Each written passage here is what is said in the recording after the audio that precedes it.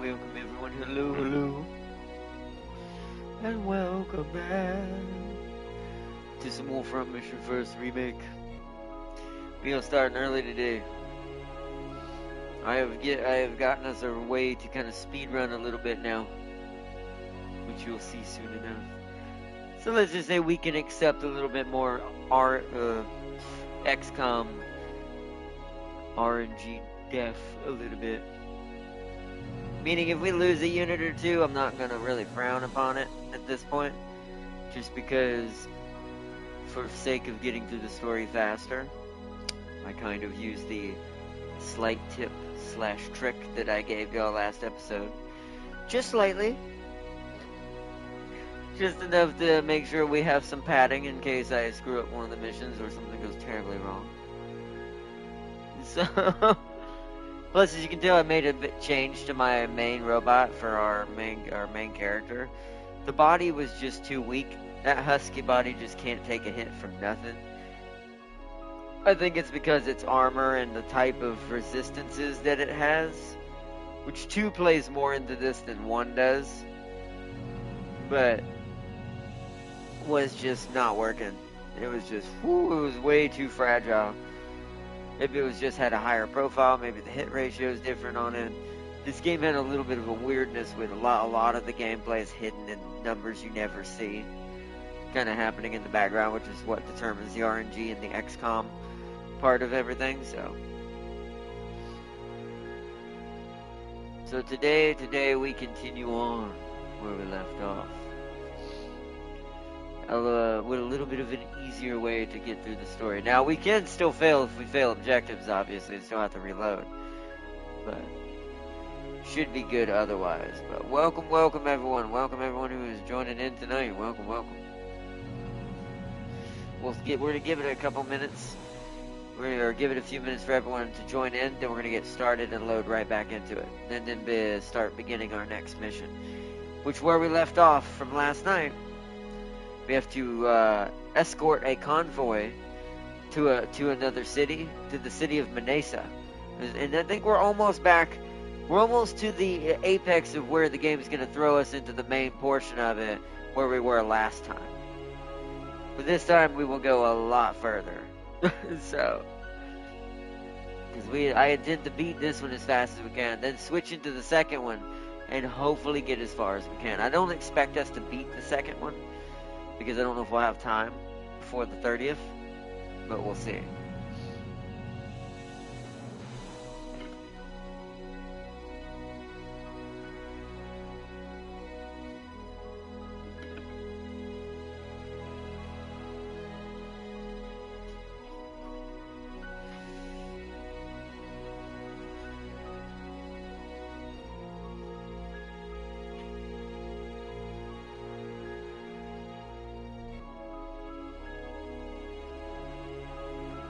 Alright, I'll give everyone a chance to join. I'm going to take my camera away for just a second. While I check on some things.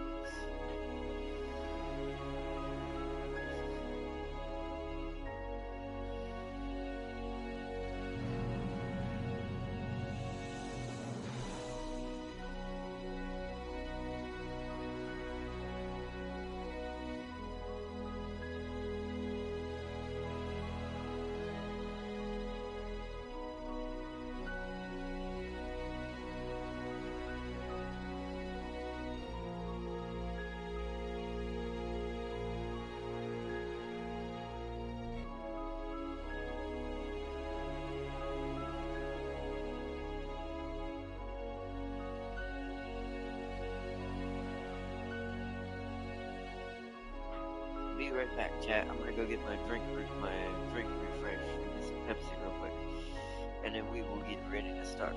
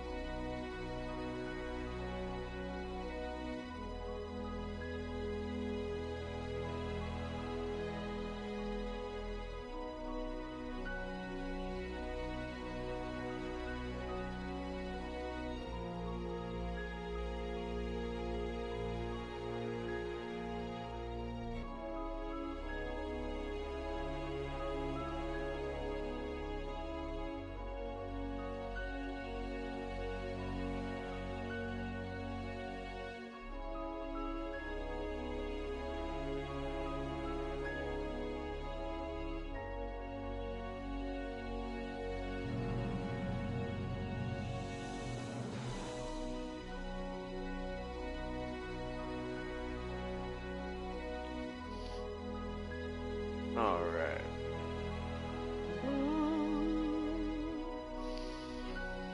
I can breathe now, Jack. Welcome, Jeff. Welcome back. We are about to load in and we're gonna continue.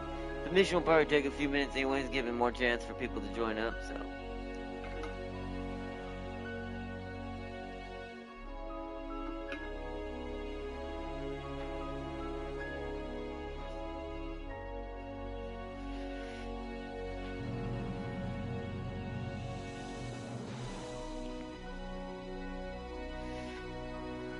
Alright. Load game. New military.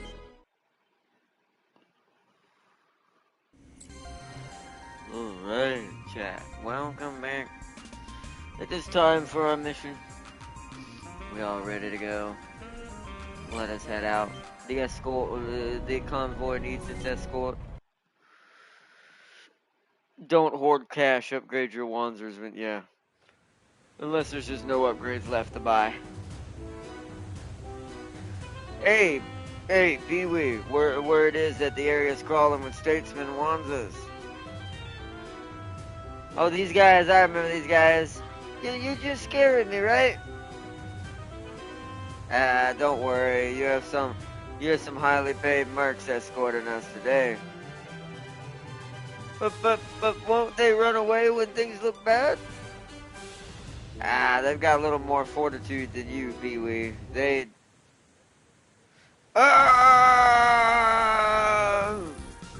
Heads up! We have multiple contacts, 7, 9, and 12 o'clock. Uh-oh. Mostly Zoras. Ooh, and Zeniths. I forgot what that one in the back is called. Well, we want everybody out here. Everybody outside. Everybody to the front. Everybody to battle. We have Venom to help us now, so. You in the lead, come in. Me? Yes, sir. Move the convoy into the woods to your right, and stay there until the fighting is over. Got it? Yes, sir. Please save us. Alright. So we've got, most of them are way up there. Those are going to take a minute to get down here. I feel like the unit on the road's going to want to get here first. Are there any right? Oh, no, I take that back. There's a unit right there. So we're going to want to put ourselves on this side of the road.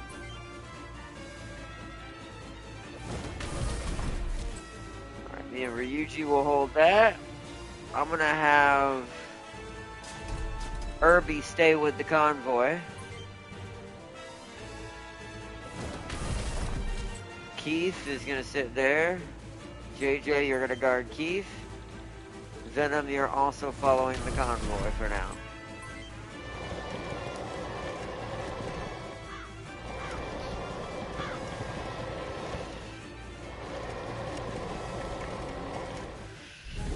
Alright, here we go.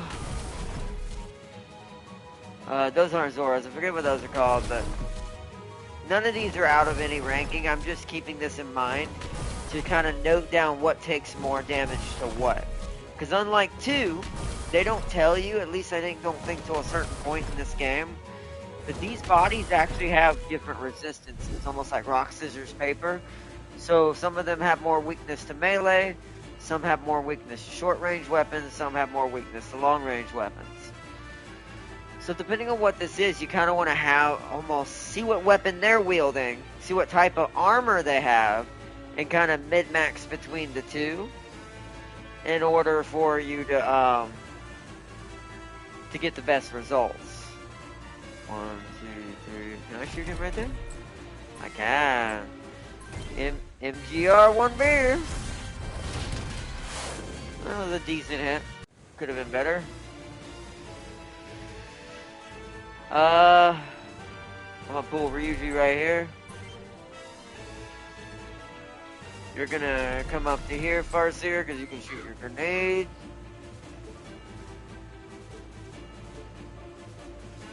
I'm actually gonna do this.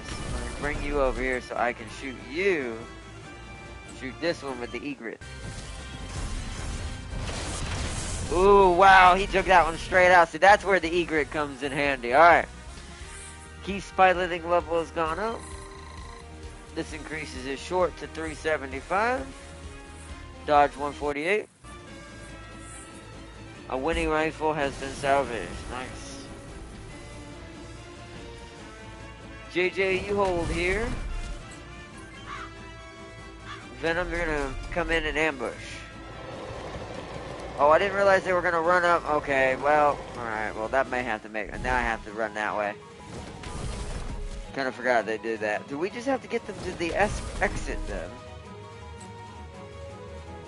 WS. We need to waste a rocket. Ooh, actually we hit the body, that's not really great. Great, that means we have to go towards the road unit. So this means the unit we're supposed to engage was the one I thought. That is my bad on that one, okay. That's a problem. Let me go this way then.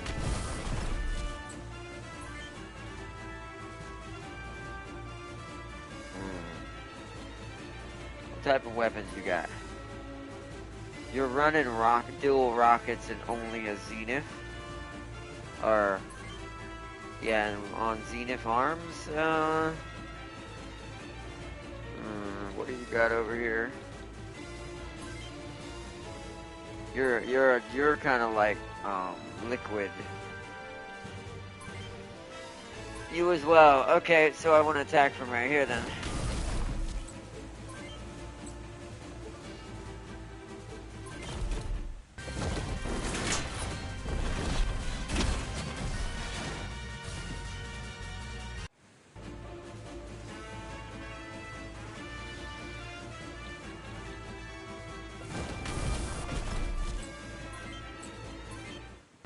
Fire the cannon. Ah, nice, it hit. Nice. Nice, that leveled her up, so.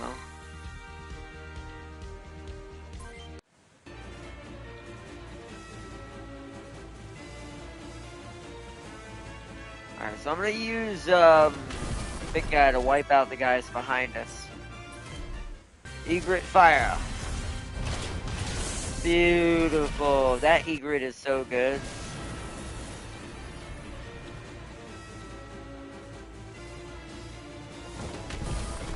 Go this way.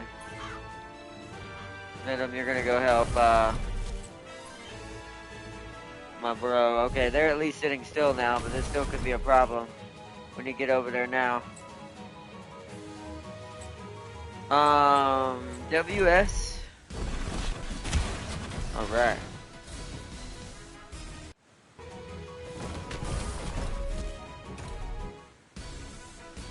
That's not great.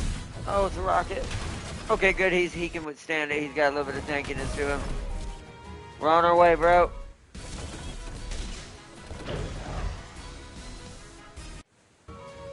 I forgot about this mission. See, if I had been smart, I would have ran most of my squad with them, so we could be, well, like most of my squad up this road, and then we could have hit them from behind. Hindsight 2020, you know. Who is the most dangerous? You're a Winnie. Who's the rocket? You're the rocket. Hit him. There we go. He's down. Nice. Ooh, we salvaged a repair S item. Nice.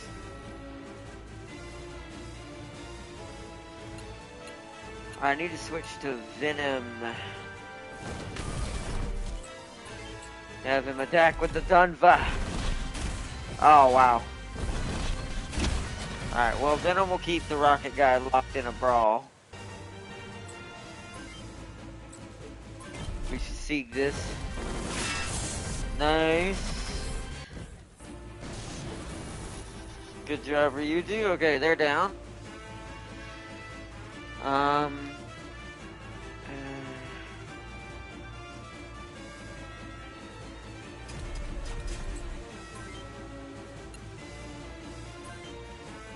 Winnie. They're all Winnies. Fire there. Rim 3. Fire the grenade. Ah, dang. Gonna have to get her a better long range, some sort of bombardment weapon that's not a rocket.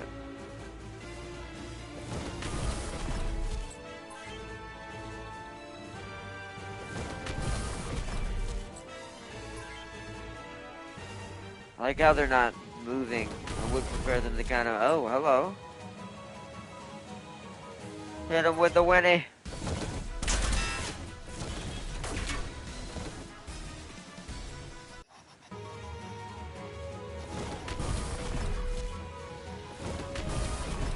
Okay, that's weird. They're not, okay, that one's gonna attack him.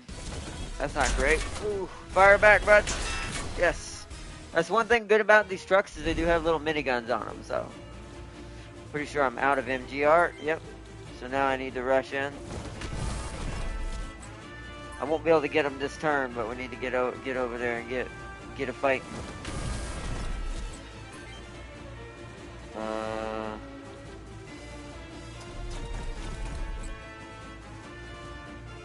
I kind of need to get in there and get gritty. So let's use our machine gun for the first time with the Irby. Irby's got to do some control. Vapor M3, fire. Woo, aiming for the right arm immediately, which is my cannon arm. Of course they are.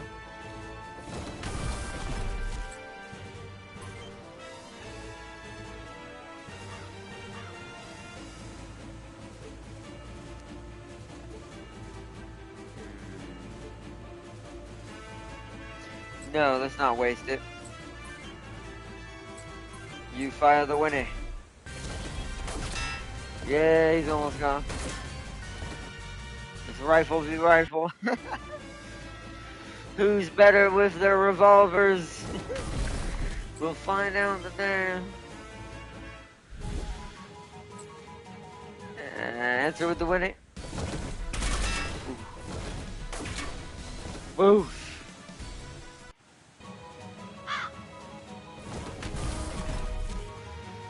These guys are kind of playing dumb with their attacks, so that's fine by me. This one's not. He's going after Kiwi. Kiwi. Kiwi! No! We must save you from your big adventure. I'm gonna help Farseer take this one out since Pee-wee's in danger. Brave! There we go. Leg down. And he missed. Target down, target down.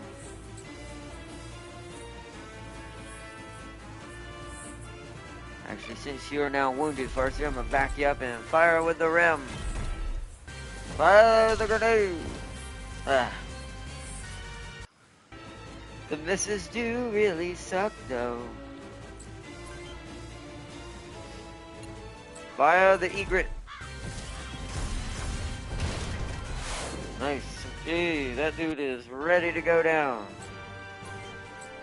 Fire the Type 5. Damn it. They've taken the Type 5 out. Venom, come in for reinforcements. Answer with the Winnie.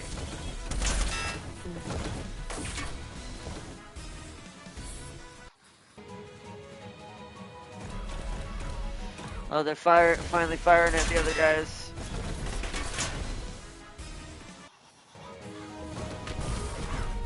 The ambushes have begun.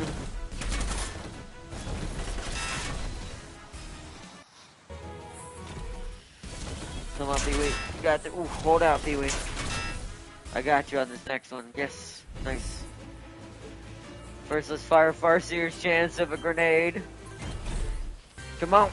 Boo! Oh, okay. One day. One day. One day, Farseer will get it. One day. One day. Woo, shot me in the leg. Hold on, where's Venom? See if we can have him run up and smack this dude. Gunfire! Okay. Not enough, it clearly seems. Clearly it seems. Oof. Ooh, I'm a little worried. I'm a little concerned that Pee-wee may be in danger. Pretty sure we can't let him die either, which is a problem. Fire the siege. Yeah, that one got saved.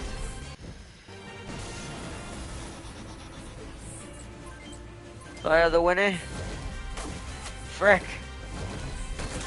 Frick. Dang it, man. I wish they would shoot. I wish they would actually attack, because it seems kind of weird that they don't attack. Guard.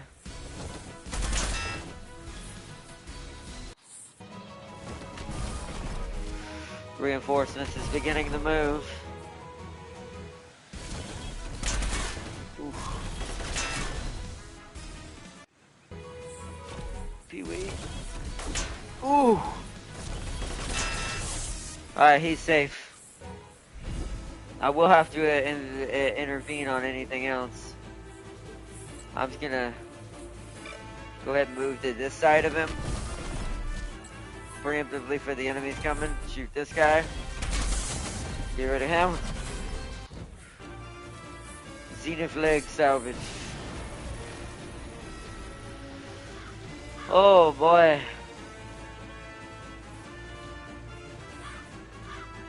I'm gonna come help Keith with this. Where are those other guys at? They are way up there. They've got a good ways to go. So I'll put Farseer here to help with this situation, see if she can hit a grenade.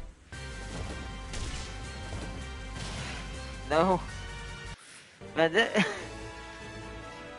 I feel like the grenade has to be fired at one blank away, even though it says it can fire further away. Don't know. Just seems that way to my brain, looking at what I see. Ooh. That's not good if the left arm goes down. Alright, he's down good. Whew, good job, JJ. A Rayon EL CPU. Ooh, CPUs are good. That's really rare. Alright, Venom. You're gonna be our front line on this. Enemy phase. Here they come.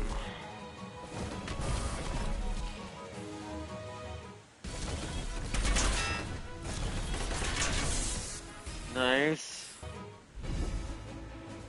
Alright, I'm gonna push out where Farseer is. Prepare for the assault. Actually, hold on. Let me see if Keith can get this.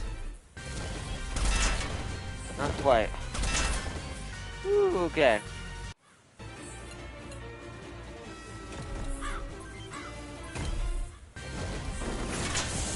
Alright, there we go. Nice, Ryuji has leveled up to a little bit more than that. The melee's starting to catch up. But the short is always gonna, that's why I gave him a short range weapon, so he at least can use his specialty that he has.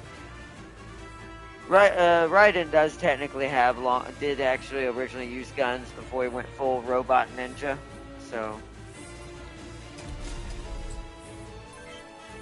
Right, do you have an item, big guy? You do, your last one. I need you to repair your body, make sure you're in good condition. You should have plenty. I need you to repair your arm. To prepare for the final assault.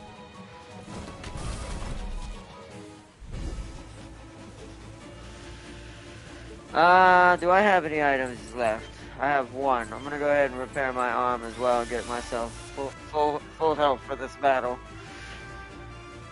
I don't think Ryuji has any items. Yeah, he has to kind of stay back and come in and finish targets off that don't get, that are on like 8 HP or something like that he can definitely kill. I'm gonna keep Farseer there because she's gonna be our cover fire. Keith, you push up. You're gonna be here to help support. Venom stay there. Or Frederick. Alright, that's a good spot. Oh!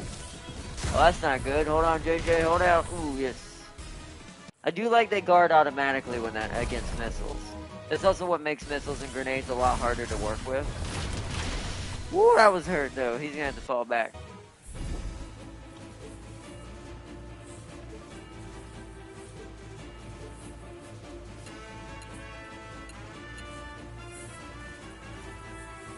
I say that. Oh no, he don't have anything. Yeah, he's got to fall back. I don't want to lose any. I don't want to lose money if I can help it.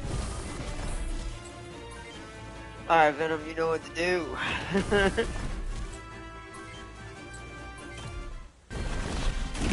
Oh, straight for the chest. That was a good hit. All right. All right, you're gonna open up at the grave. That was some good hits too.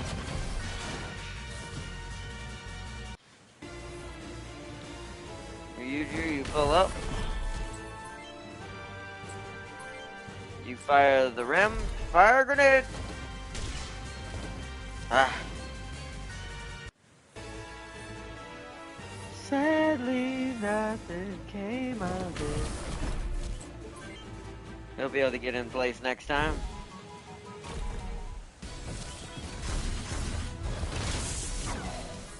Ah, that blew off Keith's. I missed. No, Keith. Ooh, alright, Keith's got to fall back too. You can't be a part of this fight either. Let's go ahead and switch to him. Fall back. And your turn, JJ. Venom, you know what to do. Ah. He failed me on that one. Venom has failed me on that one. Venom, you failed me. Actually, let me switch to Farseer first. Let's bring you Ryuji in for this. For this next attack. Rim. Fire the grenade! That was a lot closer at least. She's getting... It seems she's improving. Fire the groove! Yeah, that was a good hit. Alright, I improved my unit's workability at least. WS. Haha, I love that WS. Oh no. Farseer is being targeted. They have missed.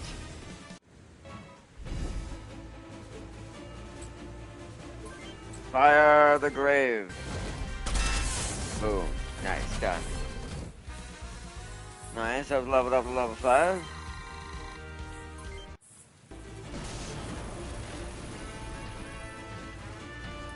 Alright, Ryuji still, although that HP on the body is kind of low for my taste. I'm not going to have him go in unless Venom does more damage. Yep, he's going to miss, so... Venom being a little bit wonky right now. You can still fire the grenade. Yeah, fire the grenade from there. Nice, that hit. Nice, that was a good hit. That was a good hit.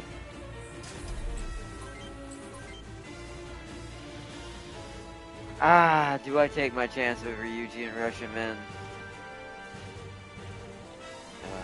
Ryuji. Let the machine gun bless you. Oh, something. Oh, no! I knew it. I sensed it. I should have trusted it. Nope. Well, oh well. I told you I was okay with losing one, so we are. We've got so much specialty stack. Make this a little bit like more easier for us to Oh, of course it did that one. I should have attacked with the other Tanva. I saved enough specialty money in order for us to always at least be able to lose one. It's to be able to get through the story a lot faster, to be fair.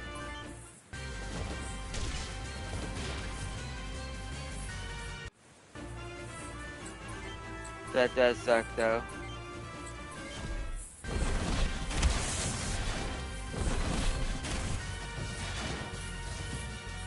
Yeah, there ain't much left of him. I'm probably gonna end up finishing him with the graves, probably. Oh, well, that's fine. Yep. Mission complete. Alright, we won this one. Phew, I didn't think I'd make it. The damage to the convoy is minimal. You get your bonus. Now get to Manesa. Yeah, because the bonus, I don't think we lost hardly anything, nearly, to be fair.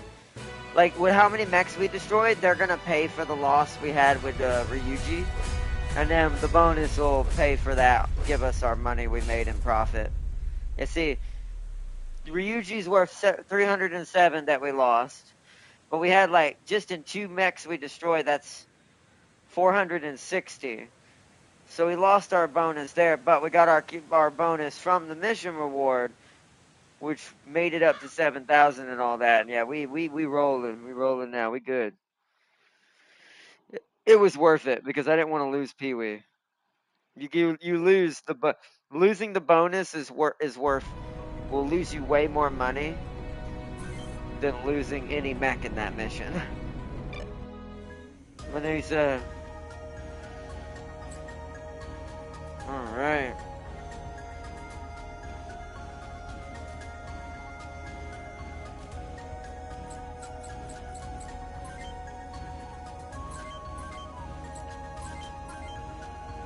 Alright.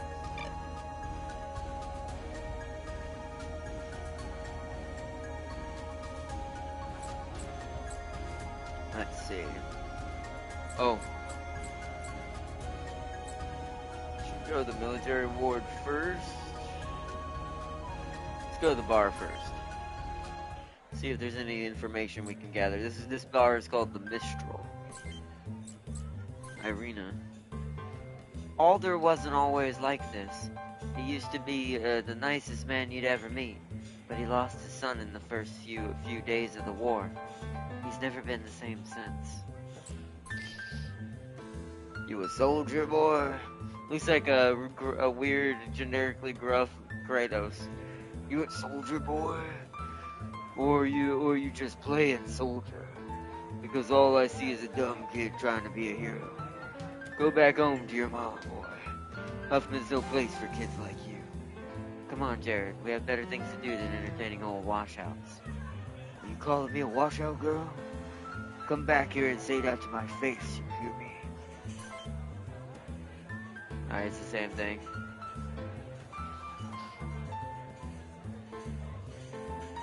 And bartender, what's the bartender got? The OCU Army's HQ is in this city. That's why you see so many uniforms in this establishment. There ain't much here. This bar don't have too much in it. Make a save again. Okay. So let's...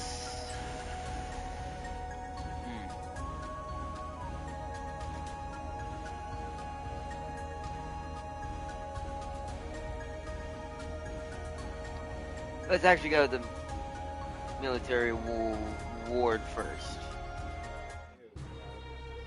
We'll settle down in this town until we get further orders. You're free to enjoy a bit of R&R as long as you stay in town. Woohoo! My 2 favorite words: rest and recreation. Hey Natalie, why don't you come with me? Come with me and we have some fun. Do you have any plans for this leave, Jared? Not really. Then let me show you around. I used to come here quite a lot. Natalie, give a guy a break, huh? Let's see. Let's save.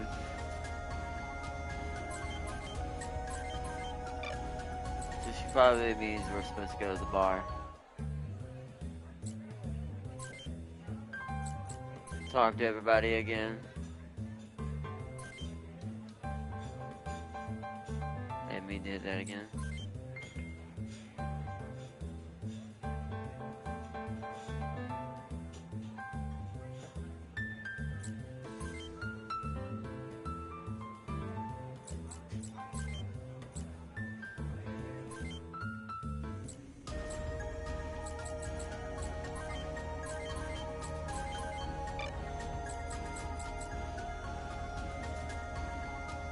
wonder if she wants us to go. Let's go to the arena real quick and see if that's it.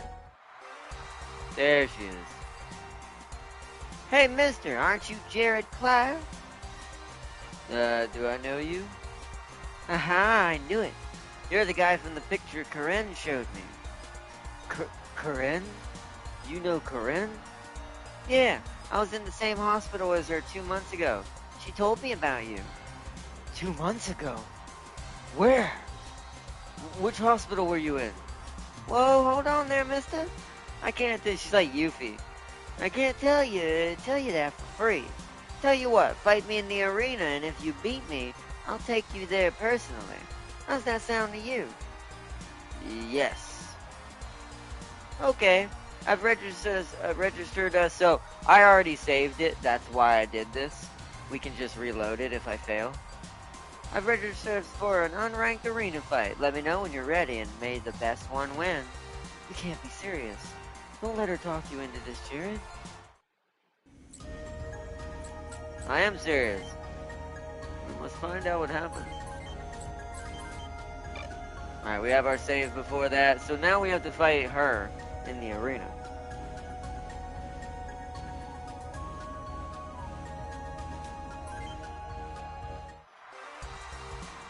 Which I probably should have upgraded, but I want to save to see what happens. I want to see what I'm up against. I'm kind of cheating the system a little bit, because this helps us get, if we win this, we get an alternative, I think, path to a certain something. I hope you don't mind being beat by a girl. Mahua and the Gaiokirin, yeah. Which is mostly what, it's called the Gaiokirin, but it's a husky. So let's MGR this. Ooh, she got really good melee. Ooh, rockets didn't do much. We might have to upgrade our equipment before fighting her. This is why I wanted to do it real quick. Ooh. Oh, this is not great. She's, we're probably gonna have to reload. Oh yeah, we're definitely done though. Uh-oh.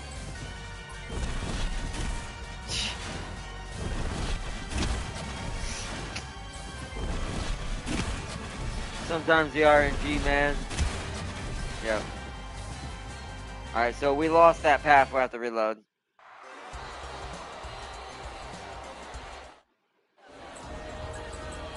Load. Load. This is how you get past things like this. So, real quick, let's go see if we can go make some upgrades then. We've got plenty of money. Oi, what can I do for you? Don't mind the money we have, chat. Oh, that's funny. Did I overkill it a bit? Maybe. So let's upgrade us first. So, are there any new Yeah, there's a lot of new bodies in here. Ah, it's a new husky in here is why. We need to do legs first.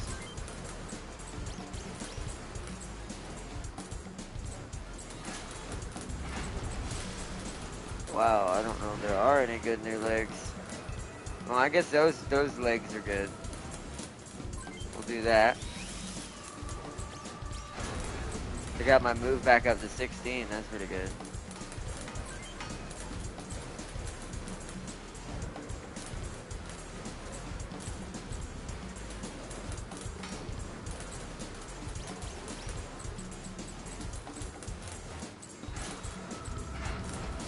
The Zeagle is what it normally is called.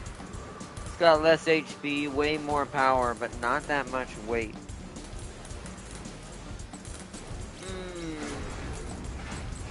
I think I'm going to go Zeagle because I like the way the Zeagle looks, and I kind of want to try it for this.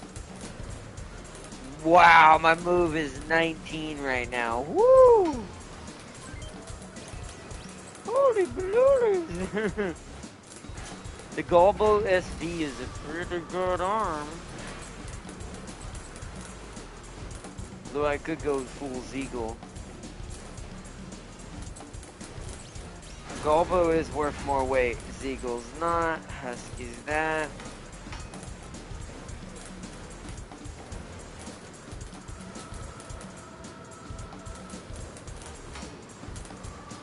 Ooh, that makes my arms kind of weak though if I do that, right? Gives us more hit, though. Yeah, I'm gonna have to go Padre Arms. Yeah, we're at 19 move.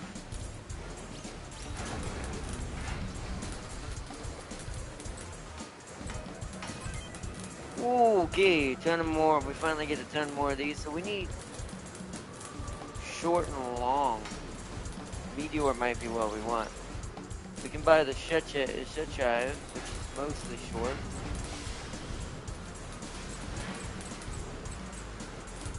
The Rayon.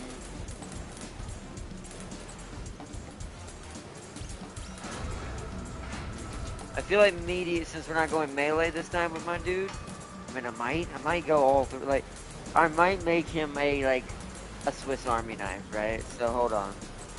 So what gives us the most bang for our buck for everything? Without dropping that, it's gonna be the Meteor. So let's go Meteor.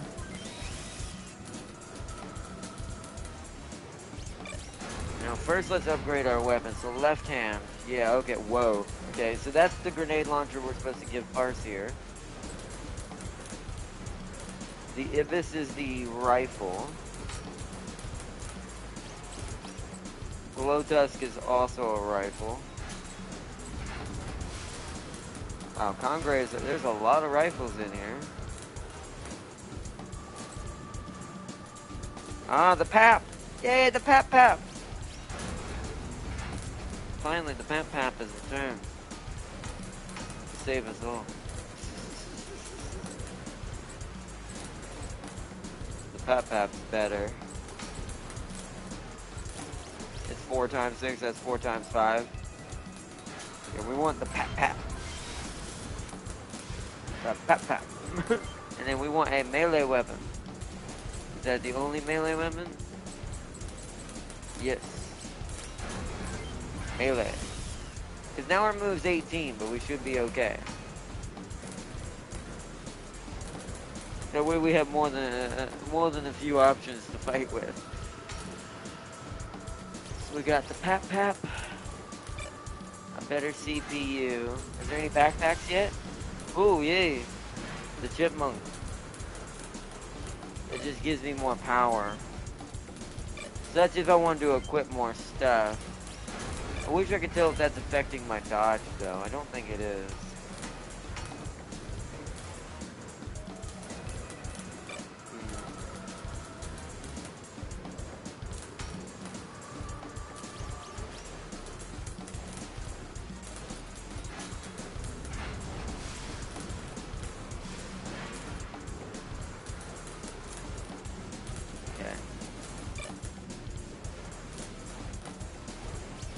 Let's go back out real quick. I'm gonna save this as is with that setup for a second.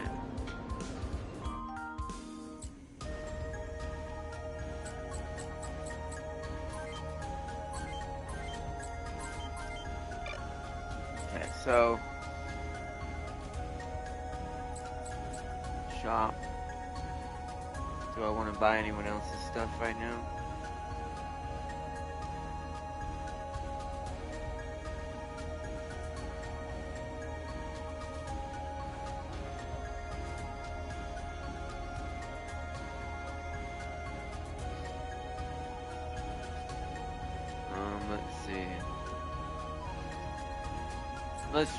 I saved it. Let's try to do the arena.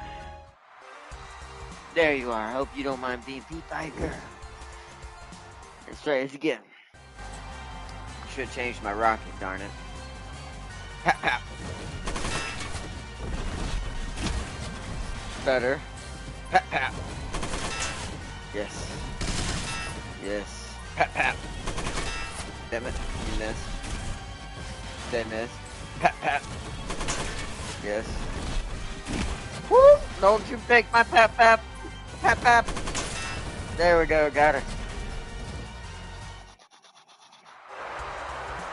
You won the match.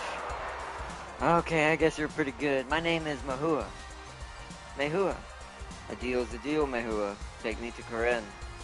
Yeah, sure. Say, you know what? Why don't you put me in your squad? What? Are you out of your mind? You're mercenaries, right? And you'll be traveling all over the island, right? Come on, please.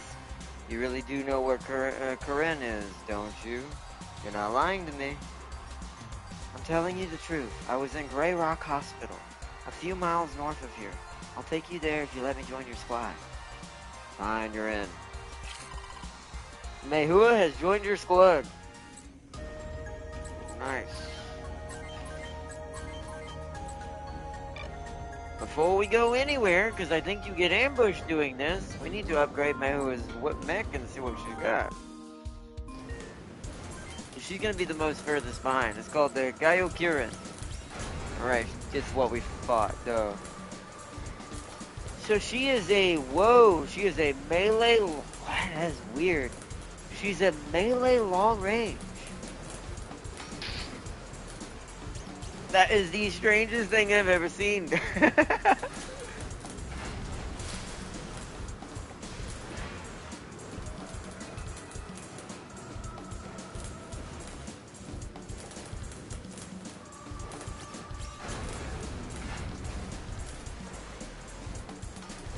Alright, well I know what to call the name of this then. I know what we're naming it. Give me a second. It's not going to be called the Gaiokurin. This is the great granddaughter of the end.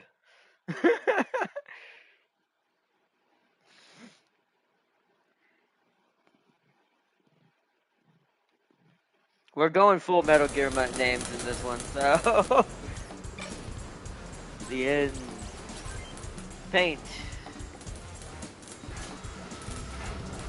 The greens are all terrible is the only problem. I hate all the green colors. Just go through and see if there's anything that looks kind of camo-y, like a desert, like kind of. I mean, that black is kind of green.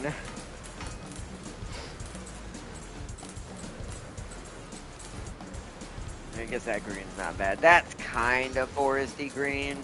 I mean, it's not, but it's the. I mean, it's either that or this. I mean, that's. If you made that just a slight bit more intense than the green side, that'd be exactly what we need. I think we'll go black 1 though if it, I can't find anything closer. See, that's just too bright.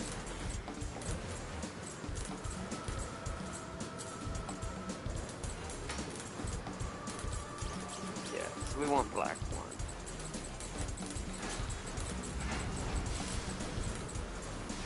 Gives it like this greenish foresty green color. It also matches her portrait. I'm not sure why that was orange when she has no orange in her on her person. She's got that more greeny Dark Angel color. It's not proper Dark Angel green. It's still more of a faded green. But I'm gonna make, since this we're gonna name her machine the End, and this is gonna be another Long Ranger. So we're gonna go instead of. We kind of want the same setup we have for, because we want to have at least 2 of each of something. So we kind of want to make her setup more keen to like what I've got Farseers running as, where she sits back and kind of long bombs. But I think the difference is I want her to be the other rocket launcher instead of a grenade launcher. And we'll give her short range. Oh, she's a melee. That's just what's so strange about it.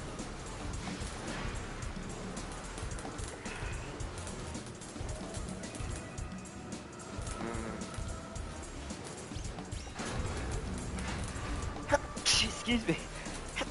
Ooh. Ooh. Ooh. Ooh. Well, I can see.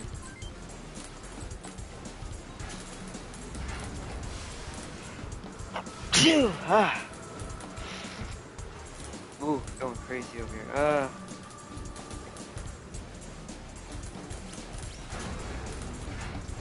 I think we'll let her, we'll make her 3 different things. She's going to be somewhat of a Swiss Army knife like me, but only one of the weapons is... Oh, hold on. Dang. One of the weapons is going to be just purely so she has a better melee when she has to melee, since she does have a good melee level. She's a level 11. That's actually her highest. So I don't want her to be without it. Maybe we could call it the boss.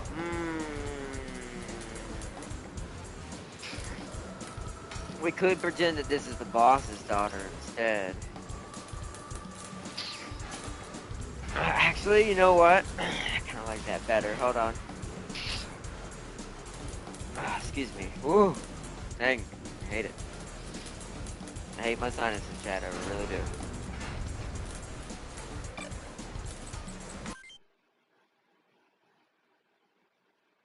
So it's come full circle. We'll say this is Big Boss's daughter. With Eva. So she calls the mech the boss. And now I know what I want to do.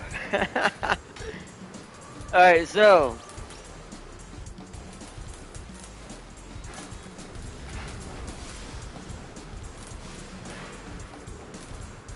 I'm still thinking.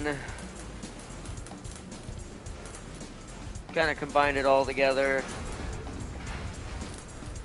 It's going to be like my build, but a different type of gun. It's going to have a more precision-based short-range gun. Kind of like what she's got now, but I'm going to change it. Because I think she has a machine gun right now. So let's change that first. The right hand is going to switch to a... What has the highest hit possibility? All these do. So who's the highest damage? So the Congrey is shorter.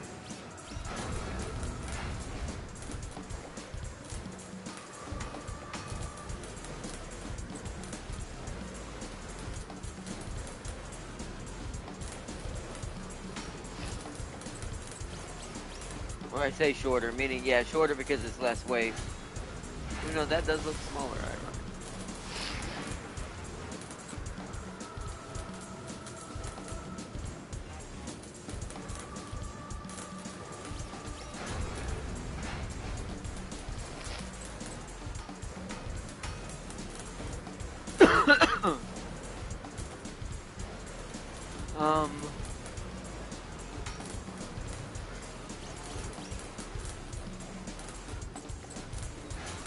Let's go Ibis. Ibis for that.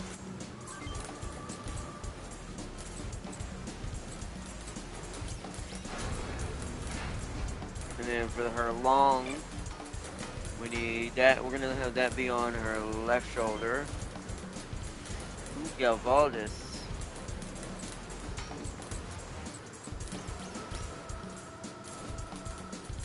Got 3 ammo. I want something that insane though.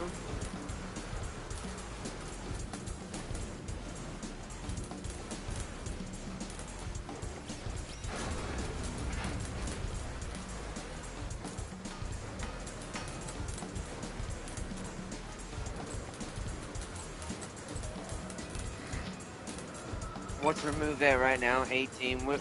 The reason why I'm doing this now is so we can upgrade her movement afterwards. I'm gonna go Galvaldis. We're gonna go heavy hitter, light with her, because we want her to be kind of like the boss and be really fast, really quick, and then bam, just take you out. So that dropped her by 2 movement because how heavy it is. We're gonna fix that. And then in the left hand, I want a melee. Okay. That is now done. So she's primarily melee and long. Let's do the CPU first. So melee and long.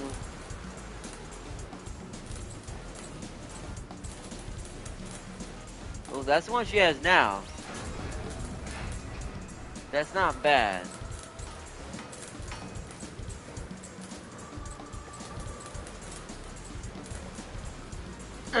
Yeah, see, that hurts her melee, but it helps her long. I'm gonna leave the one she's got for now. She might need a backpack, but we're gonna go legs first. Oh, she's a husky, so that's why she was somewhat tougher. She's an upgraded husky.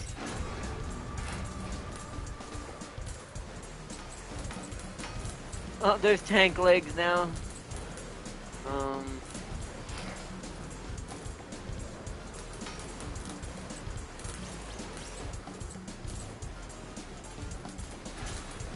Maybe I should leave her as a husky. She's got a lot of HP, so Jackson might be okay. The rest of these are gonna be downgrades, aren't they? Yeah, she's actually kind of rocking the best build, I think, for her. Maybe not arm-wise, let's see that.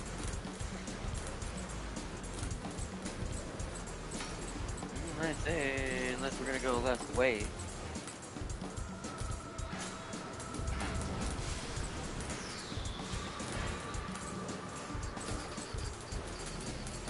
That also drops her hit rate. We don't want that.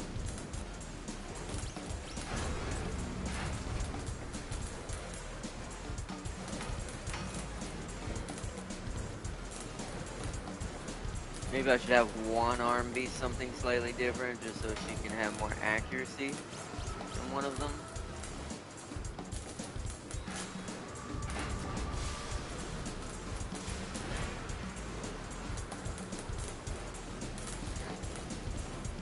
I mean, this would be her strongest arm, because melee and long range are her strongest, right? Maybe I should put the rocket on them. So I don't know if having them both on the same side is a good idea. Now that I'm thinking about it, I may have to go with the normal setup and move this around. Because if that arm gets taken out, it's gonna lose the entire thing. But I guess the advantage would be here. I mean, +5, do I care about that? Is that enough to worry about? Brings it up to a 70% more hit chance. Or a 70% hit chance versus 65.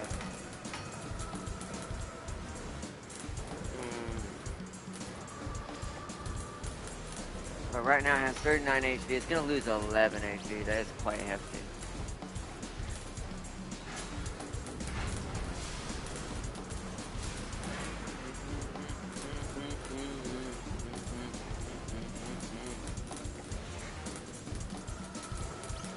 This would guarantee her melee. I'm gonna play it like the boss. Knife attacks would be really proper, like they're supposed to. Then the long range bombing. Since we can't do a good long range rapid fire weapon, we can't do like the Patriot. So.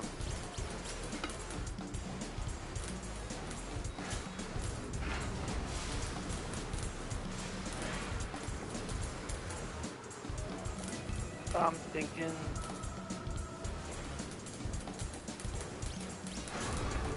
Let's leave it. Let's leave it as is, because I think that way we're going to be better off not touching that. What about the legs, though? No, oh, we already tried that, right? No, I think we're good.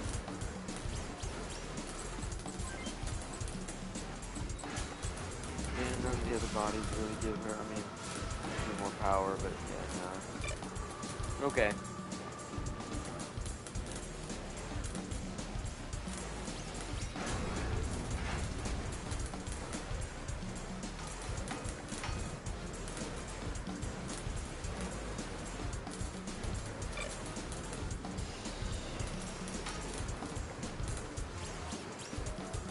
We'll see how bad she misses if we have to reload. If we end up losing for some reason, it ends up being too detrimental, then I'll reload and change the arm to more accuracy based. But I think her being slightly tankier with this build would be much better for us. That seems good. Alright, let's go through and fix everybody else. Venom isn't going to change much, because sadly for him at the moment, I mean, there ain't much I can really give him, since he's just all melee. Liquid can get weapon upgrades. So let's do the right. The right hand's the cheaper, weaker rifle. That's going to be the Congray. That's going to be that. Left hand is going to be the Glow Tusk.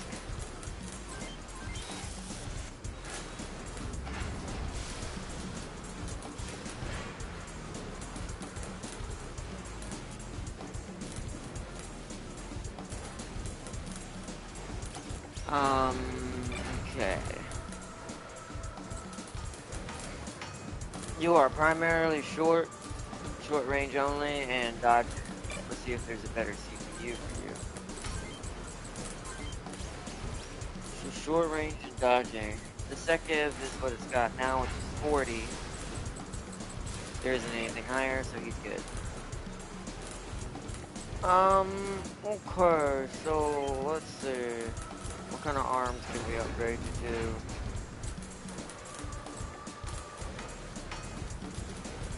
The Bajaj arms make you more accurate for only -1 defense. We're gonna do that. The Bajaj arms are definitely what we want for that. Without making a lot more accurate with these rifles.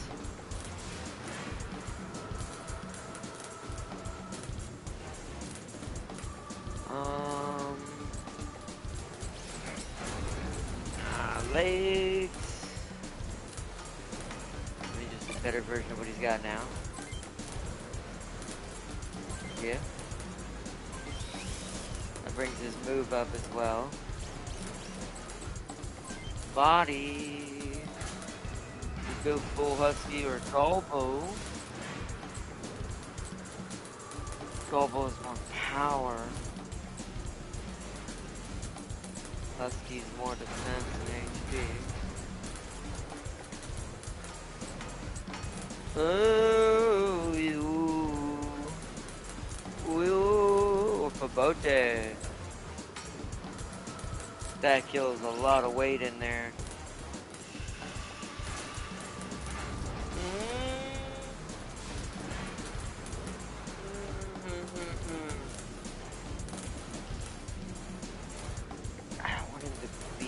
Heavy though.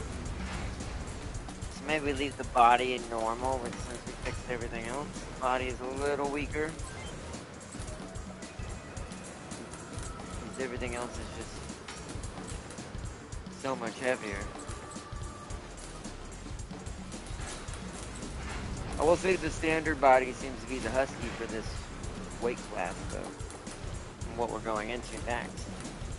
Seems to have the best like overall like defenses and stuff.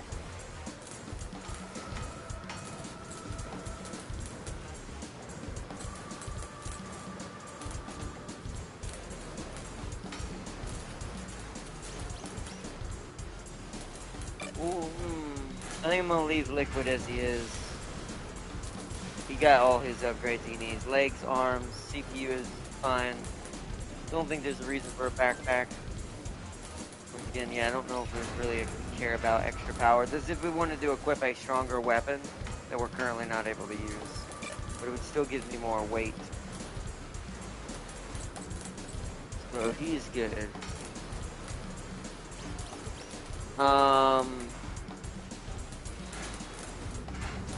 And we go Solidus, okay. Your left-hand weapon needs to become the next MG. Pap or a cemetery.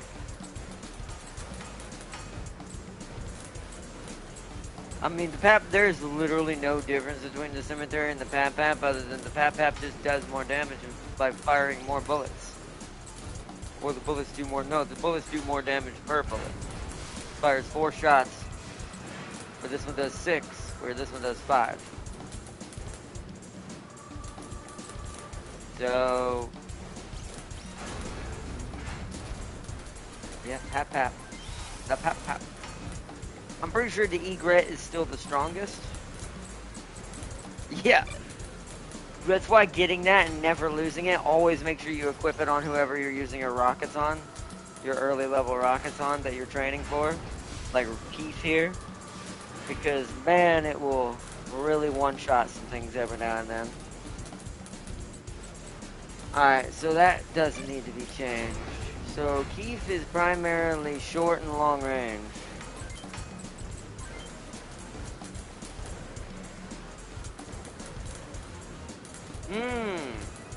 That brings his short down by 4, but so from 40 to 36, but that brings his long up to 16.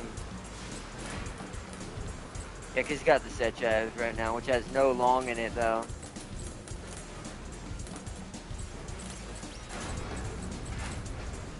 I'm thinking Meteor. We're gonna go Meteor for him.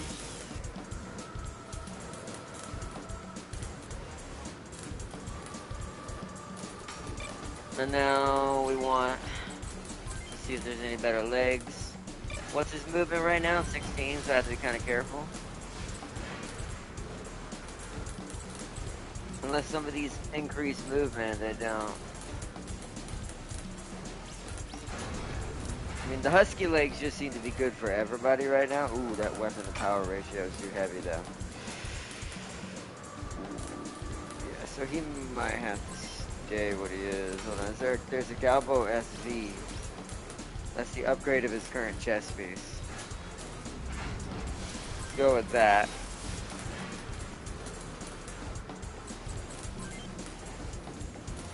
See, now he can put the legs on without it hurting him.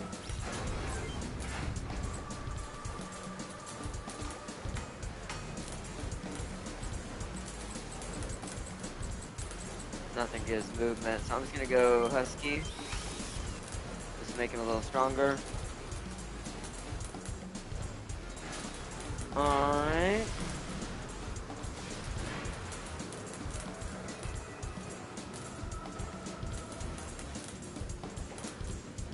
Now we need left arm.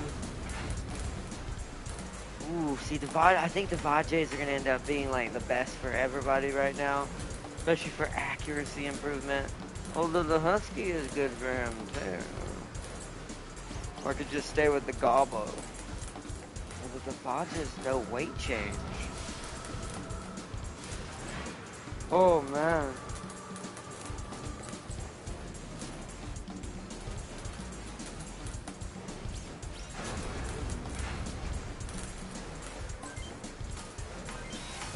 We're going Vajay. A lot of our units are going to have these arms, I think. Just one for the accuracy alone. Cut down on that XCOM RNG tiltiness. I do think I want to buy some Galbos, though, for him. If we don't like this, I don't know. 143. What's everybody looking like? That's about the average, it seems I've gotten it up to. Hers is high because she's all Husky, and that Husky seems to be the highest armor we have right now. So she's definitely going to be pulling weight in this next one, because she's got the most HP. So that makes me think I have to upgrade Venom's body then. I think that's what he needs changed. See how the Husky is just giving him everything? Although in this case, the Vajay legs are better for Venom. Interesting. Let's give him those. And then body.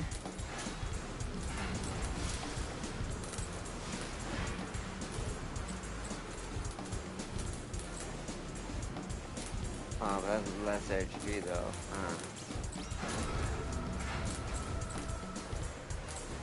Babote too has so much weight though. Nah, do it. It's fine. He's got plenty of movement. Alright. Wow. Okay. Ooh, Husky's tanky for him. We want him to kind of be like her. Babote. Ooh, Babote is... Oh, but that's 10 defense. The Zeagle. For even less weight.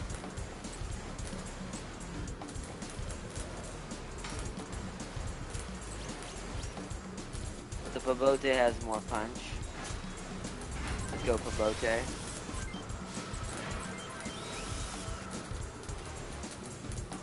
Okay, that gives him 152 in HP. Allowing me now to also give him a shield to rely on. Yeah, see, that's so much effort, the WS-20. Let's see how much it... Yeah, it brings it down to 16 movement.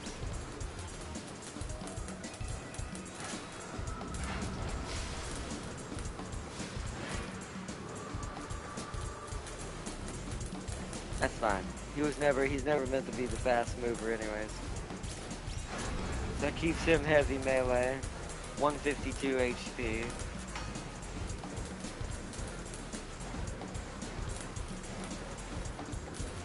See how that goes.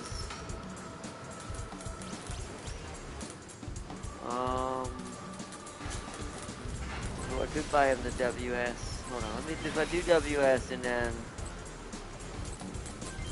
left shoulder, can I go something really light? Oh, weight goes over. We can't do that. I was trying to give him a way to use his tentacle attack from a distance, kind of in retrospect. So he can get some early damage on the target he's approaching.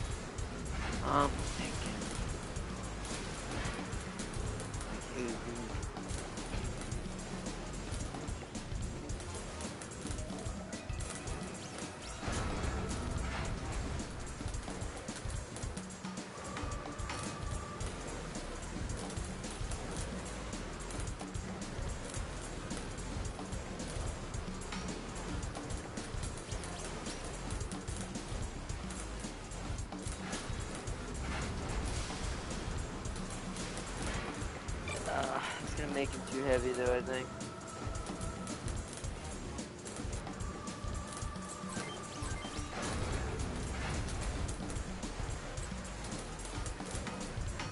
So the only way to switch that is to make him a husky.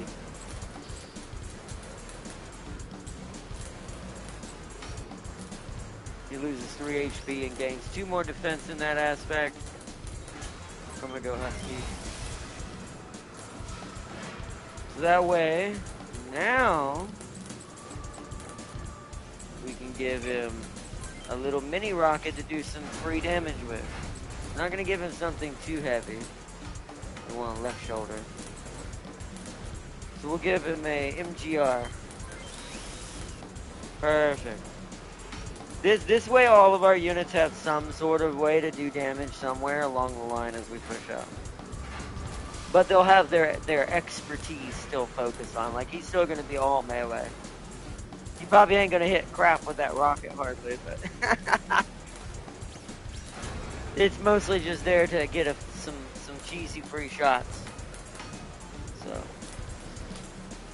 okay, that's good for the Venom. Now I need to work on the Irby and the Raiden. So first off, Farseer's right hand weapon needs to upgrade to better.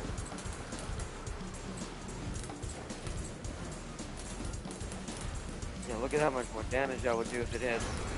So if it actually does hit, it will do a lot. So that AC 20 is getting bigger. It's now like it went from an AC 5 to an AC 10 now. We're not AC 20 range yet, but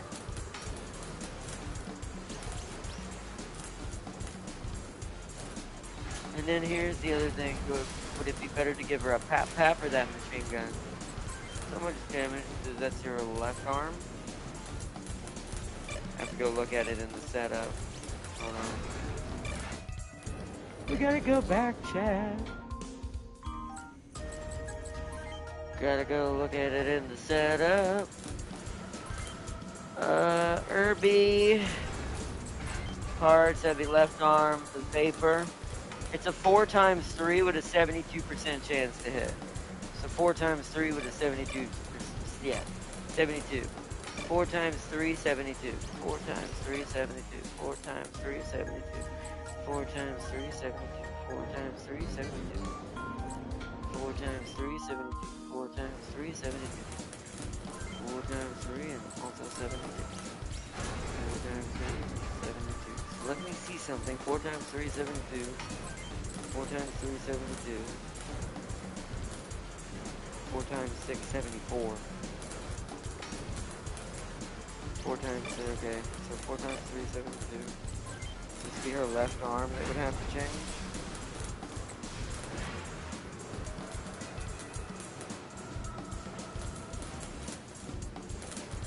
Ooh, it's less health though. It's almost like maybe I should leave that.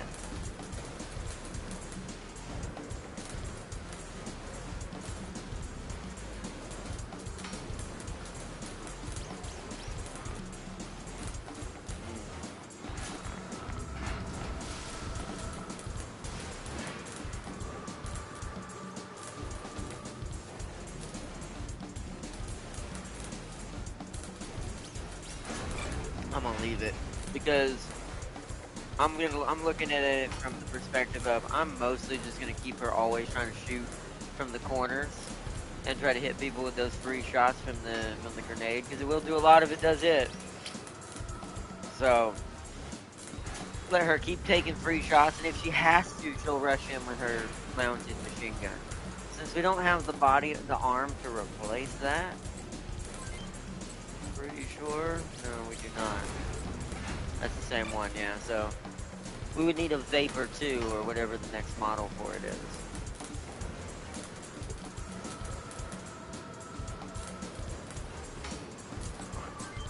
So let's see if we can increase her right arm. Ooh, I could. Actually, that's probably a good idea, the Vaje, because that is going to increase the hit chance for the grenade. All of these really do, to be fair. I want her to be. What's her movement? She got a lot of movement actually, so she can kind of afford quite a hefty hit.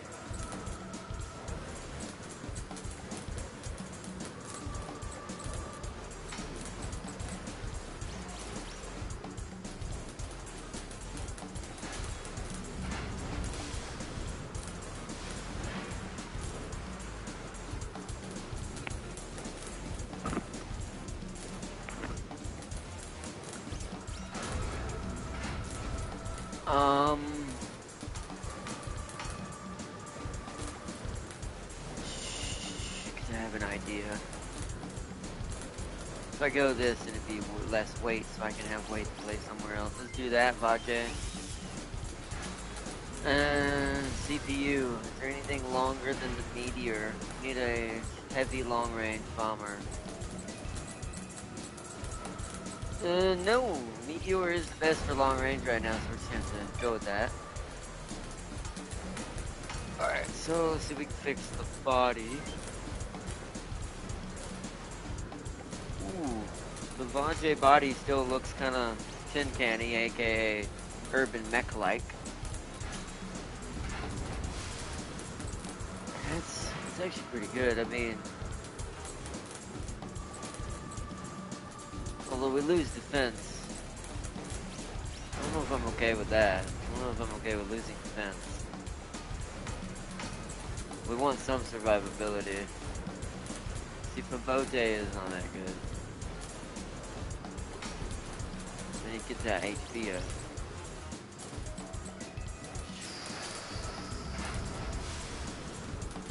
Wow, people is good, but there's like no HP left there hardly.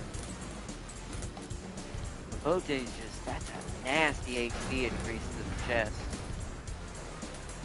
Considering the way the urban mech is built, this kind of makes sense. It's either that or Vaje. The Vaje's only giving me more power, which we... Well, do we need? Would the Pabote give me enough in a rocket?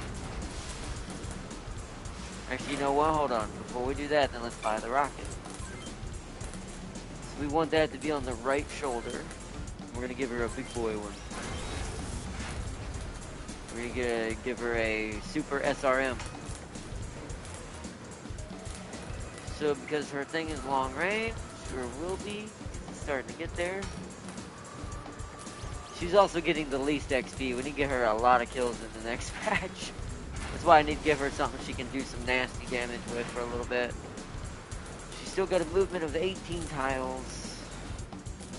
She's just not gonna dodge. This is also why I'm not putting her up close. Unless I have to. Her dodge is only 81. nowhere near going to level up to level 10, so she's probably never going to be good at dodging, so I need to accept that.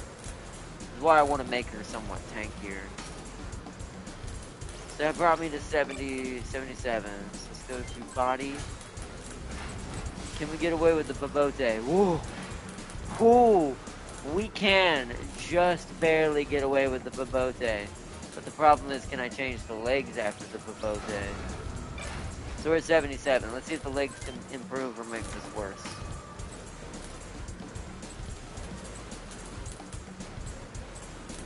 No, none of the legs change. Ooh, okay. Ooh, okay, so that means we can't change the legs, so the legs have to, so we definitely need to go something with a lot more oomph in the body. This is just enough for her to be able to do this and actually deploy. Just enough without having to add, too much to it. She can only move 16 tiles, but she's gonna be shooting long range, so it won't matter.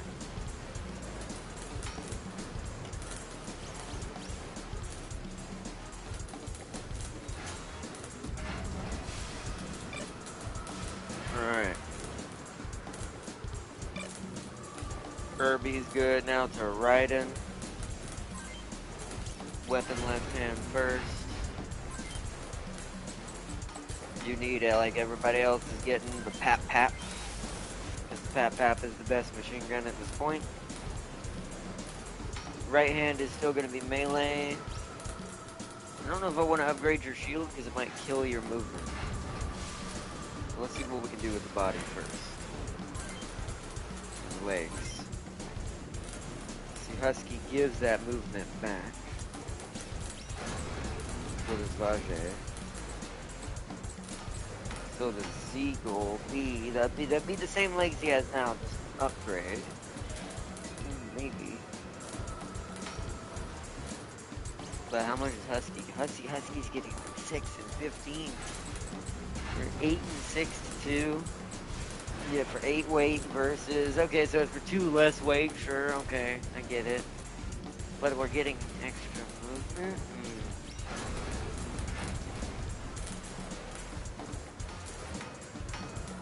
I want Raiden to be able to move around quite easily. We'll go Zeagle 6B for the legs. I brought him back to 17 movement.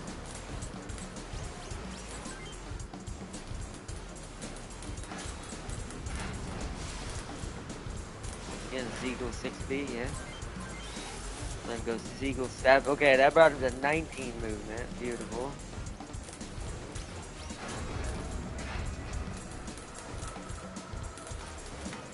Alright.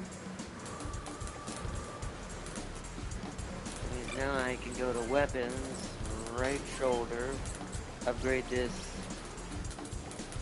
Actually, hold on. Let's go out real quick. I can do that for free because we have a WS-20 since we didn't put it on Venom.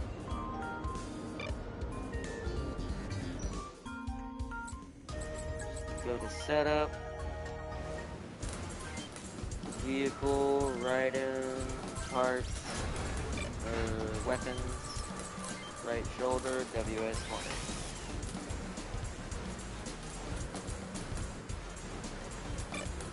Okay. Good.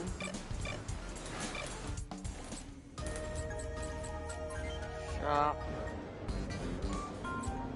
Setup.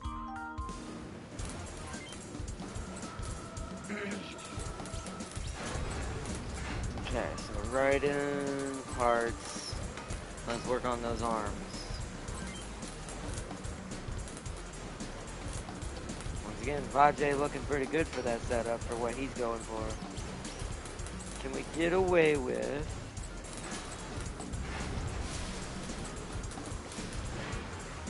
We could go full Zeagle with him. Vajay's just so light, man, but it has no health. There's no HP.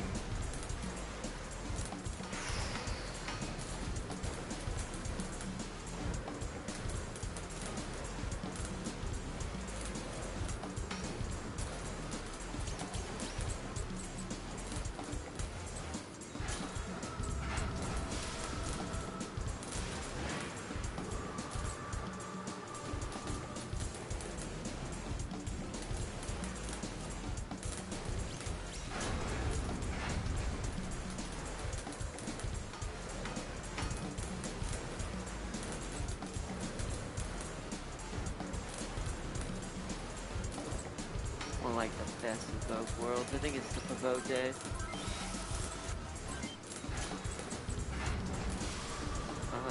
think it's Pavote. Although on this side, part of me wants to mix and match so I can get more bang for my buck out of that fist. I think I'm gonna go Pavote on both sides.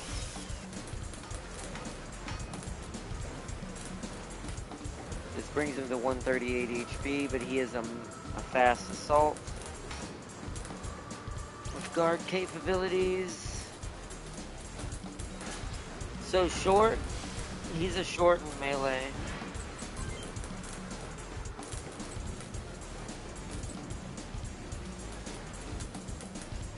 Ooh, okay, then that. Because he's a short in melee for now.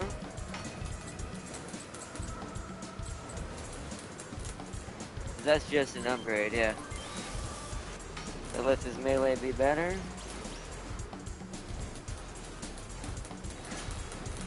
He doesn't need anything else, he's good there. Alright, Pap is equipped. The strongest melee for now is still equipped.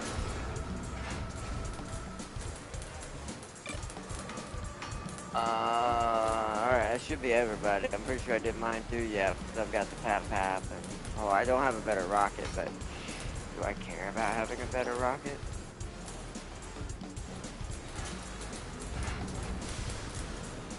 I can afford one and lose one movement speed. Be my right shoulder. The bone wouldn't be that much loss. What's the difference? It's 2 extra damage per rocket. So it's 2 times 14 instead of 2 times 12, which is 2 times 12 is 24 versus 28. So I'm getting 4 more damage. The accuracy is better. I'll give it that. Oh, but it's got 1 more shot though. Okay, then that does actually make it more damage. I'll upgrade to the bone.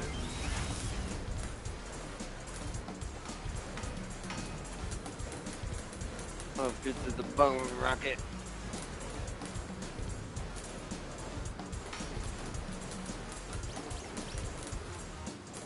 Yeah, because we're going short. We're going a little bit of everything, but we're going mainly short and long. With an accent of, I'm going to work on the melee at some point, probably, but it's probably going to be mostly short and long. I just wish there were shotguns in here, unless they're in the late game. I can't remember if there were any ever in Front Mission 1, unlike 2 and 3. But, because then I'd have a shotgun and a machine gun and a rocket. For the specialty. But, I think we're good there. Because I am short, long, melee. What's my CPU? Meteor is what I went with. Makes sense. Since I'm not prioritizing melee. That'd be a good one too if I wanted to prioritize dodging. The Napra. But we're not doing enough melee for that to matter. Okay. We seem to be pretty good, as far as I can tell. Alright, let's sell a ton of stuff. We should have a lot of stuff at this point to sell.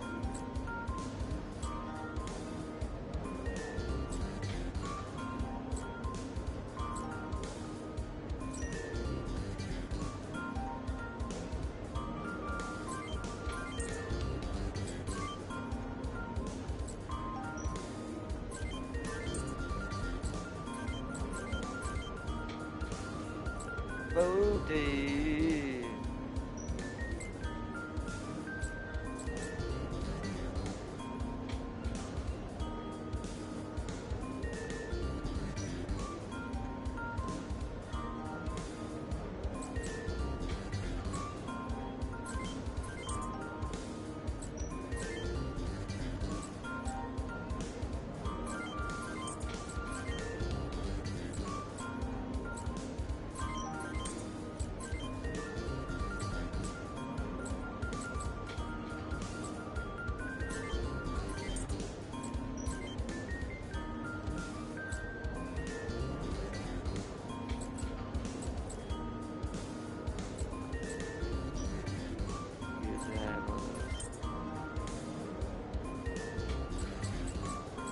Alright.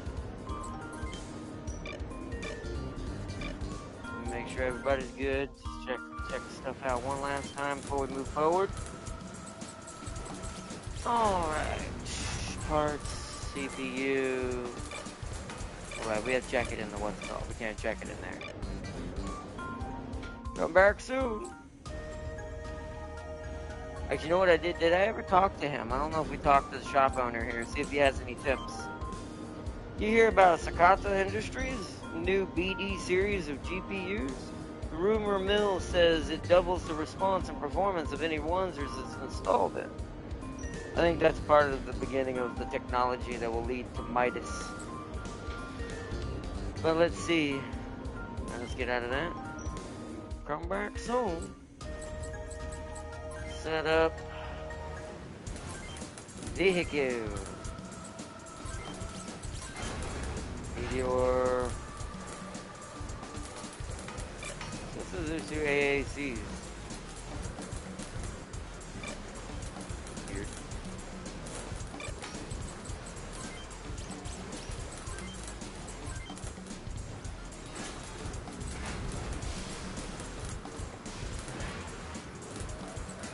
Yeah, it still says we have, for some reason, to... Oh, I guess the BDs are the ones he was talking about. It's weird, it says we have 2 of these and we didn't sell them for some reason. I wonder if we're not allowed to sell those and those have to do with a part of the story.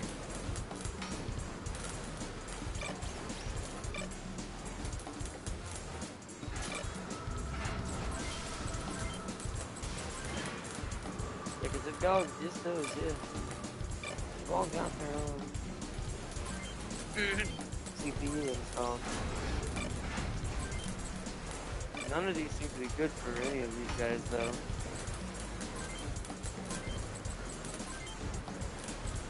Yeah, I don't know what it means by performance. Maybe it's a hint towards maybe it gives more XP or something?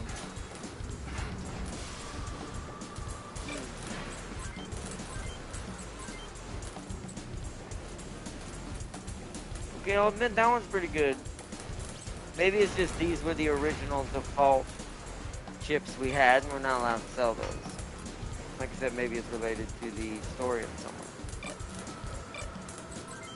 That I don't remember. Yeah. We're not allowed to sell those. Let me go back to the shop.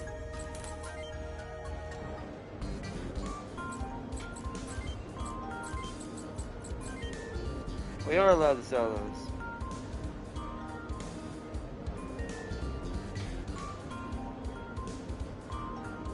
I'll hold on to them for now, since I'm not sure. Also, I forgot I need to buy... Oh wait, don't I have to somehow do that and set up and equip them with the items? I think that's something we forgot last time. That reminds me. Time to buy a bunch of items that we're running out of. Let's get...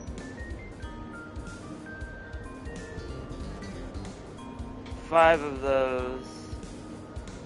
5 of those. How expensive are these? 6 of these. And like a buttload of these. Just kind of looking at the number at the bottom more than anything. 34 should be more than enough. Purchase all that. Cause almost forgot we didn't do that. Alright, let's go through and give us all some items. To be items, right? Yeah. Oopsies. So we're gonna want a repair S, a repair S. Should I do more than 2 per round?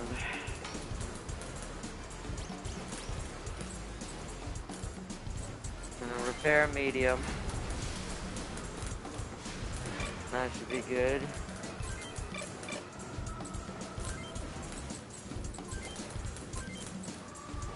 Repair S, repair S, repair medium. Item. Repair medium, repair S. For you, I'm gonna give you a flash. grenade. Actually, 2 flash grenades. You'll be the one that uses them the most. 2 flash grenades, 2 S's.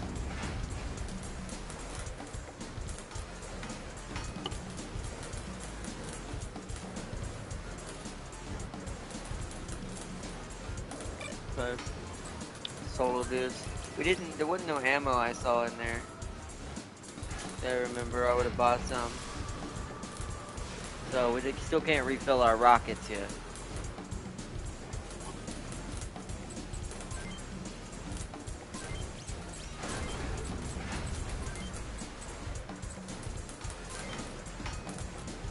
Ass. Okay. Liquid items. Stunt.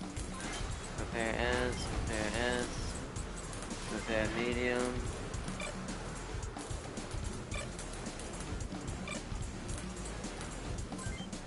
Venom items. He's actually doing pretty good too. Repair M. Repair S. And it was just enough. I must have counted it in my head that I needed 6 exactly repair M's, 1 for each squad member. And change one of these repair S's to a repair M, and then we're gonna go buy some more. Okay, some shop. Get this all rolling now. Need to buy. I'm gonna buy so let's see. 12 would be twice over, right? And then 24 would be quadruple over. So let's do that. That way everyone always has at least 1 medium repair. Thank you. No problem. Also, there was no other ammo in there, right? Flash, BA mine, yeah, no. Not yet. Not yet.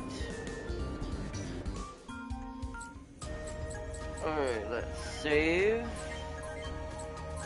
That was a pretty big change to everything. Now...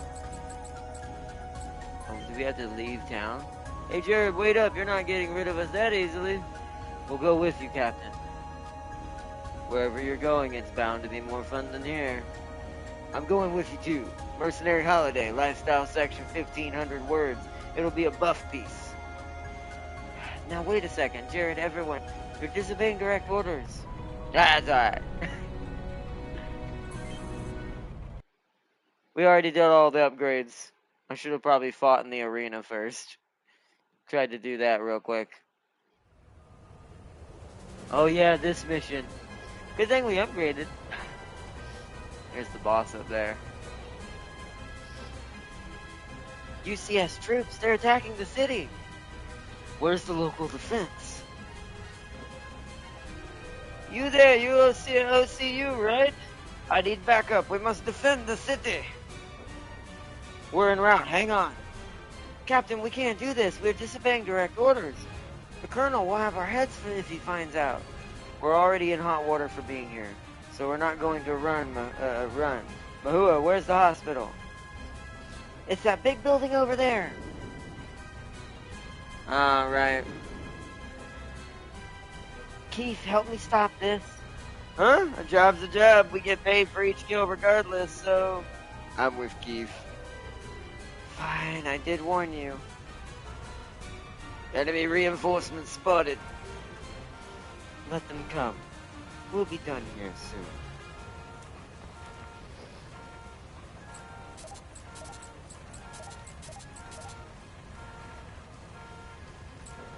Alright, let's go. Yeah, because Mahua's already here. Player phase. Can we even control Mahua? Yeah, we do. In the boss. Alright, let's see. I mean, we're not defending anything, I think we're just trying to win, so we need to kind of group up together. So head over here, Mahua. We need to join the fight with our friend. Better to fight as one unit.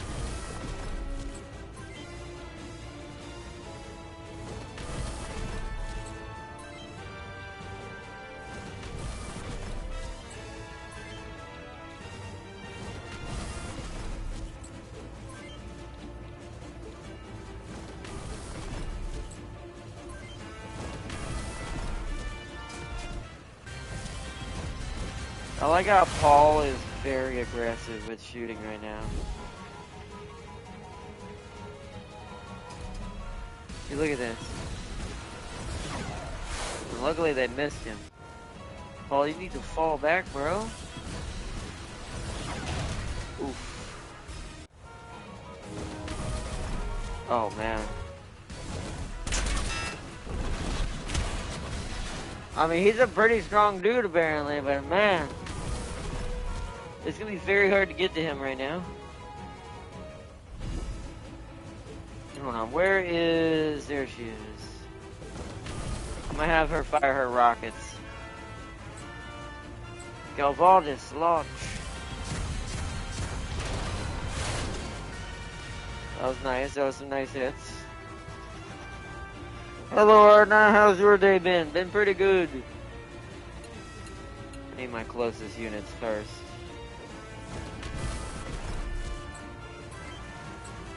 Galvaldis, launch. Nice. Nice, Mehua already leveled up.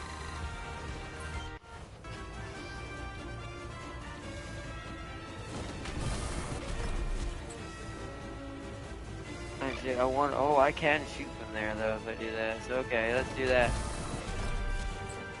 Bone rocket launch. Damn it, oh, I missed one of the rockets. Do you have a rocket? You don't, so you need to... I think I need you to go this way. We need to fight this side. Keith, you need to get up here with your rocket, the egret. JJ, you're splitting off and going this direction. So are you, Venom. Man. Okay, that guy at least is now wounded and can't shoot at that dude. Really don't like the balls. Ooh. In this much danger. Oh no! Dude. Oh. Like, bro. That's why Venom and them are right there. They're gonna fight those three. Uh-oh. I'm in position, sir. Begin loading the materials. I'm going for a little stroll. He's gonna go try to steal my girl, man.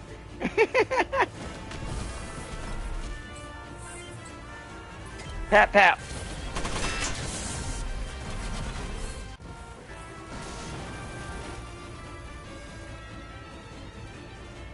Ryuji, wait, you don't have a weapon for that, so hold up here, wait for the others.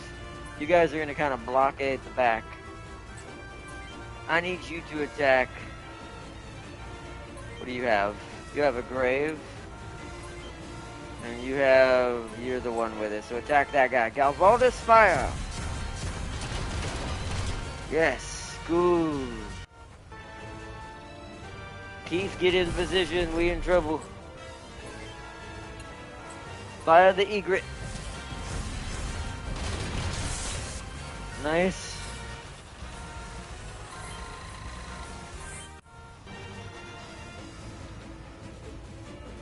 Create a blockade.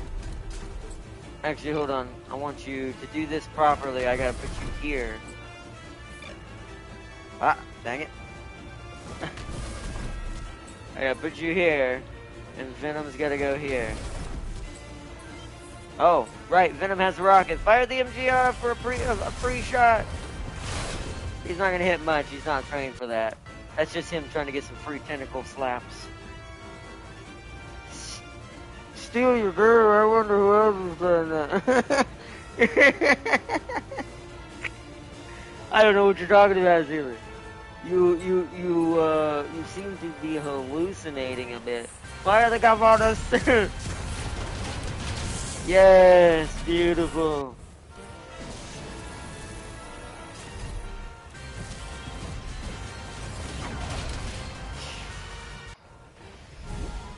I still think Paul's gonna die.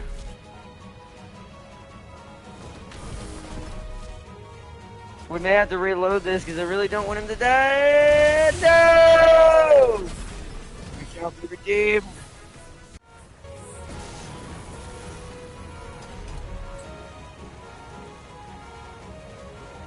Pap, pap, pap, pap. Ooh. Respond with the pap, pap. We are the strongest mechs here. They don't have nothing on us. Who you going for? Okay. Guard it. Yeah. And you just walked into Venom's talons. Good job, bro. You did great. Do we have any ammo left, ladies? You do have a shot left. So I'm gonna move you up. You're gonna shoot at that with the Galvaldos. Ah, okay. I'm totally with it.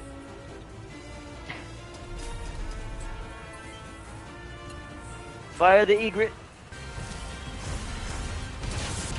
There we go. Ooh, busy.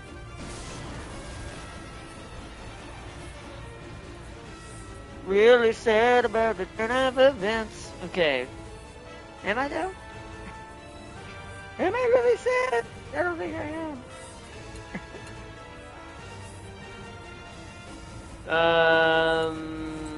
Fire! Pap pap. Boom. Nice, I leveled up. Nice, nice.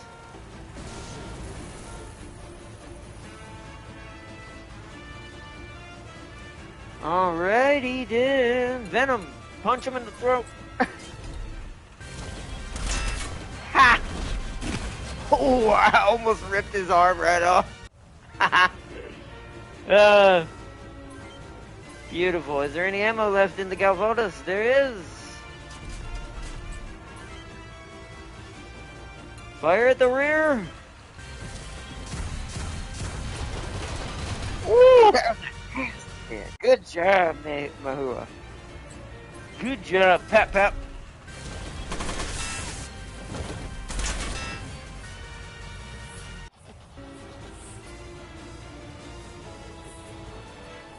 What's up, y'all? Give me all your carrots, Celia. That's what Sam Gang said. Give me all your carrots. Right now.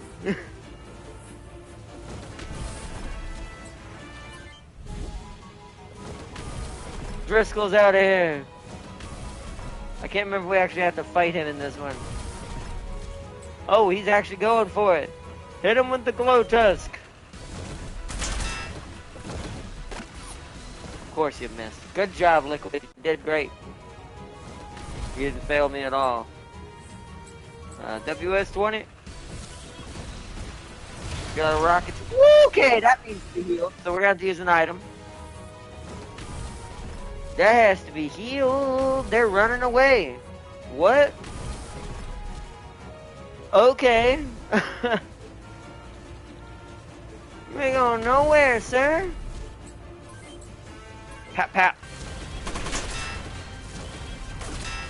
Ooh. Trying to take out my melee arm. So Home Good needs to run back here for a second. Use item, repair S, body. There we go. Bring Farseer to this point. She should be able to shoot her grenade launcher at the guys behind me. Yeah.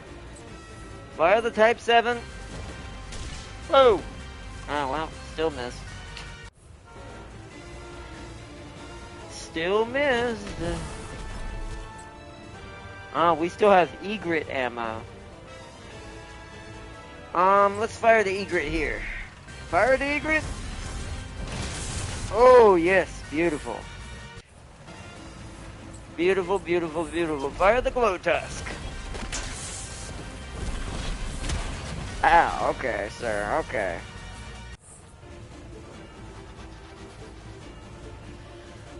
Venom, go rip his face up. You missed. I know you're a big dude and you kind of have a hard time sometimes when it comes to, like, accuracy. But holy crud.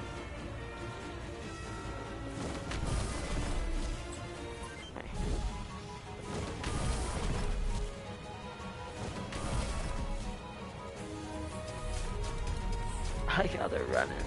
They're like, holy crud! They're too strong! To be fair, let the ones who have no weapons run so we can lick our wounds and keep fighting. Guard! So I can heal that. All materials loaded and secured, sir. And I was only getting started. Take the materials to safety, I will take care of the rest. Yeah, we're definitely not going to intercept that. I mean, could we make it to him? We'd have to fast forward this way. We would have to hard push this direction. I could. I think I'm going to try. Use item, repair S. We're going to repair our right arm.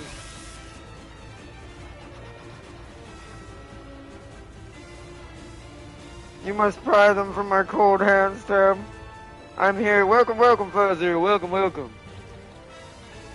So, Ryuji, you've healed your wounds. I'm gonna have you go after this guy.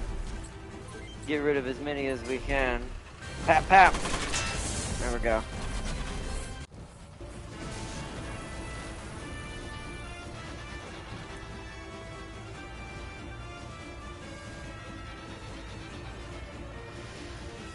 I wish we could reload ammo though, because we're gonna be kind of having to jump him.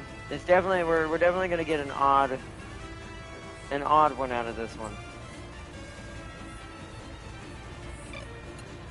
Type 7.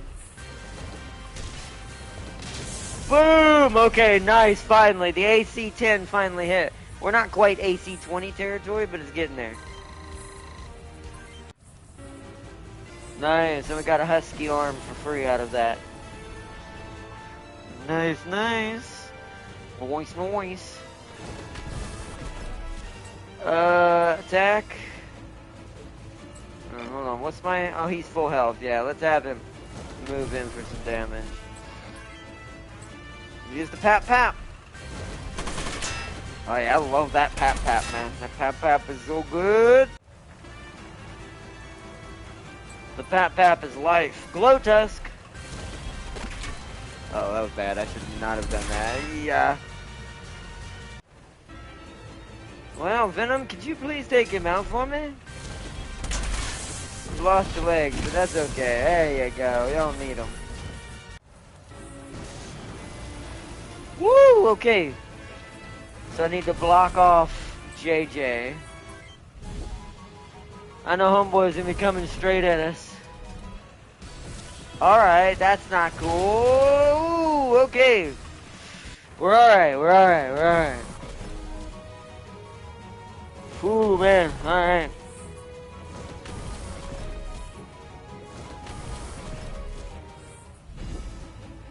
Alright, let's switch to JJ and get him to fall back and heal. We'll pull him back in the fight after we get him fixed up. We actually might have him... I wonder if I can have him flank to get the... What's it called? We're gonna try. Is that as far as he could go? No, it's not. We want to move him here. And see if we can get him to go around. Repair S. Ooh. Ooh. He got hurt really bad. I'm gonna have to use 2 repair S's. So his what arm is his glow tusk in?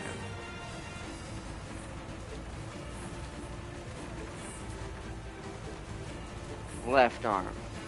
Because left is always the top. It goes left, right. So we need to heal the left arm and the body. And maybe the legs. Get him back in the fight. As he moves forward. So first off, the legs. Venom is okay. I kind of need him to take the shots at this point. He needs to be the tank for this. He can take a free shot with the MGR at least. That was not bad. That was not bad. That wasn't bad. Mehu is out of rocket ammo. She has full HP. She can kind of rush up here a little bit. Hit him with the Tanva. Boom! Okay. That's the rocket too. Nice. Ooh, okay, I can fire my bone rocket at this, but I'm trying to save my rockets for the big boy. So who else can shoot? Where is Farseer? Let me get her in position for a Type 7 assault. Fire the Type 7. Nice! Okay. She's starting to land them hits now. Alright, Keith, you're going in. You're gonna pap that and hopefully kill it. Ah, you didn't, but you did blow up its, you did blow up its, rocket launcher, so it can't make long bomb moves now. Keith leveled up. I'm gonna run behind it to finish it off. Pap.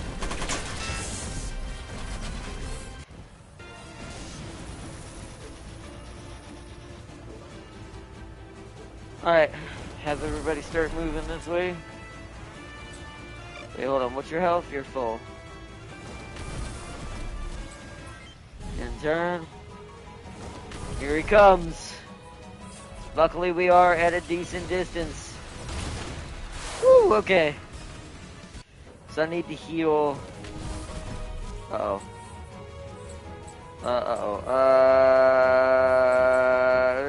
Guard. Ooh, he just survived that.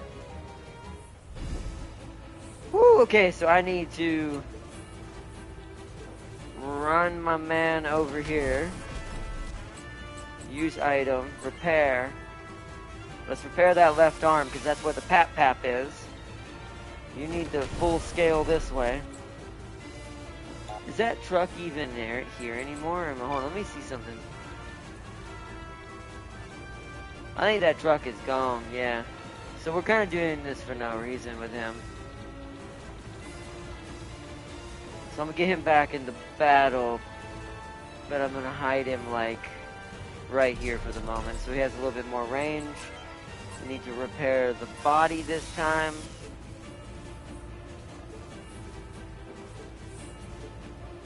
Venom is still in a weird spot.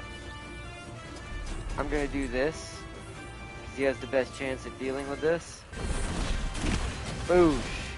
It's gonna be a weaker melee versus his melee.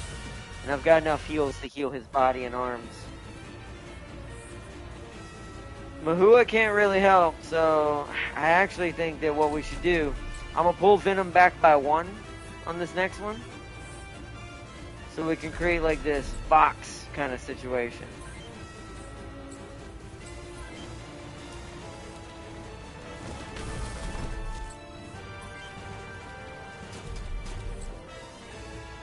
Farseer can always shoot at an angle, so Type 7, fire. Nice. That blew up its rocket, nice. He's going around, okay. WS2. Ooh, okay, yep, we're gonna have to heal the body. Alright, Venom's gonna fall back and heal. Ooh, WS2. Yeah, see, it doesn't do no damage because he's too good at melee when he blocks a melee. Oh, that's a grenade. Woo! Oh, it's a smoke. Okay, that's fine. That's just going to make him hard to see. Means his accuracy went down, but that's fine. So let's switch to Venom and pull him back. Create the box. Repair S, body. We're gonna have everyone sit still. You're gonna move up to right there. You're gonna sit there. You're gonna wait right there. You're gonna fire the Type 7 again. Nice, she killed it. I'm gonna fall Keith back for a second because the boss guy is coming around that side. And I don't want Keith caught off guard like that. You're gonna move up to here. You're gonna use your last repair on your left arm in order to keep your Ebis or your what's it called online. Oh, I'm fine with him doing that. If his dumb self comes down that lane, this is grass for him. I will take it. I'm just kind of wasting rockets on Venom right now. Getting them to kind of waste those rockets because they only have so much ammo just like we do. So they'll have to come in. WS2. Venom's the super tank, as you can imagine. I'm purposely built that way. He's doing his duty. Fire the Type 7. She's getting... See, now I think she's gotten high enough where she kind of has accuracy with that grenade launcher now. I think we finally getting it.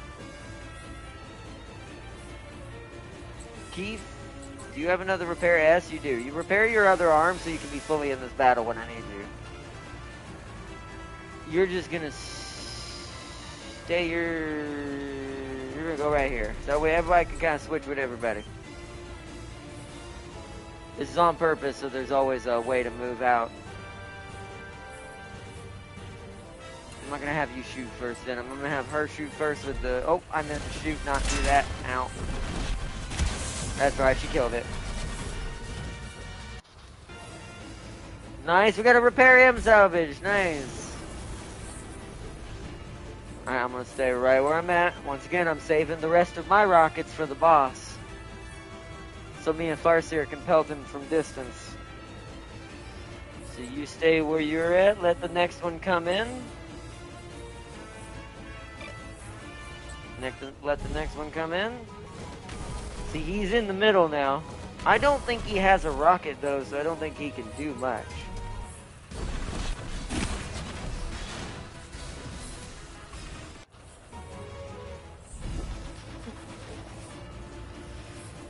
Alright.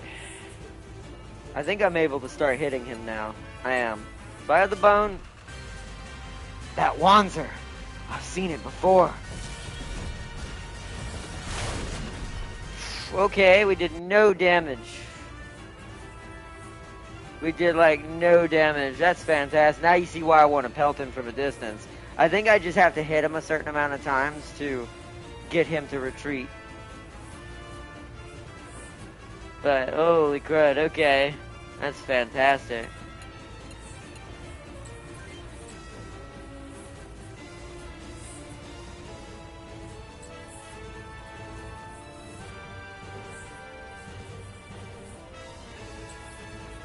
Fire the Ebis.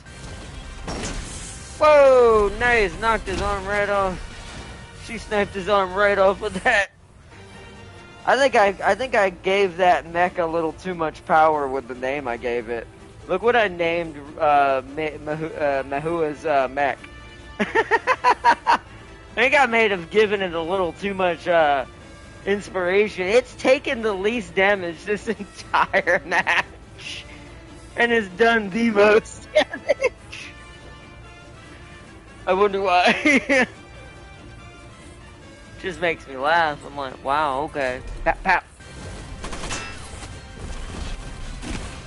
Alright, going straight for the left arm. Roger. Fire at him. Well, I say that. Let's let him move up at least one more. Fire Type 7 there. Yeah, because the more we do damage to parts on each one in the middle, we can kind of get some free shots. You can't do anything yet, Keith. You can't do anything yet. Venom, take a pot shot. Boom! Legs are down. Alright. Nice, that leveled up Frederick.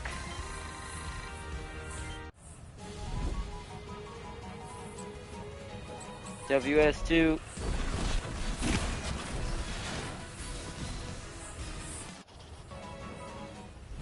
Set Farseer's core to overload and make her run into the box. Oh, man. How many shots do I have left in the bone? One more? Nah, forget, take it. Fire Driscoll, fire the bone! We're doing like 1 point of damage to him.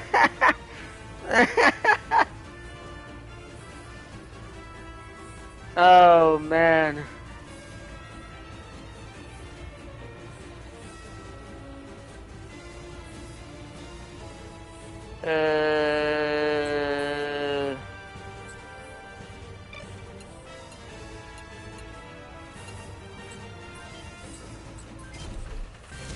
The Ebis. Oh, she missed. I like how you can definitely tell when the rifles miss, because they'll like aim off in the middle of nowhere. She leveled up again. People are leveling up fast in this match, though. I will give that. Pap, pap. There we go. That's the pap, pap damage I want to see. Alright, actually, fire the Type 7 into that one. Ah, missed.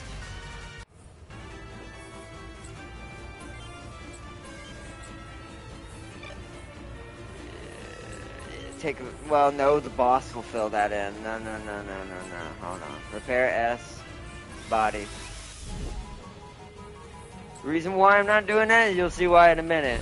I don't want Venom to be on, like, low health, like half health, and the boss rush in there like that. He might just straight clap Venom in one hit. So I really don't want that. So we have no more rockets to fire at my bro now. So let us see what we can do about.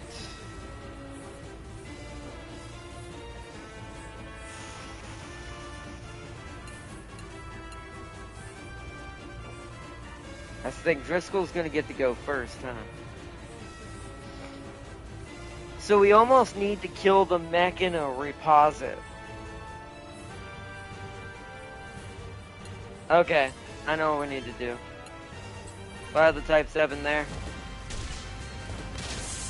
Yes, nice. Alright, we knocked the weapon out of that one's hand, so that one's actually useless to the fight now.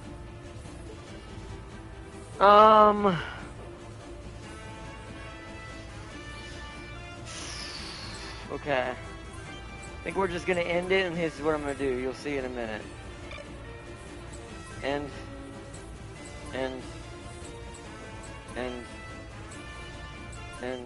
you'll see why I'm not doing that in a minute. So please, Venom, hit him and kill him. Damn it. So I gotta waste another turn. So my plan is to let Venom kill that, so the other one will move up in the way.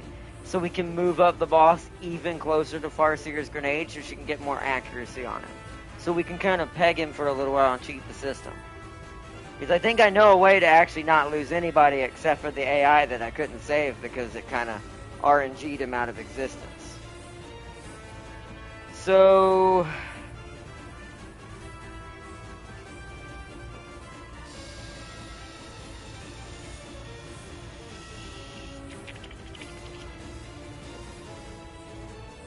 let's just end player phase. We gotta let Venom try to hopefully win this. Are they just... Oh, because I blew his arm. His arm has been disabled. Oh no, Venom's kind of boned now. Oh, Venom, I hope you can take a hit. Alright, then let me let Venom try to get this kill then. So if he does go down, he gets some XP from this. So try to take him out. There we go. Alright, gotta repair S. That's something. Everybody end.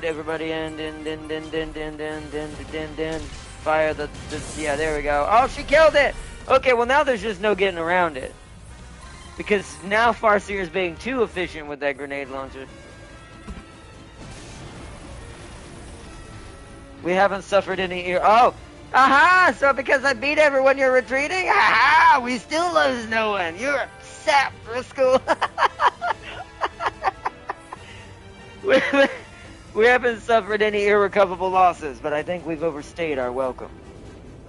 Don't run like the...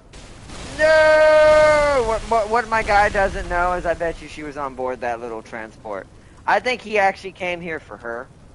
That's why I made that joke. He's here to steal my girl! It's no use. Everything's burned to ash. May, can you tell me anything you remember about Corinne? What'd you talk about?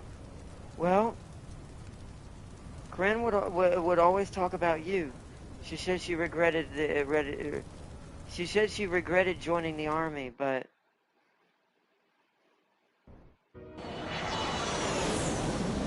we never made it this far, chat. We never really got to see this, so y'all get to see something extra.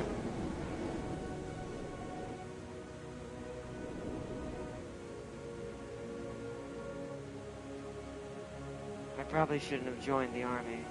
I know it's important to do the part to defend your homeland, but it doesn't feel right here on Huffman. I don't know what it is, but I think this island deserves better. But if I hadn't joined, I wouldn't have made the friends I have. And worse, I wouldn't have met you. Jared, after we get married, let's build a house here. I fell in love with this island the first time I set foot here. So much life and hope. You wouldn't think they'd fought a war here 20 years ago.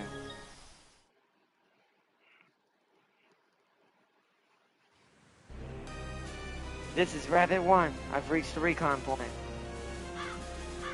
Don't worry, Jared. I'll be fine. Rabbit 1, commencing recon. See, she went off without us that day. I can't believe this isn't right. Ah! The same thing that happened in the first mission. That's all we know so far. Corinne. I wonder what it's like to be loved so much. Did you say something? No, nothing. I have a lot of hunches on several things, but we'll talk about that because there's some things I don't remember about the story. And you see, Paul's death doesn't count against us. I don't know if he'll join the squad now, though. I think we did miss out on Paul now, though. I wonder if we'll get him still. I guess we'll see after this. Because I do think if you rescue him, I do think maybe he joins you as another unit you can have. That's the only thing we might have not gotten. But that was RNG. There's literally nothing I can do faster to get to him. So.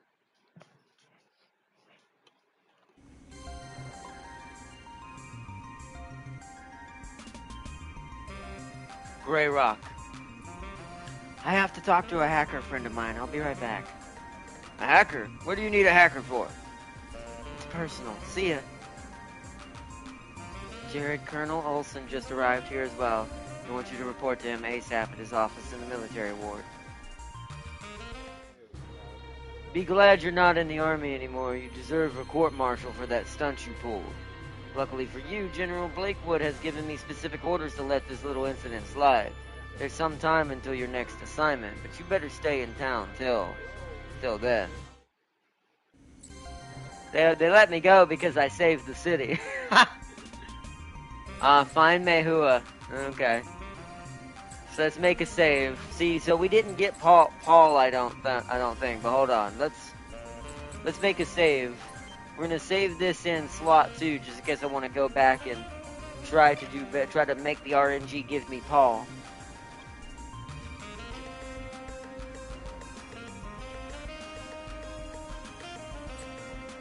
Alright, we saved it. Now, let's go to the bar real quick. This is the bar, Tiger's Eye. There he is. Never mind, I think we can still get him then. Ah, we meet again. Surely it must be fate. What do you want? I lost my squad to the UCS commander, but I have a feeling I get a chance at revenge if I went with you. So as long as we go to the bar, we can see him no matter what. I couldn't remember if that was a thing or not. Maybe I'd join your squad. Recruit Paul? Yes. Much obliged, Paul C. Greiber. At your service. Paul has joined your squad. The more mechs we have, the better, with the way this game kind of works. Especially the first one, because of how much on rails it actually is. So. Oh, I forgot to talk to everybody. Hold on. Plus, remember what I said, information is key in a lot of these games. Sometimes you'll actually save certain parts. I don't know if 1 was like that, because I'm too much vague of a memory on it. I know 2 and 3 are somewhat affected by this. Sella. I ran away from Greywalk Hospital. I couldn't help it. It was the nightmares, raging fires, explosions, screams.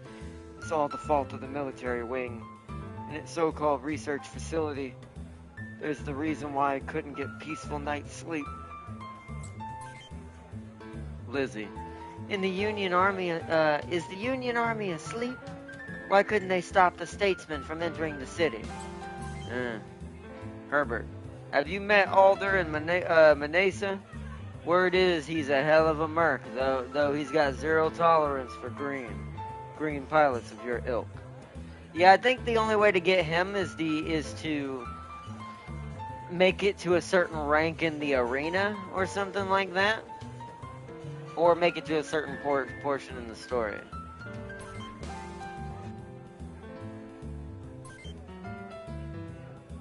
I got me a brand new Wanzer the other day. I'll make the arena champion this year. So he must be in the arena. Great Rock didn't used to be so crowded. This really used to be a small town. What happened was we received a lot of refugees from the UCS invaded Freedom City. Okay. Alright, that's the same thing. Make sure everybody says the same thing.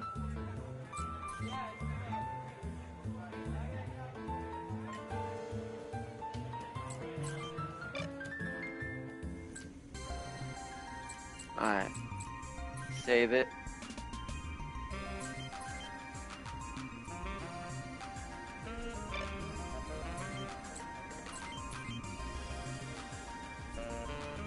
Uh-oh.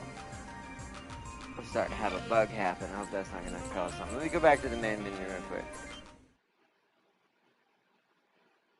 A little bit of a weirdness going on for some reason.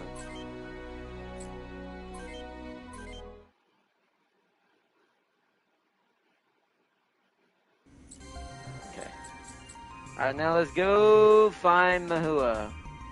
Actually, no, hold on. Wait. Before I do that, let's upgrade Paul's Wanzer real quick. We don't have a lot of money, but we have enough to make a difference. Rainbow is what it's called, man. What should I name this one? What should I name this one?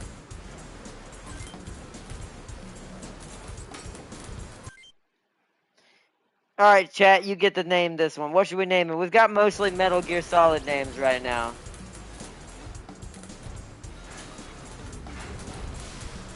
He is a long-range dodger, so he's all long-range.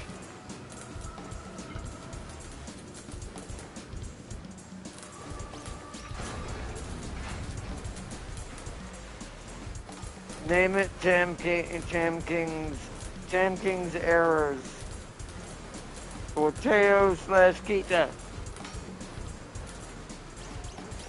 I mean, this gives me an annoying vibe of a Teo cat. Part Kita kind of thing, so maybe. Call it Sealy MC, Seal Face. Sealy McSeal Face. That's why I thought I said MC.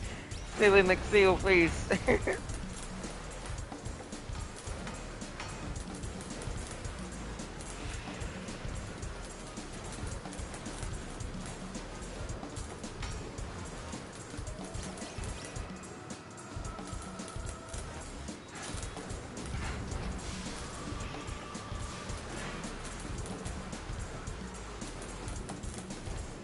Not a Duramente character.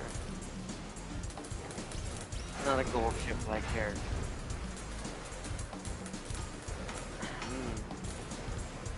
That's a disservice, Deb.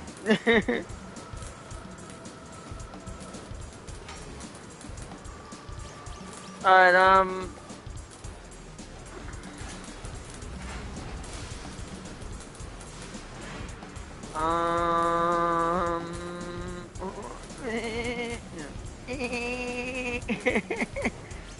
Turns into Peter Griffin.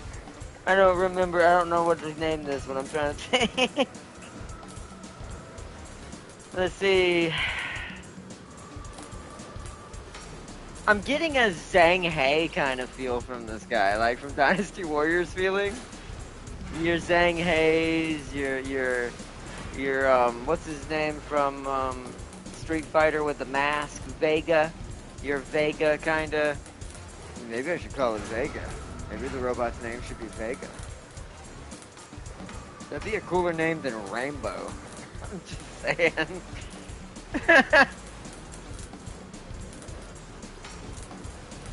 Also, I'm gonna give him a gold color because he's blonde. He's got blonde golden locks.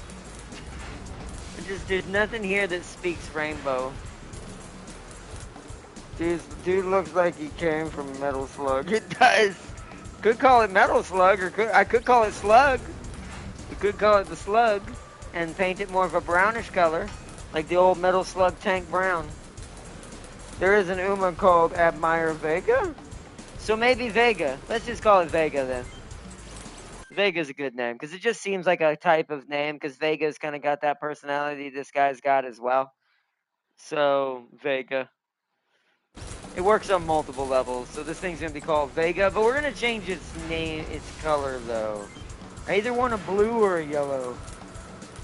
So let's see, that's Smurfy blue. We don't want that. He's not Smurfy blue. It would be a light blue. Vega wears light blue on his pants in the game.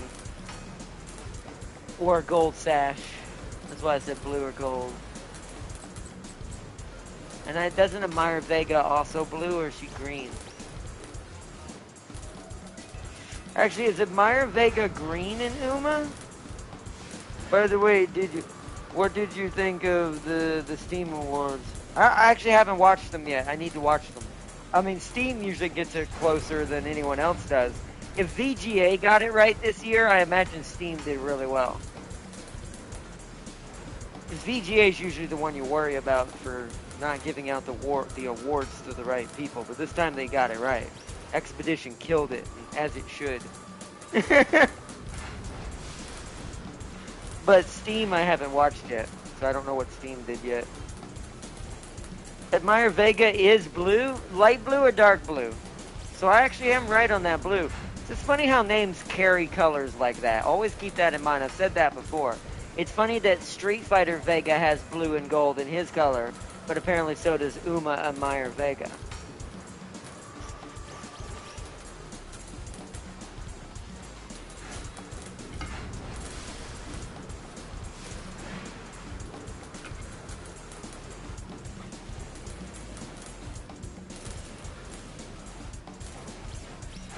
The winner was an Expedition 33. It won soundtrack.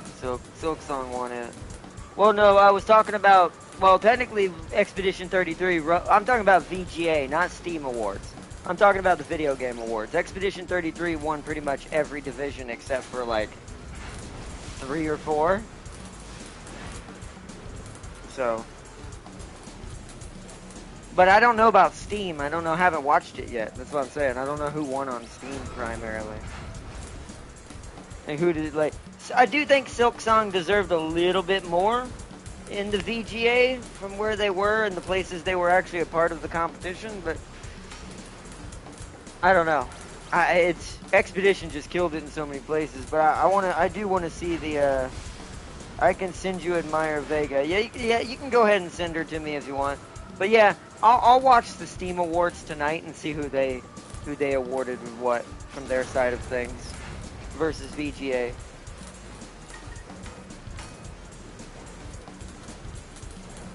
Because when I was talking about Expedition, I was talking about video game awards. I'm not saying they won the Steam one. Steam tends to incorporate more stuff, so a lot more people have a chance to win. Let's see. I need Discord. See what kind of blue we're working with and compare it to Vega in my head from Street Fighter.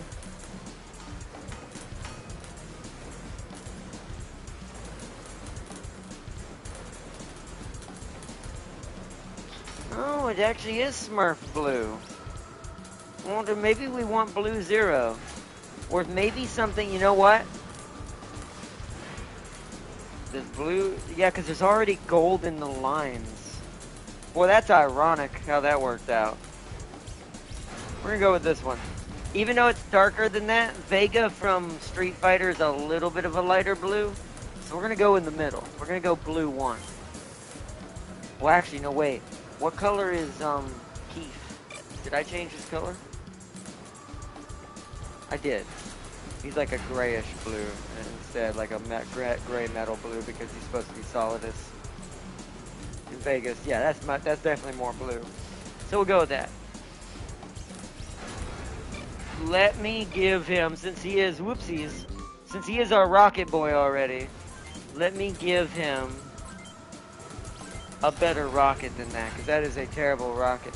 Oh, wait, the E-Ring can be bought here. Oh. And the Sun Owl? Ooh. Ooh. We're going to give him an egret, though. The egret's the strongest rocket in the game up to this point. It won't be too much longer, clearly. But...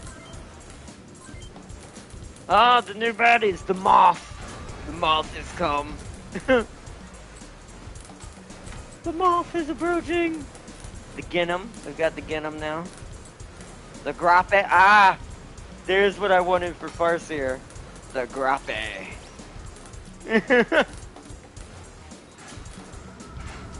Although I don't know if it can actually fire that gun. It doesn't say it has a weapon. Although it should, because there's a minigun there. You would think it should shoot that.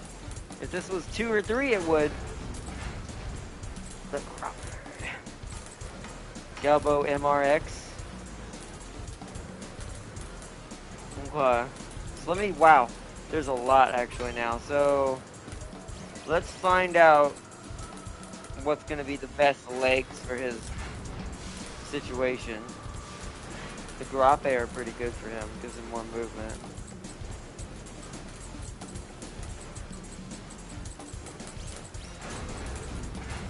So hilarious what that looks like. The Moth VR. Yeah, most of these are pretty heavy. The Ginham, I think these are the better version of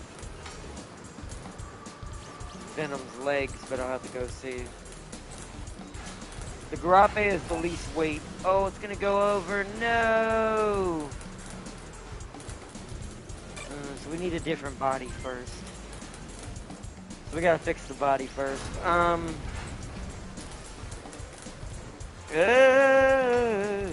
What do I want you to be? That kind of looks cool. I mean, that looks like a rocket kind of unit. Looks like it's got a targeter on it and all that. I think I'm gonna go with the Moth. Is it the least weight? Oh, the least weight is the Cravicent. How much movement he got? He's gonna be a long range, so we'll do this. The Cravicent. And then now we can go legs and go Grappe. Wow, 20 movement for a long range. That's quite high. We can definitely do more for him now. Let's look for the arms. What can we do? Whoa! Yes! It is! Hold on, I gotta go make a change to Farseer real quick. Let's go work on Farseer's mech real first. So, the Moth. Oh, yeah. The Grappe. Grappe! Now she can have her cannon now, finally. I am so happy about this turn of event. Unleash the Hornet. The AC-20 exists now. Good stuff.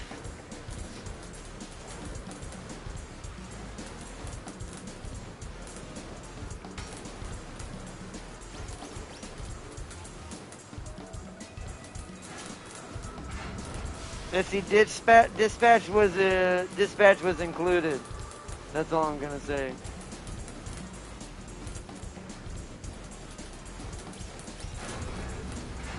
Oh, good. That makes me happy.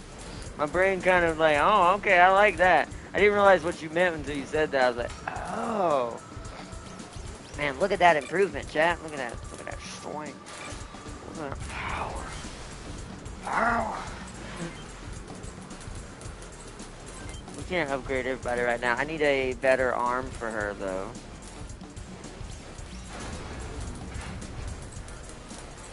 Something that weighs very hardly anything but gives you more accuracy. The Grappe hand? What's her movement? 19? That's pretty good. Is that the best accuracy? Yes. Grappe hand.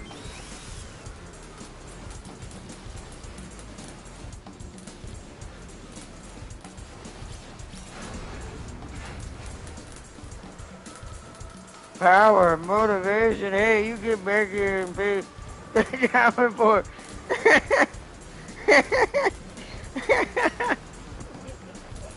more power.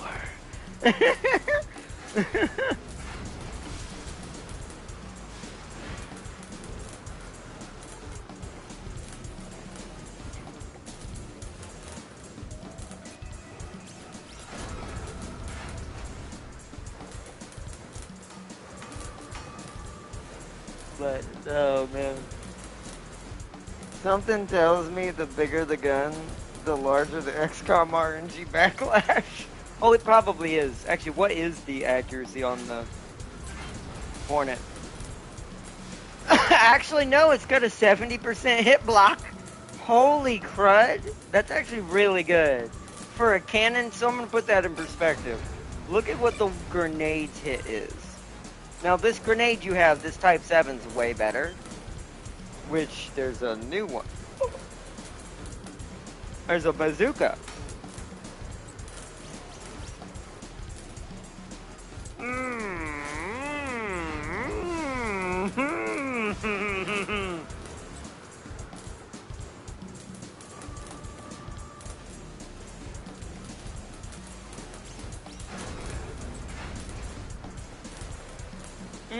What's your movement at? 18. That's still really high. For a sniper, considering how far you can shoot now. Oh, I'm losing my headset. There we go. Yeah, but I'm gonna run out of money if I keep doing this. I need to hold off because I need to do my trick.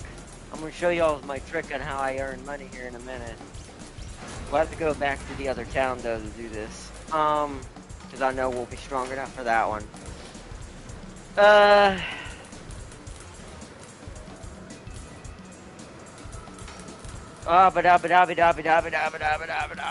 mean, it would give her. Does this thing have ammo? No, it's freaking infinite, and it's a rocket. I mean, part of me is like, take off the shoulder piece, give her a shield to defend herself for the Mech tankiness that it can tend to have sometimes, and let this be the rocket. I mean, you know, I don't know. Because then it's infinite, although it's less shots, though. I'm gonna leave it like it is for now. She's got a cannon upgrade. I am going to... Actually, no, we're gonna leave it like it is. I don't want to do too much. We're gonna focus on body for right now, because I don't have enough to give everyone their weapon upgrades right now. There's probably a melee weapon now, I bet, huh? Actually, no. Still haven't got a new melee weapon yet. So, while I say that, hold on, let me make sure. There is shotguns! Oh, what? Sorry, Venom. I'm sorry. I can't spend the money on you right now. I'm so sorry. Excuse me 1 second. Oh, yes. It is time. The Leo social. It looks like that machine.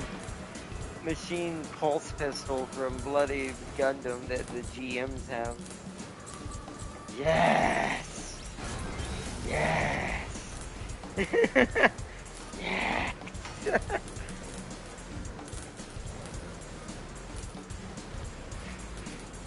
Alright, that's good. Alright, alright. Is the Sun Owl more weight? It is, for no reason, too. It does no more damage than the bone. So I might as well keep the bone. Is it more accuracy? Hey, actually, I might as well go Egret. It's actually, if I'm gonna go more weight, at least that does more damage. What is my movement at? 17? Kind of like that for a shotgun, though. I think I'm gonna leave the bone. Because we're gonna have to change our body anyways and all that. So we'll leave that. Let's go back to Venom real quick. See if because I got distracted. There is no melee. Okay. Oh no! F2 Tanfa. Okay, so there is a better melee. Alright, I will give him his better melee. F2 Tanfas.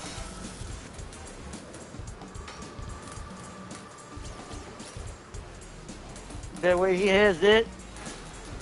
Tell Seely's neck to get that shotgun. I don't have a mech goobies or from process of elimination or mech is at the chopping block. No loyalty to Venom, man. Not when it comes to Slayer shotgun power. My main character and who I am run off of that. Like, I've always loved shotguns. I don't know. I just like me a shotgun in real life. If I could actually wield one or put one on my chair, like from a certain movie that Jam King and me talked about once, I would definitely do so.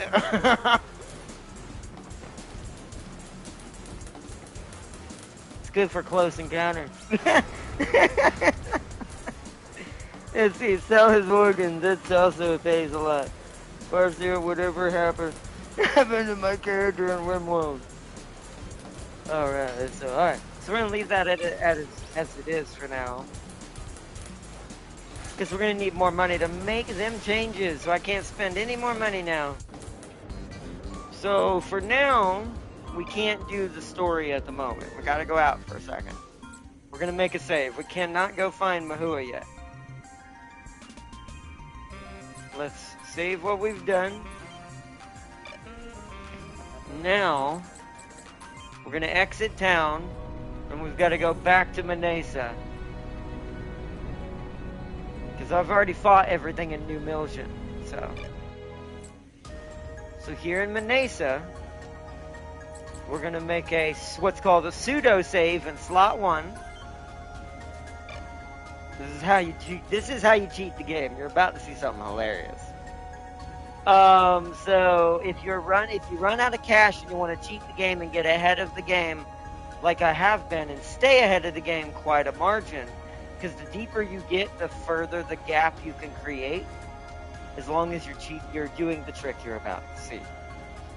So now that we saved it, we're gonna go to the arena, and we're gonna use. I think I upgraded Farseer the most, but we're gonna try mine, because I don't think I upgraded my body enough to make this work. But this is why we went back a city, because we haven't beat the arena here yet. So we're gonna try here first. Probably should have upgraded my machine gun while I was over there, but if it turns out this isn't enough, then it's fine. Yeah, see, it goes past Django all the way down to Kenny, but it starts with Jorg. Alright, so you'll note you can bet different levels of money in this.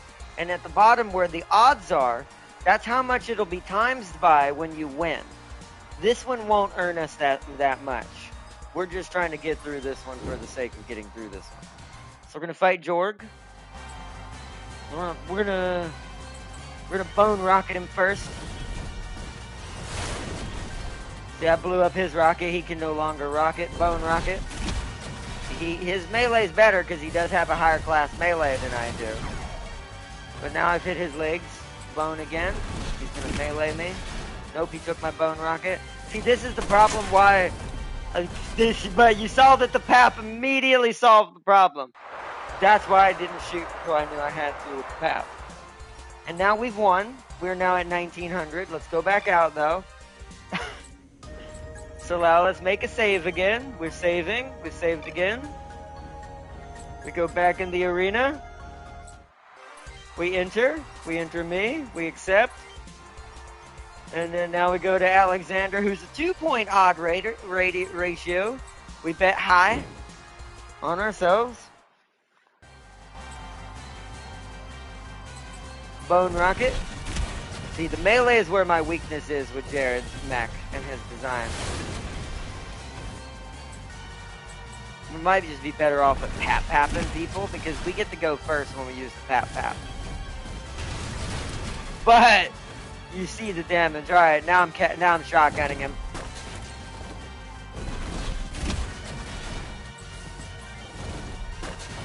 Boom, done. I don't like how the shotguns don't have very good impact in this game, like the animation, but it's still good. Congratulations, you have won.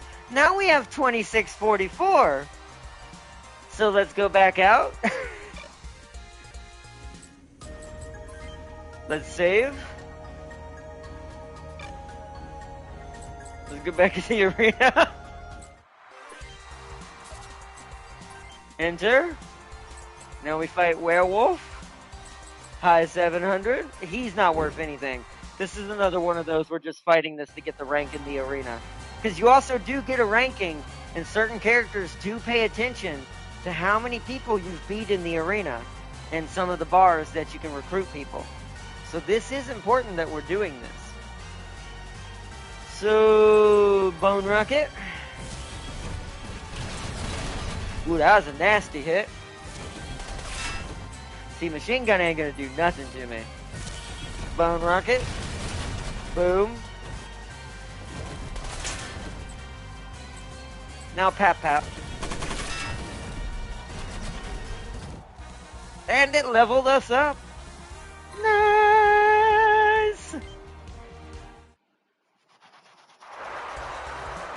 Congratulations, you've won! Werewolf has been beaten. Now we go back again. Our not got his spiritual revenge. Wait, what happened? Hold on. What'd I miss? Let me save it before I forget. We're also gonna do a double save now that we've done this twice. Okay, so this, and then Celia said, Farseer, whatever happened to my character in RimWorld? Farseer just smiles. Farseer, what happened? Are you sure you want to know? Ardnot got his spiritual revenge. What do you mean? Remember how his character married Theo? Something even worse happened to you. Oh, tell me, Farseer. Tell me. Give me the secrets. Also, I'm out of Pepsi. After we do this next arena or two, I need to go refresh before we move on. So, arena, I saved it, so. Actually. My brain, you know, oh, wrong button. Y'all know me, y'all know me, chat. My brain is, when it comes to making sure I saved. Now we know we saved. Entry, Zeagle, 6B. We beat Werewolf, now we gotta beat Adam. High 700.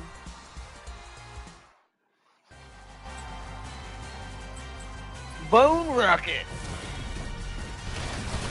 Okay, that fight's over. We win. Congratulations, you've won the match. Adam is defeated. Save the game. Arena entry. Zeagle 6B. Now we have to fight Jimmy. High 700. Bone Rocket. He's meleeing. Okay, I don't like that. I should just tap him then. If it's a melee, I should tap. Never mind, he's dead. Alright. Congratulations, you won the match. We beat you.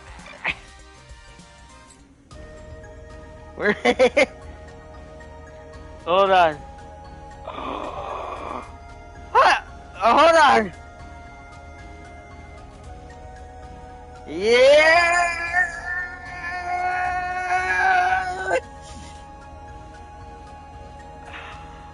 Sealy will now forever be the Oshi of all Oshis. The Soshi. Sealy is now the Soshi.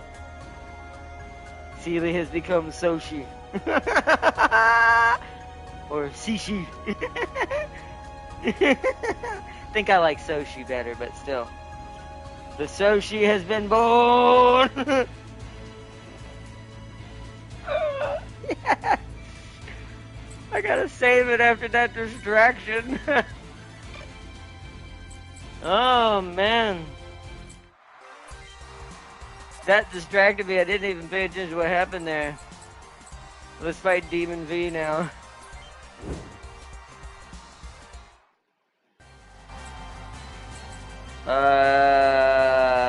He's melee. Pap pap. Ow, my legs. Pap pap. Pap pap. Yeah, pap pap. Ow, yikes. Pap pap. There we go.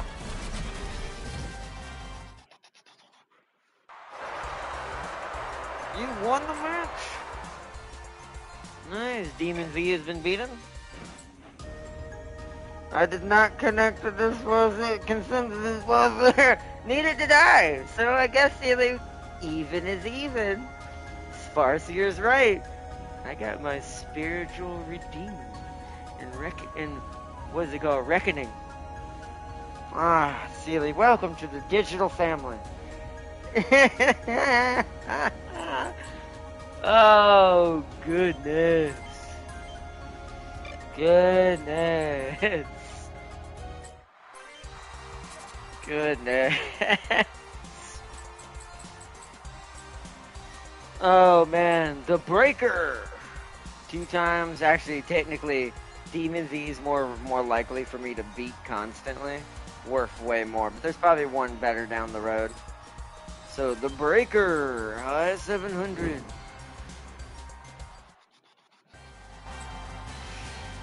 She is gonna maybe rocket me, so bone attack. We have the same rocket type. Yep. Okay, she got rid of my pap pap. Don't like that. Bone rocket. Oh, she tried the melee. Bone rocket. Oh, don't like that.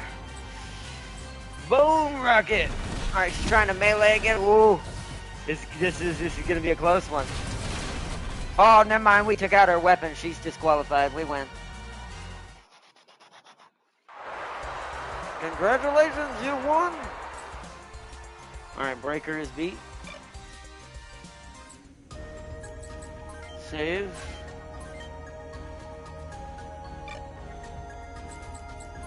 Arena. Entry. Are you sure? Let's fight Rich. See, he's worth even more. Oh, no, he's not. He's 2.4. Alright. High 700.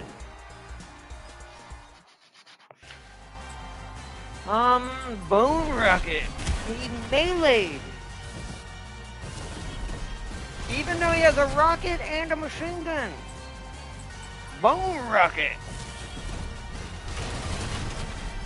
Nice. Oh, wow, that machine gun, that's the upgraded machine gun. Ouchies. Bone.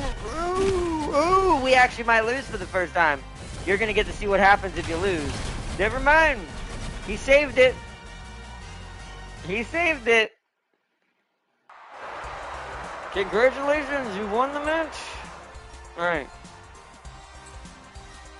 Alright, so we're at, Rich has been beat. Let's get out of there real quick. Save, because we didn't lose. I'm going to save it here too. I always like to double save when we get this far. When we've defeated like 3 or 4. Okay, so let us. Okay, real quick since I've saved it, I'm gonna go back to the other town of Grey Rock. I'm gonna buy a better machine gun for our Pap Pap. So setup, vehicle, Malix, weapons, left hand. We have to find the new. Ooh, there's a flamethrower now? Oh, we need to find a character for Tam King. I think our next character, we might wait till we get the veteran guy, the guy who's that veteran mercenary. We might make that Tam King character, and hopefully he has good short range.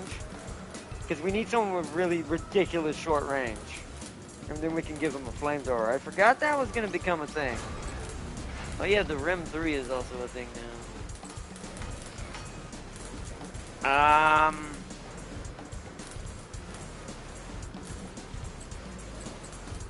Empire. There it is. So it's the Leo Social, the one we were shot with. It's 1 more damage per shot, which that may not sound like a lot, but every little bit counts since it's 4 times that number. It basically doubles it almost somewhat. So I need to buy that as my machine gun now, the Leo Social. And then I am going to upgrade my body now, finally. My body and my legs. We need something that's gonna give me like really good like HP and HP, which is that one. We could stick with the Zeagle, because that's what we're using, right? Yeah. We could just go with the Zeagle 11A. Yeah, I'm just gonna go with the better Zeagle. Although I kind of want more damage, though. See, the Genom makes me shorter, but man, is that tankier. 24 more HP. What's my movement at? 16? Let's go with the Genom. Okay, it didn't change. And let's see what we can do with our legs. Grape's so short. What legs are we using now? Huskies. We might have to stick with that. So let's go with the arm. Let's look at the arms and see what we can do there.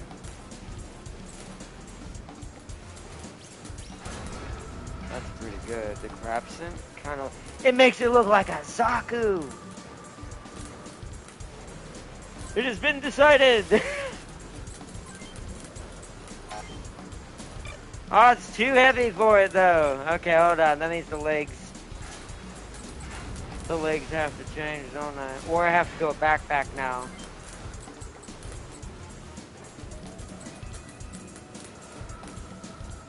So I might go Zaku look then?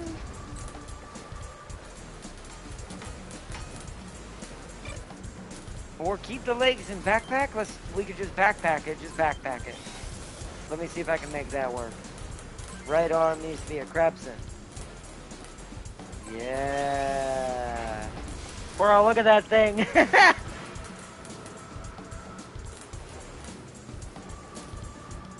See, now I'm like, maybe the body should be a moth. Maybe I should go a moth body now. I don't think I am, because it makes it look more Zaku-like. That's kind of Zaku as well, but it's not strong enough. We're gonna go moth body. Moth body. Arna has a 20, has a 20, wait, huh? Hold on. Farsi, I would have won if I hadn't jumped me with that grass. Hold on, wait a minute, hold on.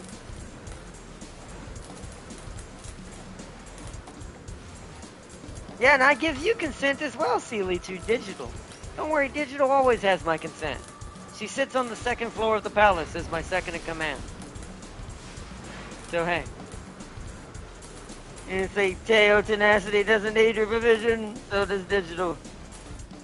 Farseer, I would have won if you hadn't jumped me with that grass and Top Gun. Didn't my character break their own limbs to not sign off their marriage contract? Art9 has a 20-inch medicine, Max is 20. Those limbs ain't staying broken for long. I can't accept this, Farseer. You telling me I'm supposed to be stuck with Slash Uma? Could be worse. It could be. It definitely could be. I mean, even I mean, being a Slash myself would be fine with a Slash Uma in real life. And so I was like, yeah, you know. I could make ourselves look hilarious. I mean, that kind of looks like Zaku legs. So does that, though, but it makes him look so stubby. I kind of would prefer those legs if I went them. Should I upgrade my legs too, chat? Should I make my legs up some too? We might lose like one movement plank down to 17. Maybe 16, I don't know. What do you think? Keep it like it is or upgrade to those other legs?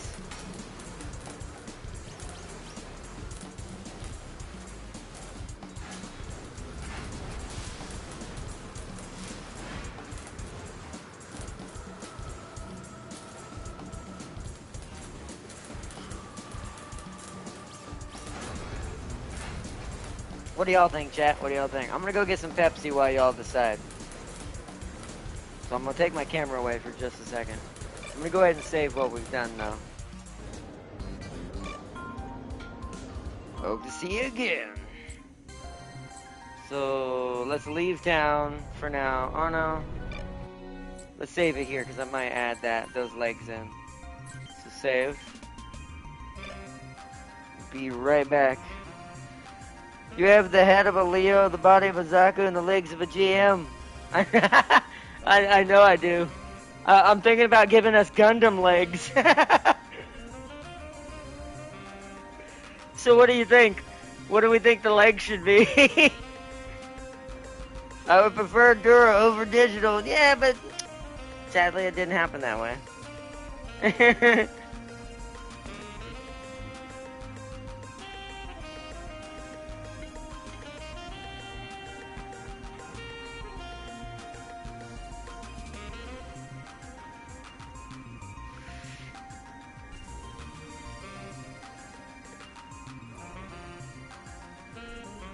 And the arms of a Zaku. I'm mostly Zaku. I've got the body of a Zaku, the arms of a Zaku, the head of a Leo, and the legs of a GM. So should we keep it GM?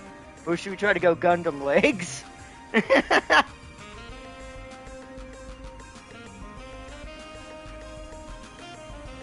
Alright, what is it? My three options was grass, Top Gun, and digital because supposedly those three were interested in my character. I find that strange.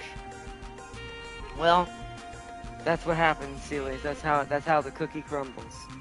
It's funny, by the way, listen to all of who they were. Grass, Top Gun, and digital. Man, you surely are a Teo main, Sealy. Surely. Yeah, who married her accidentally?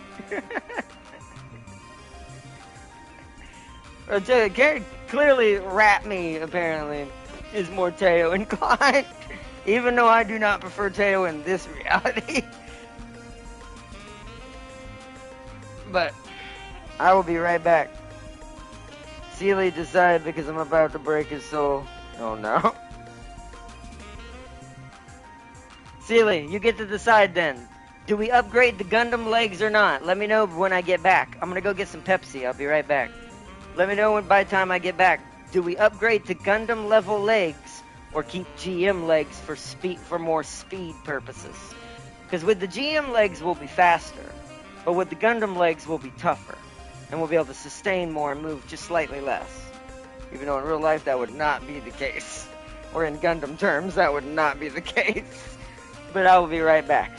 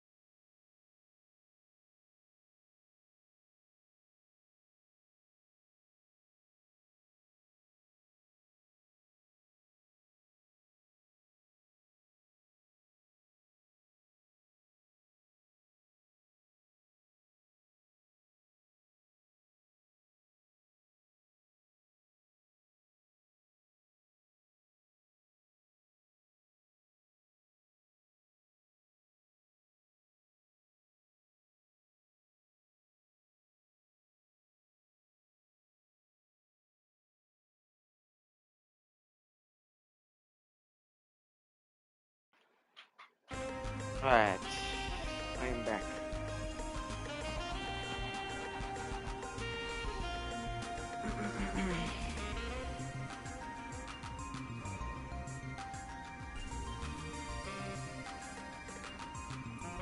Sealy still hasn't decided. Sealy, what are we doing? Gundam legs or GM legs? Faster or tankier?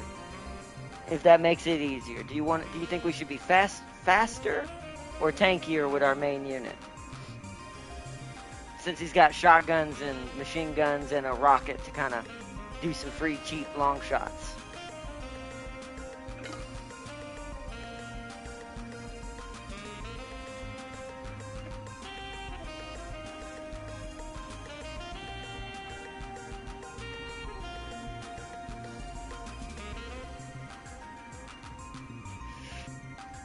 Gundam legs because James is dating Lapland.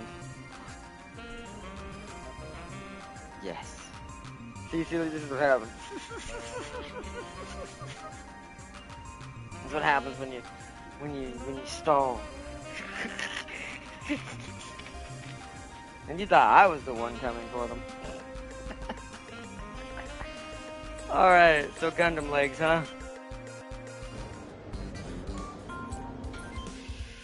Set up. Malix! Mulux.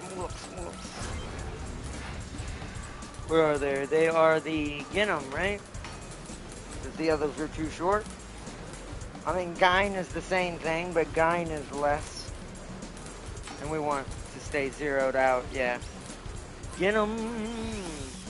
That actually didn't hurt our speed. Never mind, we're just a Gundam now. We're just a weird Zaku Leo hybridized Gundam. The music sounds like it's from the 80s. It really does, especially the garage. The garage always sounds like that. So our primary is short range with a bit of long. Are there any better CPUs for this? The answer is no. There is a better long range one now. That needs to go on Raiden. Because Raiden's my Swiss Army knife. Let me go give him that real quick, just so I can spread the love around a little bit here. I'm kind of upgrading everyone bit by bit while using the arena to my advantage. Yeah, see how that's 20... He's like 10 across the board right now. He needs the Crier. The Crier is definitely better for him in that aspect, since he's my Swiss Army knife. I'm not going to worry about too much else. I am going to go ahead and give him his machine gun upgrade and his melee upgrade, though. So he needs a Leo Social. And he needs a Tonfa 2. An F2 Tonfa. That at least gives him weapon upgrades.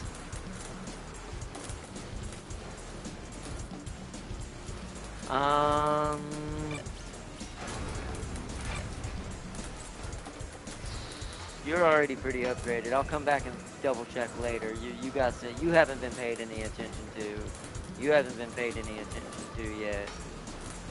I gave you weapons but nothing else. And Vega has already been set up. I think except for the arms.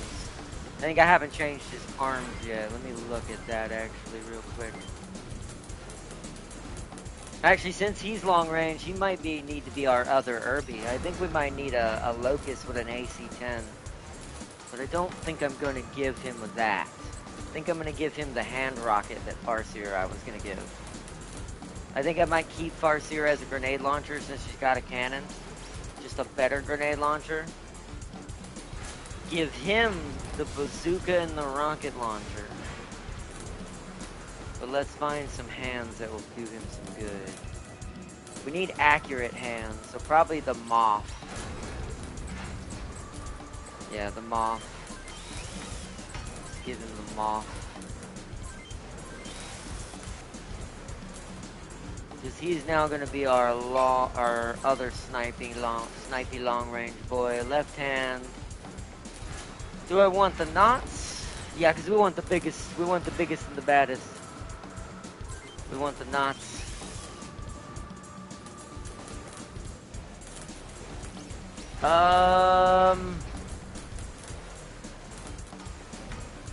And then I think I want to protect that shoulder with some defense. That would be left shoulder. Let's give him a WS. What's his? He's at. Yeah, let's give him a WS2. We don't want nothing too fancy. That way he can be a little tankier if he needs it. He's still got 18 movement, still a long-range bomber. But he's got an infinite ammo weapon if need be, if he gets cornered. Or if the egret runs out of ammo. So he's done. He should be ready. Vega is good. So we'll come back for the others. We gotta head back to the arena again.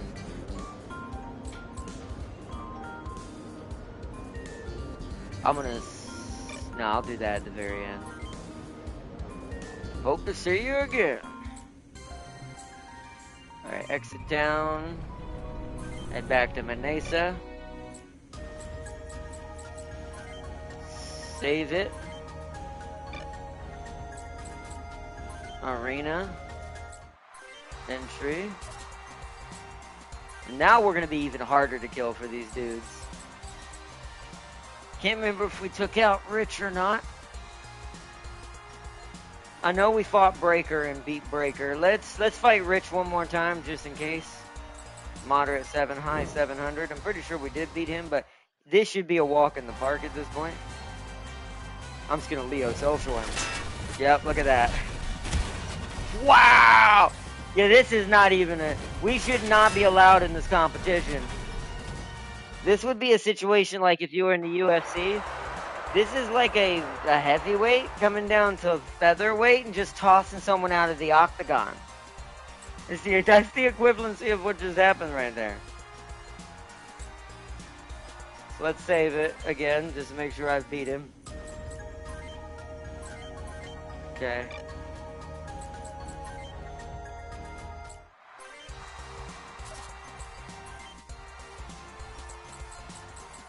So now I gotta fight Django, high 700. You're awfully quiet, silly. That's because Farseer had all my characters on leave. See, Gundam League, see, I was cleaning my microwave. Anyways, I view Lapland like my child the same way I see Teo. But James, really? Try to have better taste. Oh, man. Oh, it's a machine gunner. We can rocket it then. Rocket! Wow, we almost broke both his arms off. Oh my goodness. We should not be in this competition. We are way too overpowered for this. I've created a Gundam. This is a Zaku Gundam. You see how fast it zips back and forth? This might be bad. And our gun's called a Leo Social. I'm just saying. Pretty sure even the Leos... Well, no, they had little machine... Actually, wait a minute. I created a Leo Gundam. Mixed with a Zaku. Well, I guess that's not surprising, to be fair for me. Considering my two favorite Gundam series are Mobile Suit Gundam and Gundam Wing. Instinctually, this would make sense.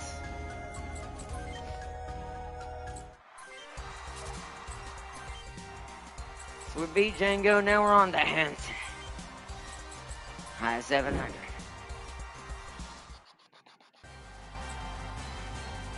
He is a rifle, so Bone.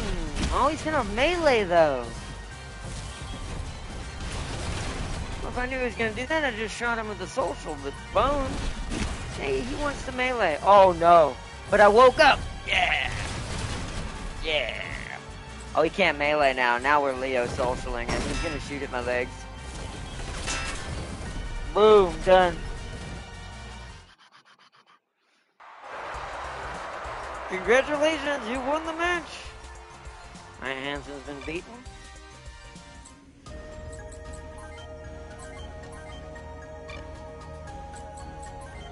Arena. Entry.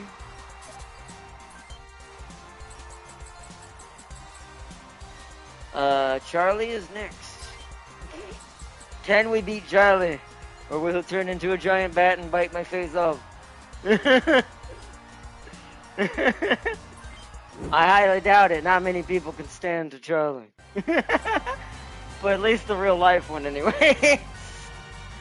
Video game one? Yeah, well, we're about to find out. He's got 2 BD sticks too. He's ready to go. We're using the Leo Social. We ain't even. Yep, there goes the Leo Social. Well, maybe I shouldn't have jinxed that. Alrighty. This is like actual Charlie. Oh, never mind. We're fighting real life Charlie. I take it back. Oh, come on. Yes, we won. We're even. Me and Charlie on even ground. That was so darn close. It was shotgun versus BD stick. That was great. Okay, Ardnot, don't hate me on this, but I might have turned someone into a Primarch in my colony. Uh-oh. Who'd you turn into a Primarch? Was it James? Well, please tell me you didn't make James a Chaos Primarch. Congratulations, you've won! So we beat Charlie. Let me save it.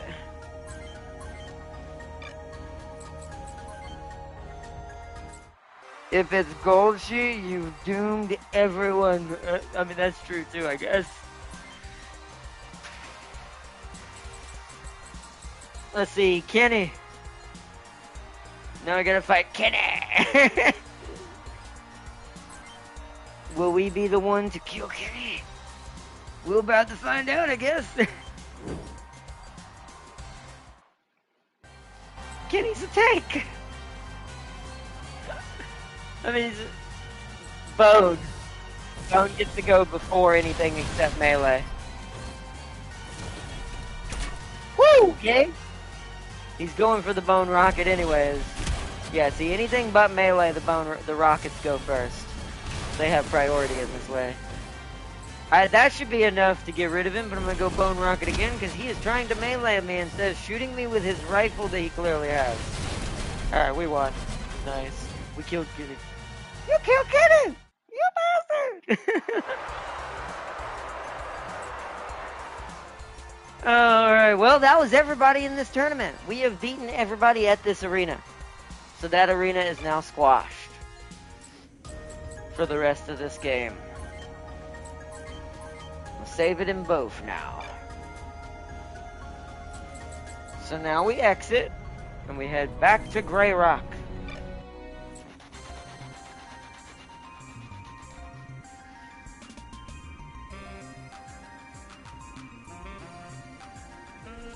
The only custodian in my colony with 20 melee and 18 range.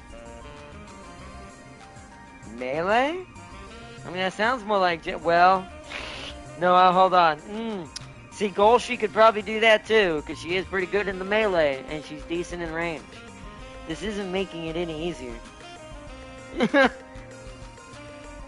Who is the Primarch Farseer? Who has become the leader of the colony?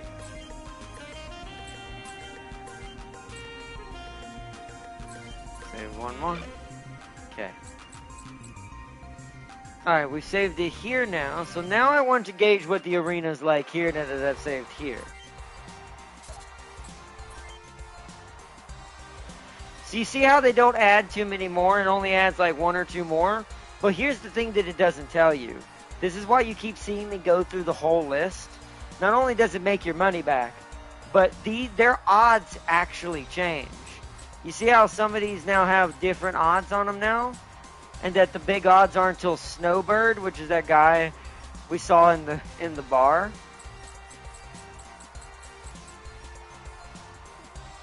So... Oh, it's Darius. Okay, that's not as bad. How's that bad? He can speed the Mocha word, spread the Mocha word. Well, Darius is also the only one who seems to be...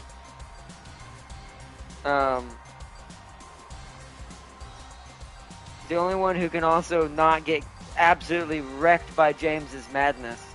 So one could argue maybe it is still a good choice. If I am the weird version of the lion as a rat in that place for right now, but also a doctor / also roboticist, then that means that Darius in that situation has to be somewhat Gilliman. Because, man, James will make every one of us go mad. He found the Sword of Secrets, Emperor's Shield, made himself some green aramite armor and cloak and winged helmet. So he's kind of looking like the lion, but sorry to say, but I don't think Darius got that lion mentality. I see Darius more as Gilliman. I think Darius is more of a Gilliman kind of guy. But the game did give him the sword. But you also probably can't give that sword to a rat, because then it might be weird and also maybe broken, and also the universe might break. The rat lion. Well, wait, what was that? What were those? No, wait, lion rat? No, they were ant lions, not rat lions. I was thinking about Half-Life, but they're called ant lions. The rat lion. But I do think that as far as everything I've watched, besides him being a guardsman person, true, and being a Cadia man at heart, I think in Space Marine wise, I think Darius is Steel Legion and the Smurf Boy. Not really sure who else. But I definitely know Steel Legion. I 100% know that Darius would be Steel Legion if he could be that. At any point.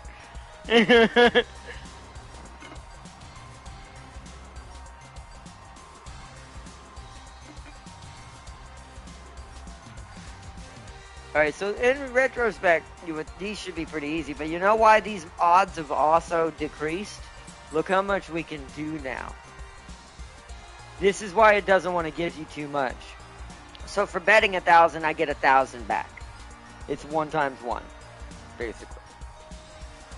But that's because we're getting 1,000 at a time for even the lower ones down. You see how it stays that way until here. Because it has to balance that out, because this is where the game knows. This is where the player can kind of mid-max his bank account and kind of get all his upgrades where he needs them. So, couldn't afford to make Gilliman. Okay, I'll give him that. The lion probably does have slightly cheaper armor.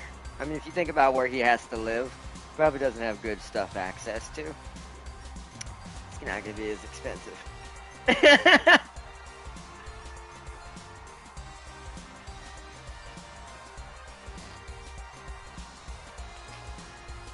But alright, so let me make sure we saved one more time before we jump into this. Into the next arena. Arena entry. Alexander, super high.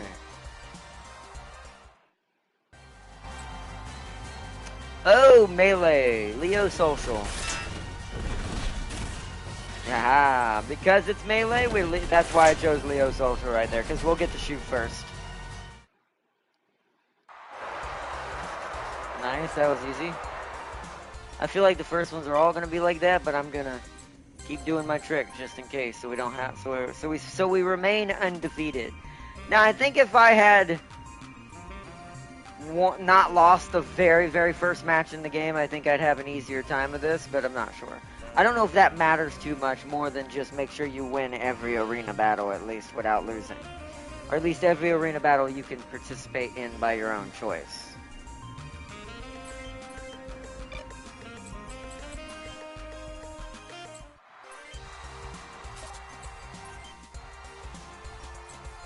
Werewolf. Super high.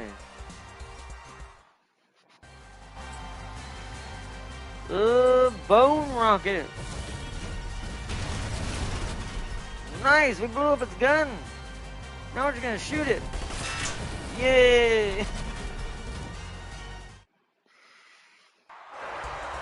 Congratulations, you won the match. Werewolf is down.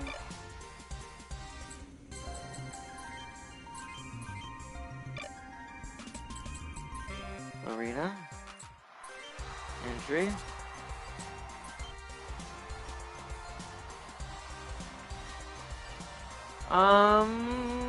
Let's see.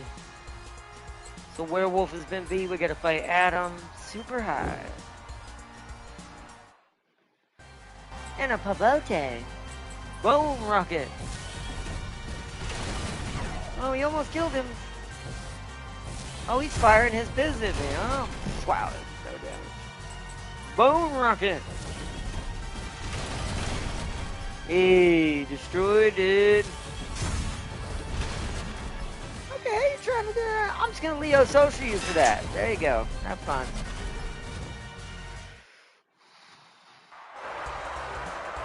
Congratulations, you've won. Adam has been beat. Save.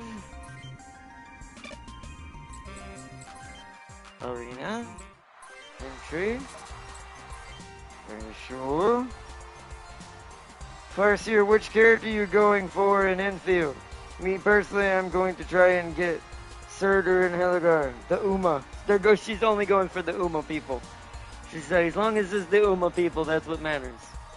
Time for Jimmy. Super high. Alright. Oh, another Bone Rocket.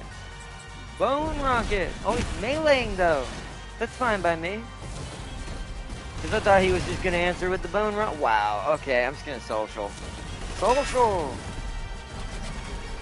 And the battle's over. You've won the match. Congratulations. Jimmy is beaten. Jimmy has been beaten. Save. Arena. Entry. Demon V.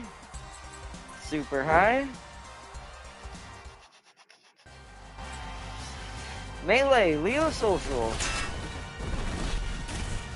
He missed. He also used the weakest melee he could. Yeah, I don't know why he's punching me in his fist when he has a BD club. Sometimes the AI is pretty dumb, and I have it on normal difficulty, not easy, so not sure what they're doing there. The XCOM RNG is blessing me pretty hard in the arena, but I guarantee you it's gonna try to hurt me in the mission. Congratulations, you won. Demon V is done. We're just rinse and repeat, Jeff, right now. This is why we're doing it fast, to get to it quick. Entry. This Zaku Leo Gundam build also, but though, man, we have created a monster.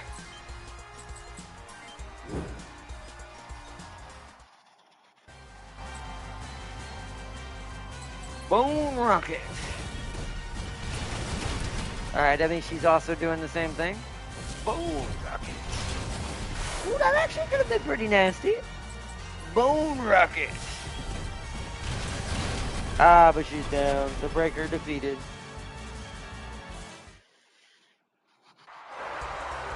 Congratulations, you won the match. Alright, breaker is defeated.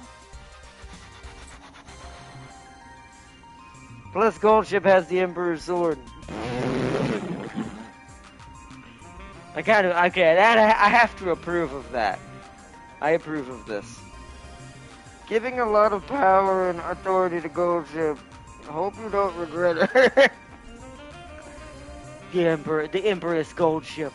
She will lead humanity to the next destination against chaos. I have to save again because I don't know how to save. That threw me off, man. I know we beat Breaker just now, so we're on Rich. Rich is now actually 1.3 odds, which is times 1.3 now.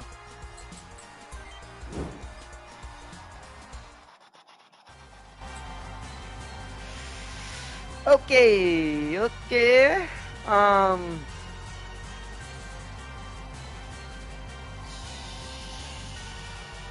He's got quite a lot.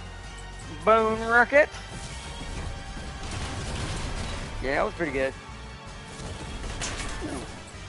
See, they're starting to have Leo socials now too. Bone Rocket. Nice. You don't have one now though. Now he has to shoot the... I guess he did aim that at me. Alright, well, Leo Social, bye.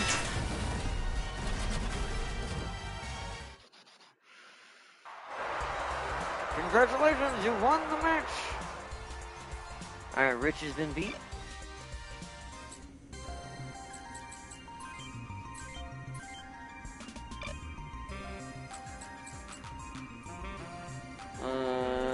Arena.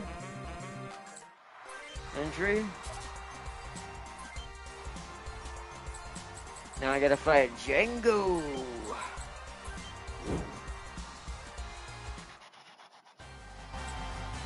Oh yeah, poor Django. Bone Rocket. That was a pretty nasty hit. He's not gonna do nothing to me. Bone Rocket.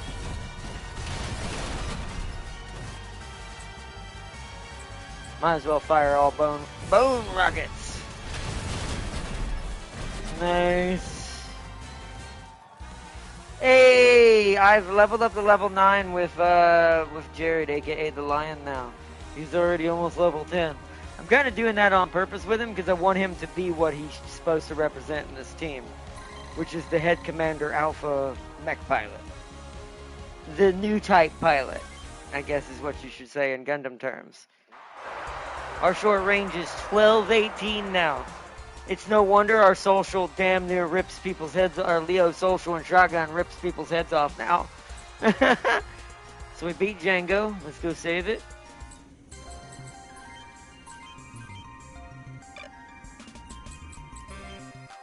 Arena. Entry. Me. We gotta beat Hansen. Super high.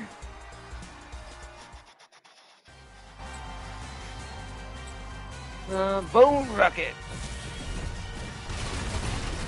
Wow, he almost ripped his arms off and ended that battle. Ooh, you want to go for my Leo social? I'm going to shoot you with it. Take that. You missed. Goodbye, sir. Disqualified. You won the match. Hansen is defeated. Save. Making good progress.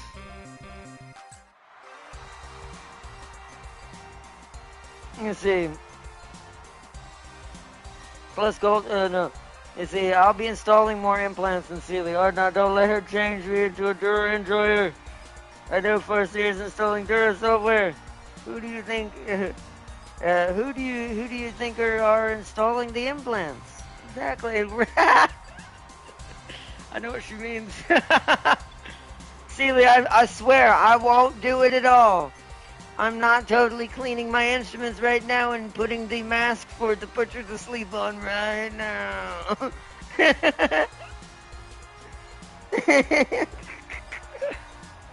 There's not totally several implants in the little jar over here, ready to go, sterilized to be implanted inside.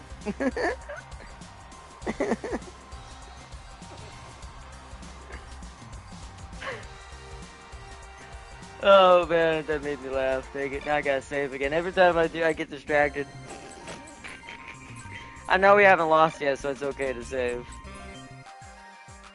Oh man. So who we beat? We beat Hansen, right?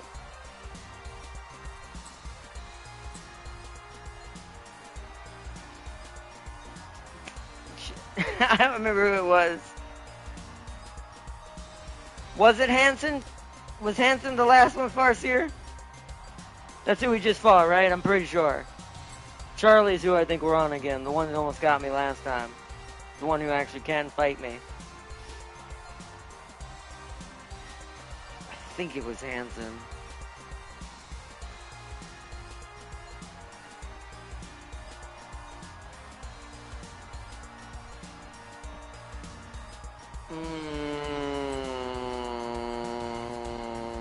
I'm waiting to see if Farseer knows or not. If not, I'm just gonna... I think I may repeat it because I distracted myself and I forget things easily sometimes when I do that. Like I just blank things out because I'm laughing so hard or something else. How was it, Hansen? think I beat Hanson, but...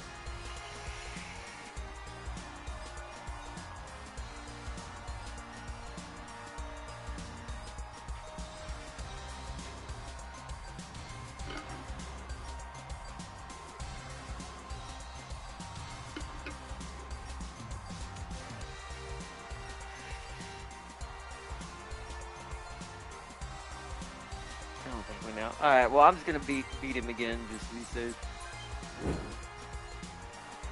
Because I'm not sure.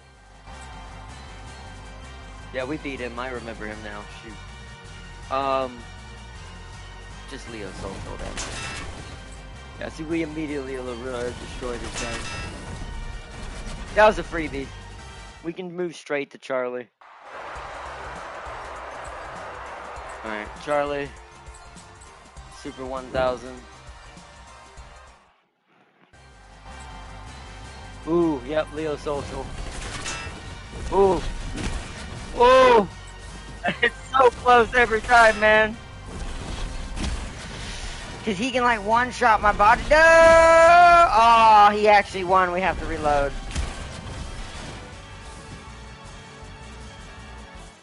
Wow. It's because he's our first pilot who has skills. So who has, like, actual skills. Like they can use in game. So we gotta reload.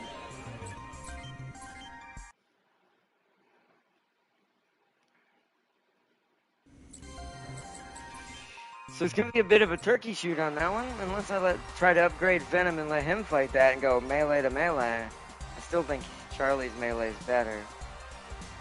We just might have to just get lucky on this one, because he's our hard counter. Melee is kind of my weakness somewhat. That's why I focus on the other short rangers and the Rocketeers with Malix's build. So let's try that again. Charlie, Super 1000. That last one felt personal. It really did.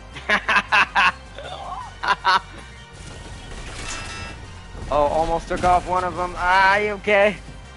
Damn it, I hate that double. Okay, missed. Oh, no, I didn't. Okay, I get another chance. Woo!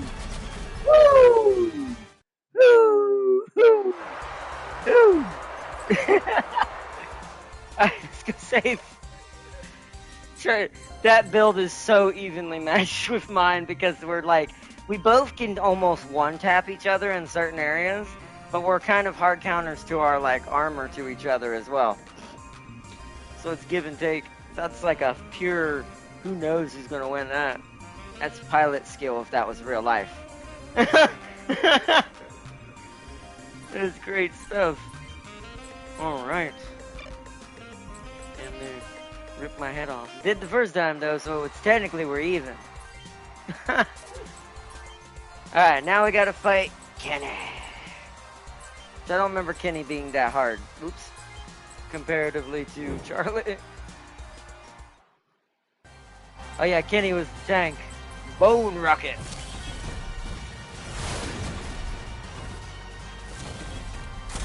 Okay, I might... The RNG might be rewarding me again, just a little. Okay, that was better.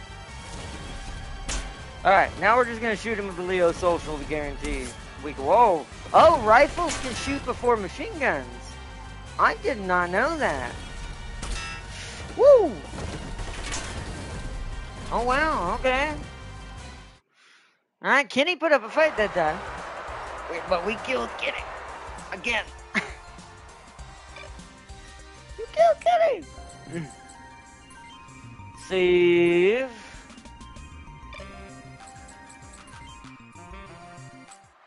Entry.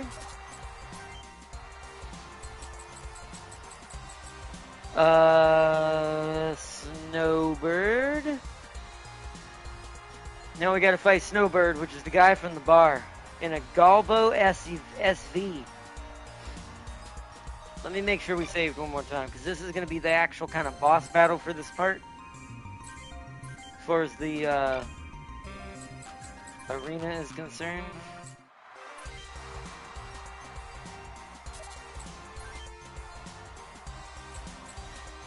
Snowbird, super high 1000. Okay, rocket first. Boom, rocket. Ah, hit the legs. That is actually inconvenient, but he missed. Boom, rocket. Missed again, but we got a right arm that time. Oh, whatever that was. Whoa! You see what I mean by secret boss? Wow, both those guns are really powerful. The armor sucks, but the guns are great. So I gotta reload now. Whoa! Whoa, I say. Whoa! Whoa, I say. Okay, anyways, I'm gonna lose my mind. Arena. Holy crapoolies. No. I might actually have to send Vega after that one. Because he's got the better rocket than I do. And he'll have a little bit better armor to sustain the rifle shots. Because he's long range specialty. So he'll be more resistant to it. Let's try it again.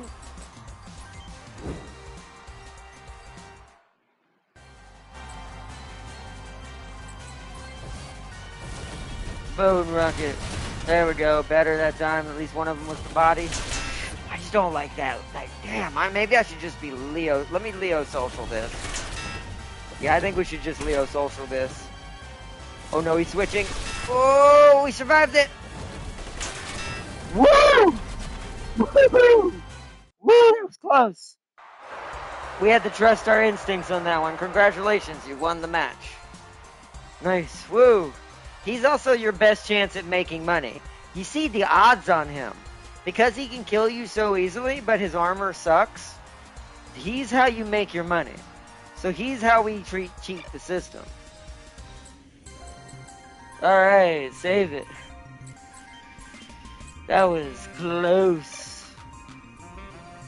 In the realm of public blood sports, that would be equivalent. That would be the equivalent of bringing a Highlander in a match of nothing but medium and light max. That's true, it would be.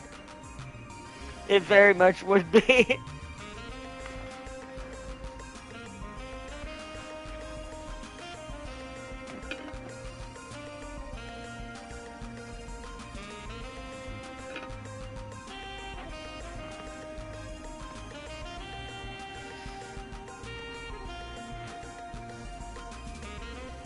But as you can see, we've got a lot of money again.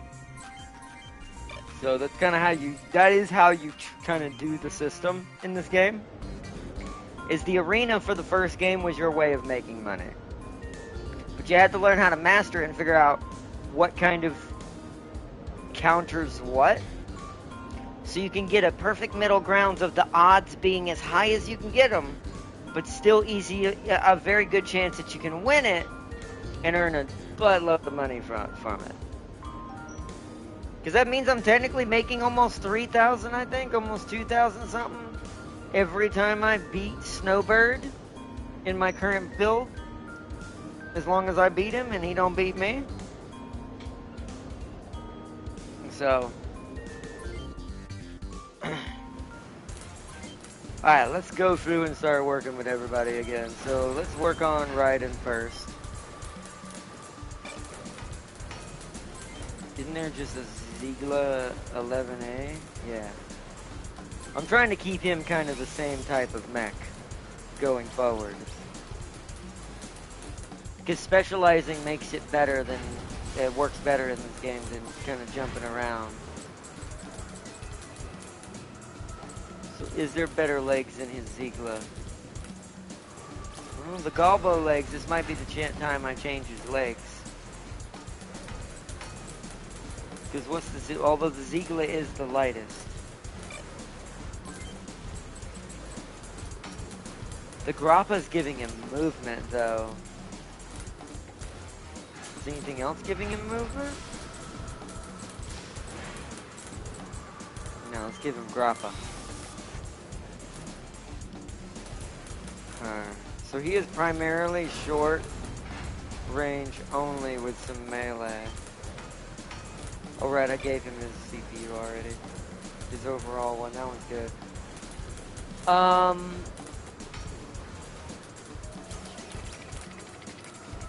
Left arm, let's see what we can get arm-wise.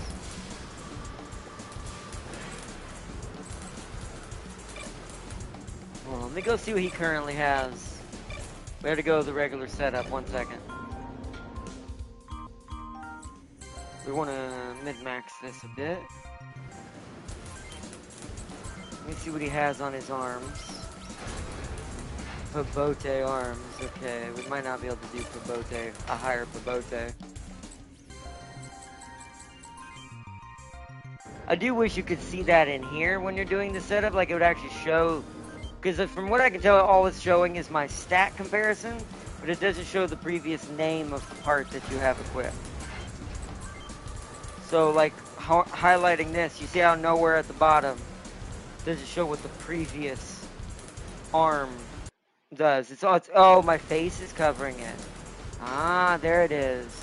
That's why I can't see it. So you know what then? I don't need this either. I can just move my face if I ever need to for convenience. So it's a Papote, like I said. So I'm thinking his movements of the 20, he can spare some now. So we need to give him some really good arms that like have some really nasty strength to them. I'm thinking these. Thinking giving him Ginhams, because it'll give him HP, and he is meant to be our running gun and our Raiden that kind of goes around. That's why he's got a melee plus his machine gun if he needs it. Little machine pistol. And a shield to block with. Grappe is not good enough. Ginham's just given 21 HP, and that's just insane.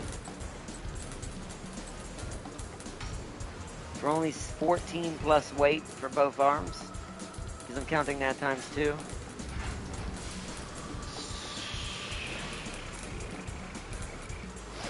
His accuracy won't be 70 with that. If we want more accuracy, we gotta go. I could go Moth. Moth gives him 70. Well, actually, that's less weight. Let's go Moth. Let's go Moth VR arms. Just because that means now he's got like almost damn near 200 HP.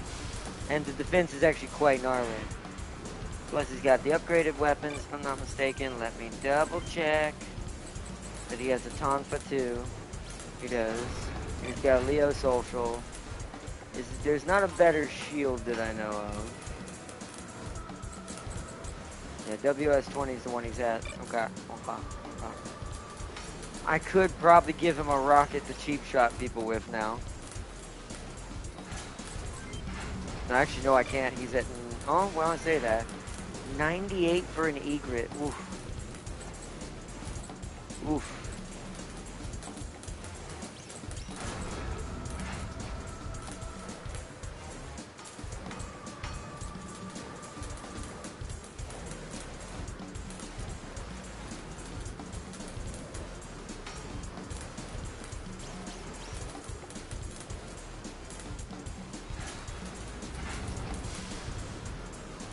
I mean, I'm getting to that point in the game where I'm kind of needing them to all have at least some sort of utility. Even if that's not what we're focusing on, they can at least make some cheap shots like I did with Venom.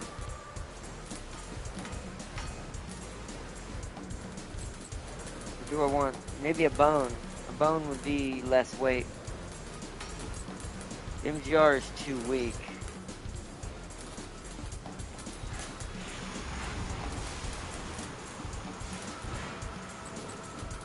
No, I want him to be very tactile. Like he's shooting these out of his shoulder or something. I'm gonna go Sun Owl. Yeah, see, that didn't really hurt his movements that much. It's gotten to the point where we can carry the weight. We pushed it, though. His weight to power ratio is at 98. He's almost overweight. But yet still maintaining an 18 tile movement range with a level 10 dodge and a level 11 short range attack capability. with melee kind of working its way up the background. Melee is going to take a little while for it to get to that. So. Alright, so Raiden is set. It is now ready for battle. Let's double check Farseer's parts here. I know I couldn't change her legs. Oh yeah, that's right, that's why she is that way. But I need to make sure that the weapon in the right hand is the strongest grenade launcher. Type 7, Rem 3 is weaker. Yeah, Type 7 is the strongest. Okay.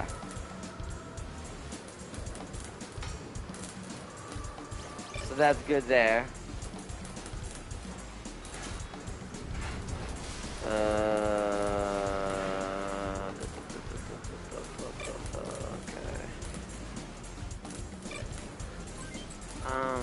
You are primarily long range only. Yeah, actually all these are long range weapons, I'm pretty sure.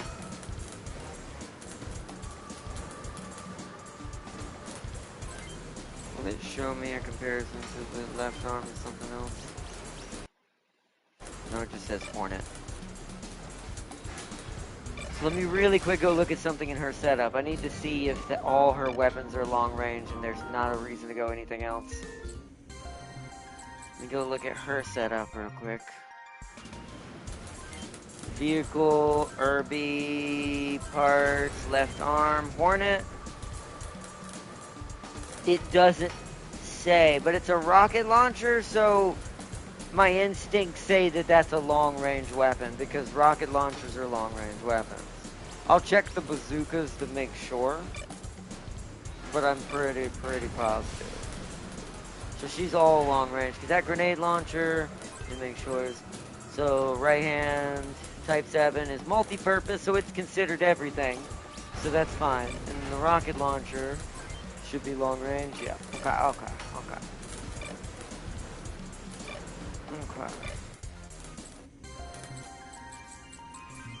Shop. Setup. Vehicle. Oh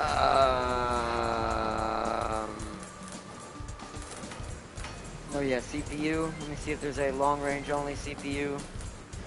I mean, the crier brings it up in general, but let's see if there's anything that's just... Wow, so the highest is the crier right now. So a lot of people might end up on the crier just because the crier is now bringing everyone kind of to an even ground.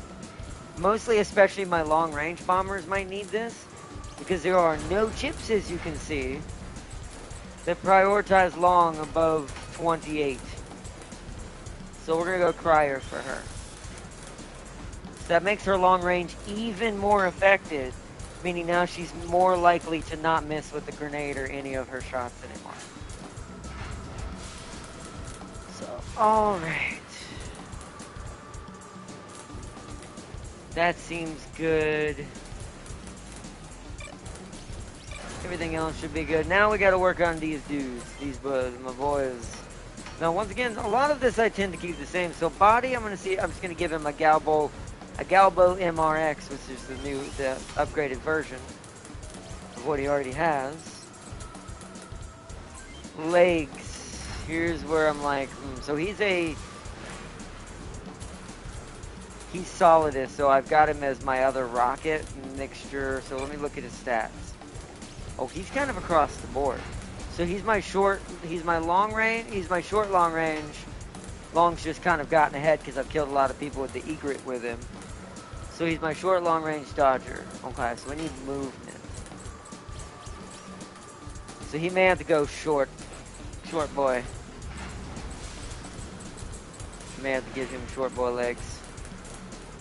Yeah, we gotta go grope or grape. I don't know how to say the name. I'm gonna say grape. We gotta go grape on the legs for movement. Now he's at 19. This is more for dodging and weight purposes. Because you see his dodge is almost 300, and that's pretty high for a dodge. No one else is even that high in the team, so Raiden might be the closest, but so you're primarily so we're looking for short. See, that would hurt the short. We're looking for short, long range. See, because he's primarily short, he's gonna be using the machine gun as well. I'm gonna keep him on Meteor because I don't think there is. Well, there is one better, but that would hurt his rockets, so I can't do that. So we're gonna keep it right here. We're gonna keep him on Meteor for now, because there'd be no point in upgrading this. So he's fine where he is. Meteor CPU will be good. Yeah. Meteor CPU is fine. Now I need to go to weapons. I need to go left hand. We need to give you a Leo social.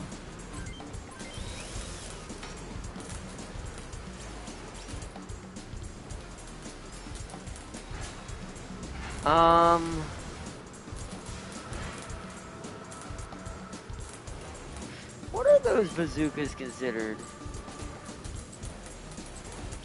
Ooh, I could give him the flamethrower. I could let this be somewhat Tam King's character for a little while. Hey, Crispy, welcome, welcome. I don't think the announcer care about giving a good show like they enjoy watching people die and found a cost-effective way of doing it. Does Raiden blast rules of nature at full blast? Probably. By the way, Rockstar just now said they don't know if they can release GTA 6 this November. Okay, I'm gonna say it like it is. And I know Tam King's track because he's a big GTA fan. So it's a big shout out to Tam King for him, and I'm not saying he's not right either, by the way. Before I say this, he still may be completely right. And I still would prefer a company to hold off, make sure it works before they release it, and then it'd be stupid. But my worry with this is that this seems to keep happening. I think they're biting off more than they can chew. I said it. Keep it noted. And it's just becoming too much of a trend that AAA companies just don't know how to they're not the same people anymore. And this is something I keep trying to tell Tam. The previous success means nothing. Because we've seen how fast a company can just have their original staff iced and thrown out, replaced by woke, crazy people, and then completely ruin a game overnight. Or greedy people, maybe not even that. Maybe be replaced by dumb people that do things like High Guard and Concord and things like that. No game is invincible, no matter how long, how good the rep is, how awesome it originally was. I mean, even Doom sadly kind of fell for that. I do feel like Doom kind of did. As much as I defended it and do defend it still because I love me some Doom, I still do think that Doom Dark Ages could have been better in some way, especially story-wise. I think that's where I was the most disappointed.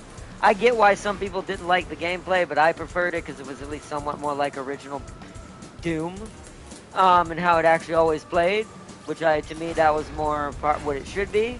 But the story was so, to me, lackluster that it did not help. I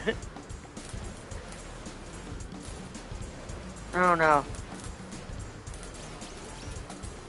I think they kept the Slayer, and this is my thing I'll say for that, I think they kept the Slayer on the leash too long. And I also think they tried to emphasize King Novak and his daughter maybe a little too much. I get why they emphasized her, but the problem is there's no reference to her except for that she's probably a Wraith. Like she's a human hybrid Wraith that maybe way back when, maybe a certain time, the Sentinels and the Wraiths had children together and started a bloodline. Maybe. But since she was explained nowhere in Doom Eternal or any of the previous Dooms, as cool as her character is, it almost, I could argue that even Doom kind of got woke by it a little bit. They tried to do too much with, oh, the main character is this badass girl who's secretly this Wraith angel creature.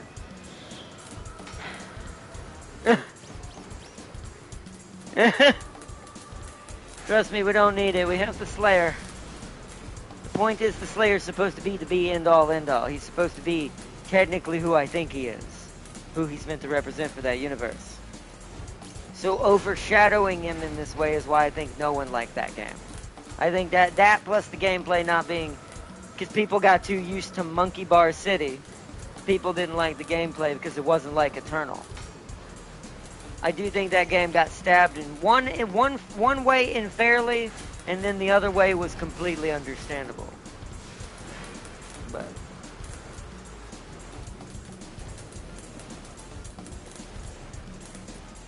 let's see.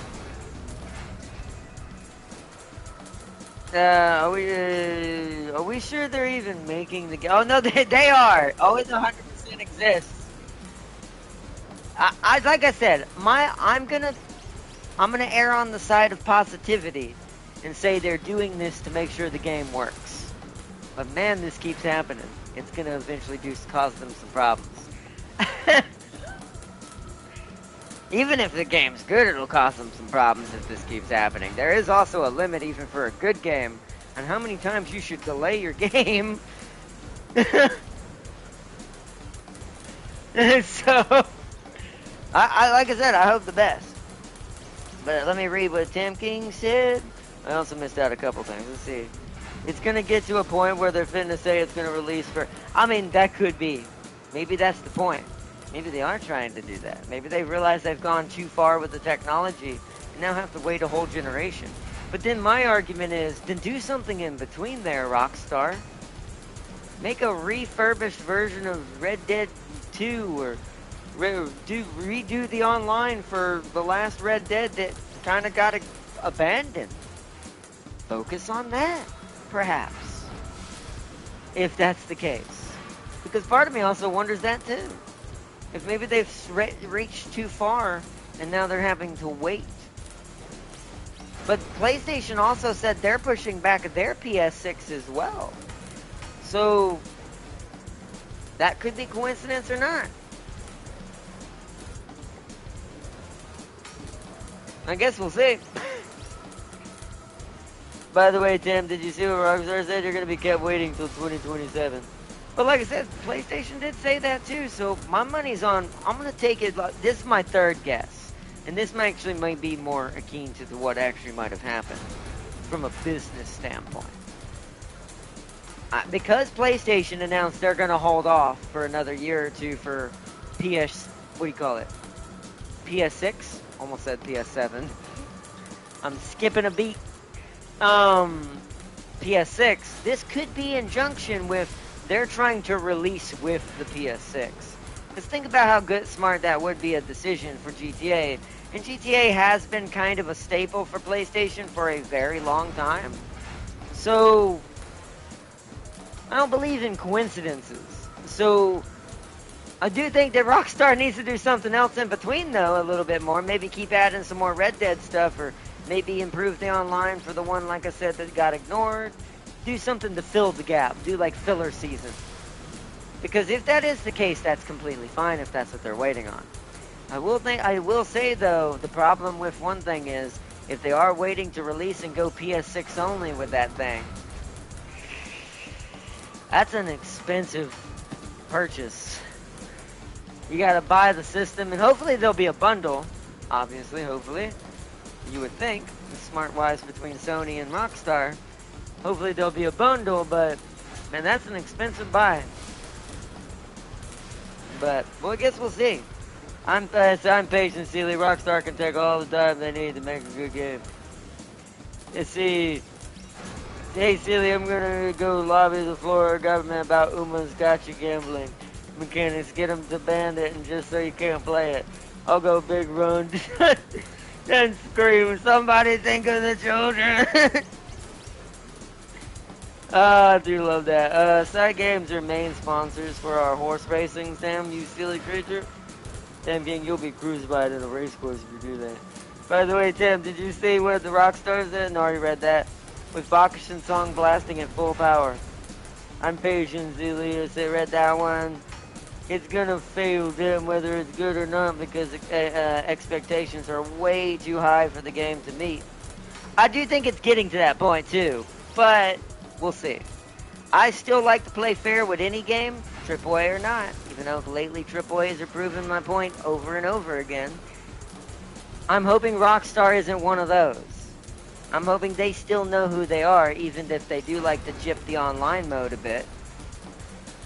Because here's the one thing that I'm assuming that will never not be good. Even if the game somewhat doesn't do what it's supposed to, or doesn't sell like GTA 5, or anything happens. I think the story is still going to be really good. Do I think it'll be better than 5's story? No. But once again, you can't beat what you already established in the type of dynamic you created with your last team, campaign-wise. I'm not including multiplayer because multiplayer is going to be up and down. That might be a shit show from the beginning. We'll see how that goes. But campaign,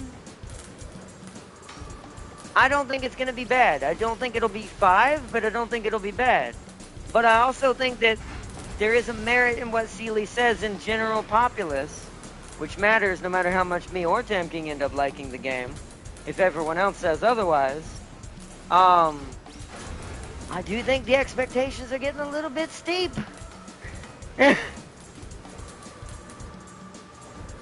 So, but I guess we'll see. My guess is that they cooked the PS5 with all that stuff they're adding. Whatever happens, I guarantee it's still the biggest selling game of all time when it drops. I don't know. I mean, Arc Raiders is catching up to some of these names and titles now, and it's not even that game. I don't know. See, Temking has more faith in that than I do because I know you're a big Rockstar fan, Temking, but I don't put blind faith in anything. I don't care what their reputation is or not. I don't just say, oh, it'll sell all because it will. I don't know. Like I said. And with the way the market is vastly changing, how people are not buying as expensive games anymore, not as much, no matter what it is, as far as the vast majority of gamers, both PC and console. We'll see. Like I said, I'll probably still get it. Depends on the situation. If it goes PS6, that depends. If it's in a bundle, then I'll probably get it. If it's not in a bundle, it's definitely not the game I'm going to buy my PS6 for. When I do eventually buy a PS6 down the road. But that's another thing. I probably won't even be able to afford the PS6. It's going to be as expensive as basically almost as expensive as the PC I'm going to be buying. So, at least according to Sony. And what Xbox's estimations and what Steam has showed for their console, it may be cheaper than that, but that's still not much cheaper than my PC I'm going to be buying. So I'm like, I don't know, we're getting to that point. Like I said, we're getting to that point that Arc Raiders is taking over the world. Expedition 33 proved AAA companies don't mean shit. And that their name don't mean nothing, especially if the company's not what it used to be. And that gets proved in the pudding of the sauce once the sauce is released. Which is why I'm not making judgments yet fully. But I'm also not going to give them the cake either. So, we'll see. I don't know. They have way too much wall in front of them is what I think. I think even no matter how good the game is, I think it's going to be a victim of circumstance. Is what I think is going to happen. With the way the market is developing and the way everything and people are going. I think there's going to be a huge victim of circumstance. And that's, like I said, even if the game is good. It's going to have to be blockbuster level for it to be actually, like Temking says, it's going to have to be the best-selling game of the year in order for it to probably maintain even. This is my problem with its design and creation. It's not efficient. It's got too many bells and whistles for it to be a game. They're doing too much. So, but I guess we'll see. Let's see, I wonder if I can visit my own home. Rockstar also has the mindset of not even, hold on, I gotta finish reading, not even wanting to make another GTA because they thought 5 was their masterpiece. And that worries me too, because that is out of their own mouth. They did say we might not ever beat 5. So when the developer itself has admitted this to defeat, this is also a sign that a company should make a new game. This is also a sign that a company should make a new series. Go away from that, stop doing that before you ruin your series and what it is, and ruin its reputation and its legacy. Because that can happen. And it's like, so, I mean, look at what happened to Smite. And they probably added a metric ton of NPCs. Oh, they did, because they're running some sort of neural AI. They're testing like a neural network type AI. And they talked about this recently. That they're testing like this new neural network type AI that they're using for all the NPCs. This is so you remember how I showed that cutscene that now I can give you confirmation that was gameplay. But here's the problem with that. That is such advanced gameplay that one, I doubt the Pro PS5 could do that. No offense to the PS5, I do not think it can run that. Not no neural AI. I highly doubt it. Not on that level, anyways. Because there's a lot happening. And that's why I think it's PS6. And it's supposed to be, what it's supposed to do is you will be dynamically driving down the road. You know how in 5, most of the time it's just people walking down the sidewalk infinitely up and down the sidewalk, just NPCing like NPCs do. And then the traffic does its thing on the road. Sometimes there'll be a crazy driver or gang shootout chasing each other. Something. Police chase. Now, it goes even to 3 deeper levels than that AI-wise. So now you can have an AI eating a cheeseburger, have that cheeseburger stolen from by another AI, have a police officer AI witness this AI steal the cheeseburger, commence chasing the AI, the thief AI, tackle the thief AI, and then call for backup. You see how many layers just got added?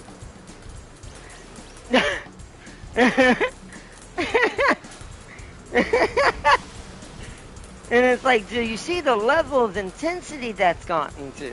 People underestimate how much power that requires to make a good AI do that. That's no joke.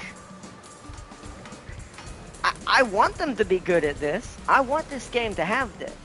But I don't think this is going to be a PS5 game anymore. Especially with the fact they've pushed it back, along with Sony's convenient timing. I 100% think it's a PS6 game. 100%. So, we'll see. A lot of GPUs are not going to like that AI shenanigan. Because AI uses the GPU's accelerators, and if that, and that's if the GPU has said cores for that crap. So it's all going to be dumped onto the CPU and pick up the slack. Now I think the PS6, because it's a console and consoles have better ways of doing this, and what do you call it, streamlining this, they'll be safer. PS6 will be able to play it a lot more, and probably way more guaranteed, but PC's gonna suffer. Their PC market is going to plummet. You see, you're forgetting a lot of these calculations can be done on the server to take stress away from the GPU and CPU. Not in single player, damn king. No, they can't.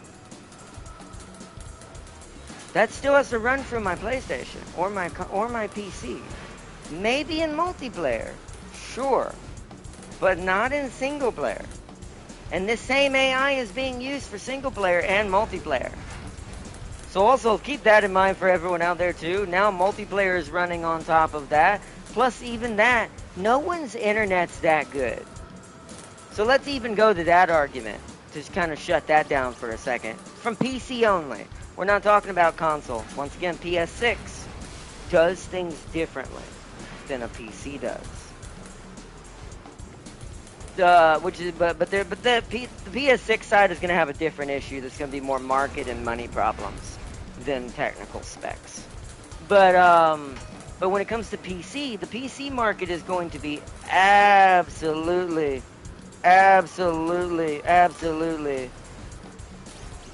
Oh, I ignored. Sorry, let me read Bacon. Elder Scrolls is game of the year. I do like Elder Scrolls. It was originally Game of the Year back in its day. It still deserves it, but Expedition 33 is the modern version of that, in my opinion. If you like turn-based strategies versus hack and slash. But I think Elder Scrolls will always be one of the Game of the Years. Thank you. But,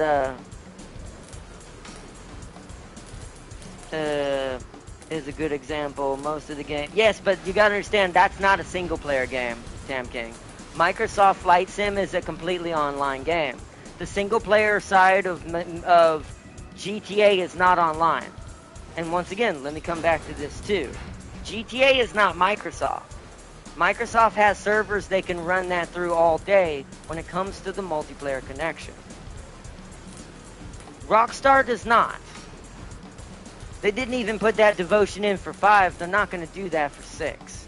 Plus, I don't even think they have the resources or infrastructure without adding more onto it to even maintain that. You underestimate how bad this actually is for PC. Now, once again, for PS6, this is a different story.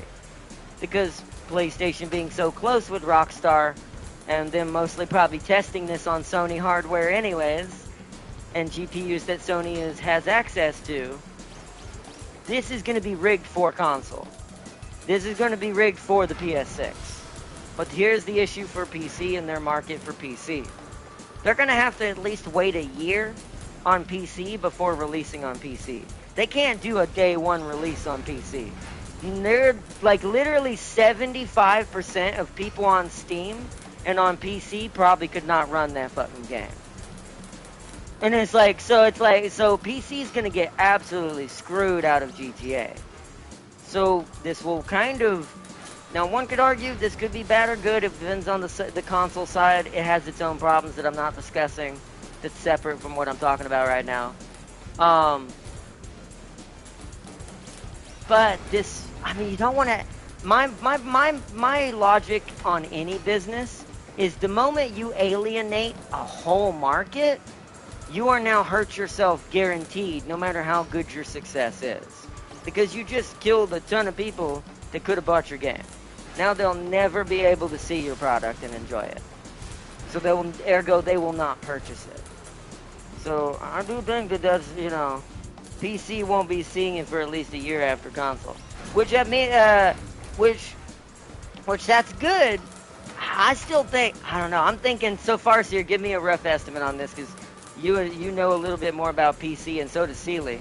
You as well, Sealy, since you're now in it more than I am, since I'm not in school right now with it and all that.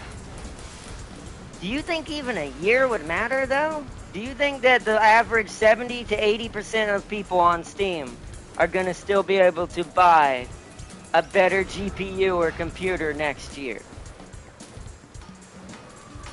This is what I'm kind of weighing. You have to weigh long term, and these companies have forgotten what that word even is. And that's why they're all bankrupting and starting to die. And Rockstar's not that yet, but this could start it if this ends up flopping. And it's like, so I don't know. I think console's fine for at least as far as specs are concerned. But I think PC might have a problem for a while. And that's if it gets released on Steam. PC can get even more clapped on it if it gets released on Epic Games. That's true too. But that being said, I'm trying to just think about within a year, do I think most PC people, not hardcore PC people like Titans like Darius, me, Sealy, and Farseer, the average PC player. And even we still can't really afford the new stuff either easily now. So.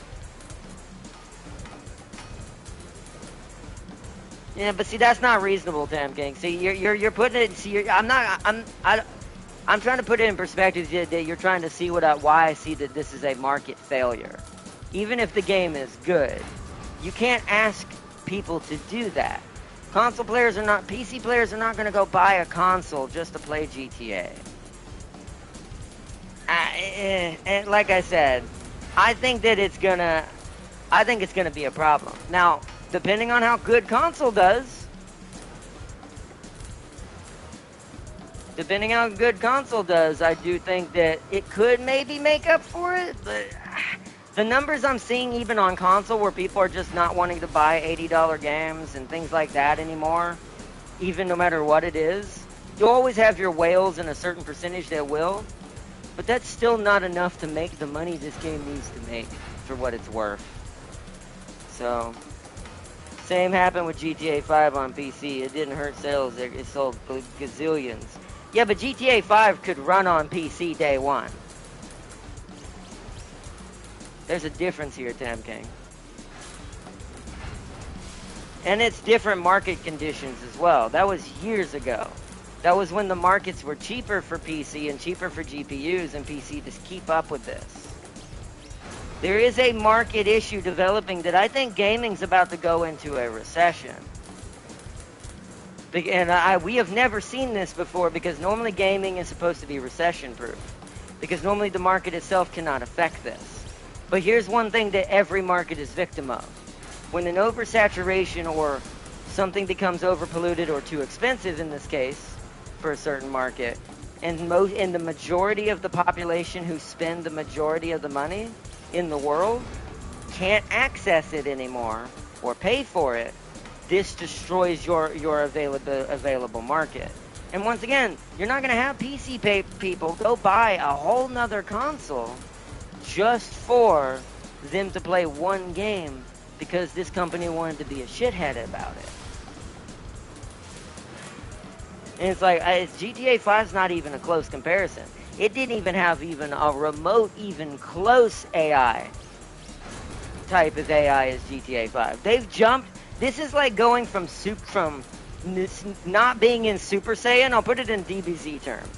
What GTA has done from 5 to 6 is what GTA has done from 5 to 6 is gone from no Super Saiyan to Super Saiyan 4. They skipped 3 Super Saiyan levels. I own all consoles, so I have any options of games I can play. I bet there's gonna be a lot of P streamers getting. Yeah, but that's not gonna. But you gotta understand that doesn't mean anything, Tam King. That's actually bad. You know that, right? Just because the streamer gets it, don't mean the people watching him are gonna get it. They don't have his money or her money. That's not an argument, Tam King. If that were an argument, I'd be bigger, and that would actually carry some actual merit to that. That means nothing. And it's like, that literally has nothing to do with the market. Because even with people who do watch streamers for games, most of them don't buy all the games they have. Because most people don't have that kind of money. Because streamers have whale money. Unlike me, though, I don't have that kind of money. But, like, so, no, that doesn't count either. AAA gaming recession, I'll just be playing infield. Well, I think that's what's going to happen. I think we're going to see a AAA huge recession. All the AAA game companies are going to fall into the shadows, are going to recede back and shrink, or die off in some cases, like certain ones. Ubisoft. But, and it's like, and several others who are right behind them. And it's like, who created things like Concord, created things like High Guard. And it's like, so I do think that a ton of AAA companies are going into a massive recession. I don't think we're going to see too much of, I think games are going to shrink down too. I think we're going to see them go back to being mostly indie games, and you have maybe 1 or 2 big titles, but even those big titles don't really sell anymore. So they're even going to shrink down the big titles. I think 6 is going to hearken this. I think 6, I hate to say it, and I hate to put a curse on it like this, but I think GTA 6 is the video game version of the first Horseman of the Apocalypse. I think it's the first sign of the degradation and destruction of the video game industry to a certain level. Now, it will never die off. I've said this before, but it will recede heavily. And it's like, because there's just going to be too much back and forth, because the technology going on with AI is now conflicting with it, causing problems in places you weren't expected. There's so much more that goes into it than what people just look at the surface with when it comes to video game marketing. And I'm learning even more and more every day from the things I'm learning. What did Sealy say? I gotta go back. I missed it. Sealy said, I said what I think or not. Also, hold on, what I missed? Most people have 30 series, and that line can't run top of the line AI like what you said. Even the 40 series might struggle. If they also don't have a decent 8-core CPU, and yes, I said 8-core, not 6. I said, so yeah, so Sealy agrees with me on that, and Sealy knows more than I do. I'm gonna give Sealy credit for this one. We poke fun at you a lot, Sealy, on this channel for the fun of it. But I'm gonna say this right now in Sealy's benefit. Sealy right now is the most educated person in this lobby besides maybe Darius or maybe Farseer. I don't know how much y'all know, but when it comes to how GPU, how CPU, how computers work, and how that's starting to work. At least all of us here in this lobby, except for maybe Crispy, because Crispy is a programmer and a tech person. But like I said, so even Sealy's kind of pointing towards that, and the market says it too. And so, sucks to be PC player then. They're gonna need to upgrade to get a console or lose out. You're not getting the long run in this damn game. You're not. You're happy about this because, oh, I get to play GTA 6. Well, it'll be the last GTA you'll ever see. Like I said, even as a success, you cannot exist in a vacuum. Doesn't happen. Doesn't play. And in today's modern society, is an impossibility.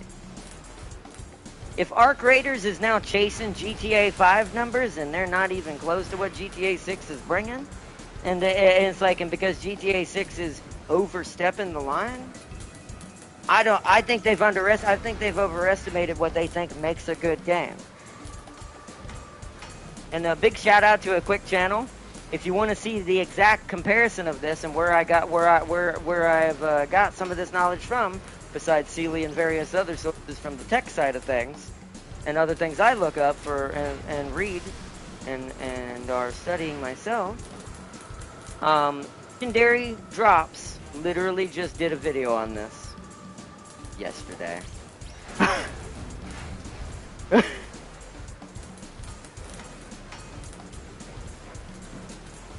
By the way, Tim King, if you were a PC player, would you shell out $700+ and maybe spend $100 on a GTA 6? It's almost $900 to $1K dollars with taxes. And see, it's like buy other games on PC, Tim King. It's like, I mean, that's what PC's what mostly is gonna do. They're just gonna let GTA burn in its own fire, which is. That's sad for Rockstar, but that's on their stupidity when this happens. They better pray to the console lords above that the console can carry as much as they think it's gonna. Which I don't think it even has the player base to do that.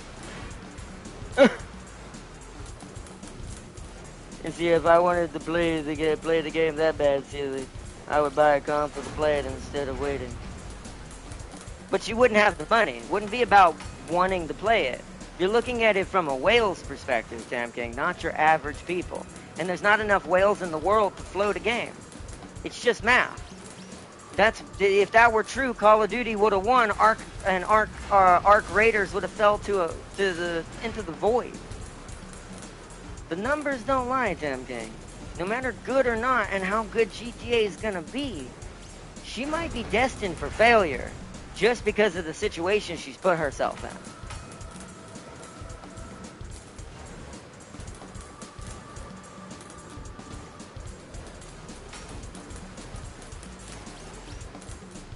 And see, also in my previous message, I mentioned that GTA 6 will force people to rely more on AI upscaling for their GPUs, which essentially means the AI on top of AI on top of AI.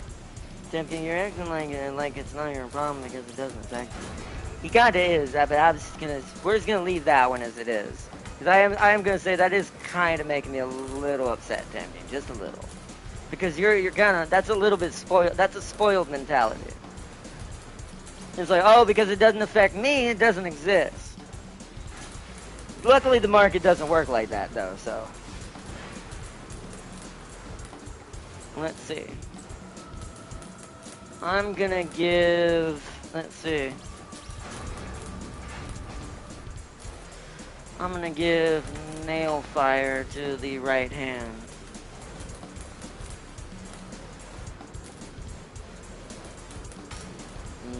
That's more weight. Yeah, we'll give him a backup option. He's short range anyways. Short and long, this will give him a chance if he runs out of rockets. Or if his little Leo social gets destroyed. Can't talk.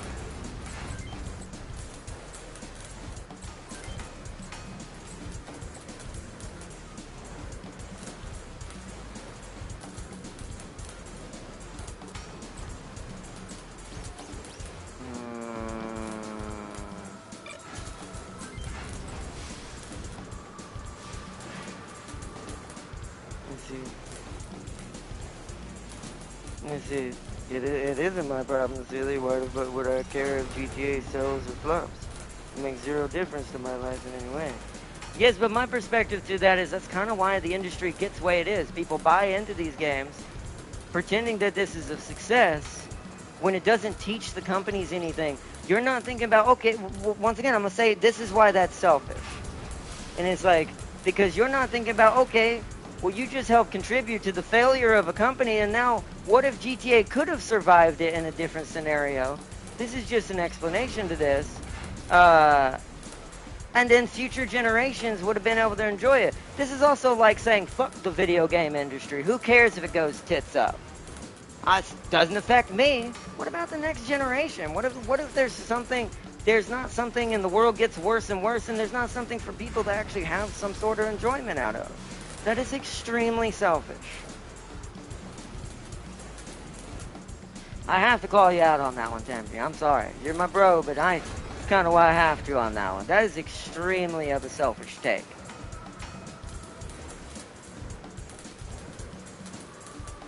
That's like almost like an environmental take on some people view the environment. Who cares if the fucking environment dies? Yeah, I'll be dead before then. The same thing.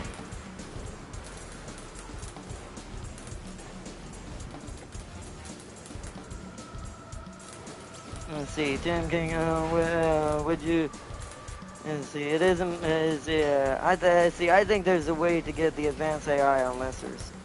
And see, you think Rockstar cares if I eat or die tomorrow? That has nothing to do with it. This isn't about Rockstar. It's about the video game industry as a whole. It's the same type of take as you would have towards if you were going to be gone before something affects the next generation. Who cares about it, me or them? That's not me. That's the same mentality. That's what Sealy is trying to point out to you. That's a dangerous and somewhat toxic way to look at that, because it doesn't help change nothing. You see, would you be saying that if you didn't have a console and only a PC and you wanted to play GTA 6? Well, according to him, he would have just enough money just to buy whatever. So, I don't know. I'm just going to have to leave it at that one, because I think that's an extremely selfish take. That's going to be where our first major kind of disagreement has to split.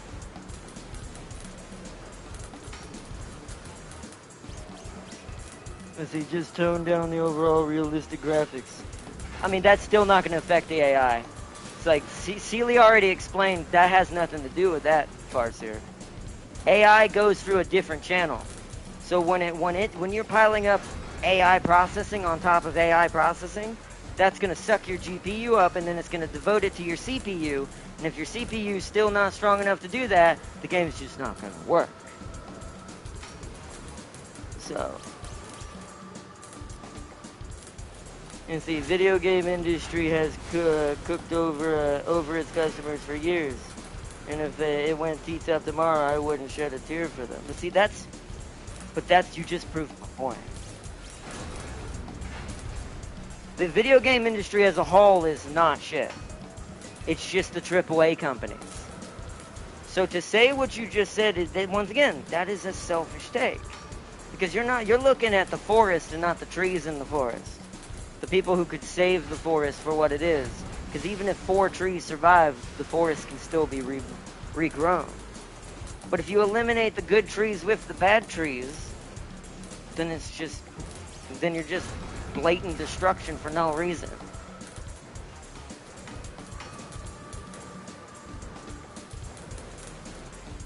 And it's just, I don't know, that just seems strange to me.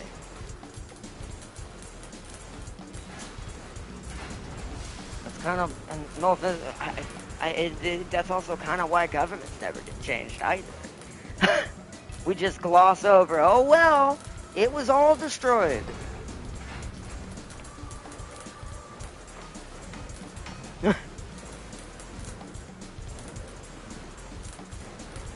And see, Bacon My PC is still running AAA games 2 years later, and viruses, that's you problem, not a PC thing. Yeah, it's like most AAA games stay within reason, but I just think GTA has popped the roof too hard.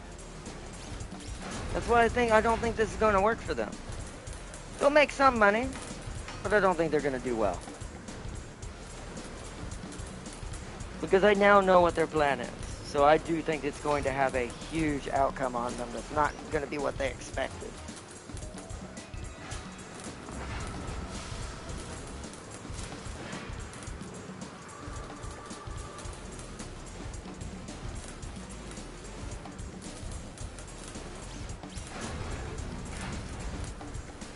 But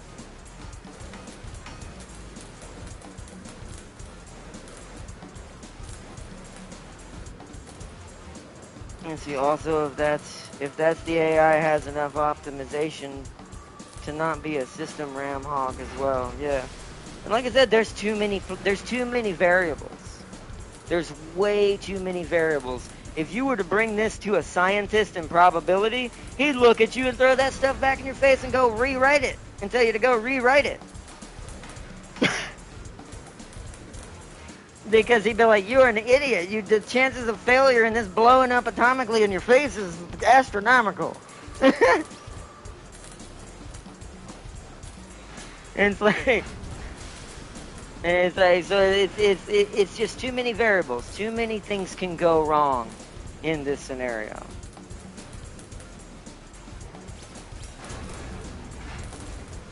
Let's see, like Farseer said, I think GTA 6 is doing too much because it's trying to meet expectations and also be better than 5. 100%, and that's literally the crux of everything I've said. That's why it's gonna fail. Because it's trying too hard. And once again, Legendary Drop literally did a video about that and his breakdown on what he thinks that is, on how AAA companies have been trying to just force things into the market because they're trying to just make the new thing, the next big thing. They're trying to basically throw the dice and hope the dice lands on 666 and not Snake Eyes. But they're not doing anything to make the dice, even though this is be cheating in actual gambling, they're not doing anything to weight the dice in their favor, which is what good development brings you, and good planning. Because even you can make the most advanced game in the world, it doesn't mean it's going to be good. Especially if the frickin' thing can't be played by a majority of the people on the planet. And it's like, this is like making a military tech AI that's just clearly not made for civilians. It's like, it's the same difference because it's going to be so outpriced for normal people that normal people won't even get to experience it. So, and then the expectations, they have built up the hype so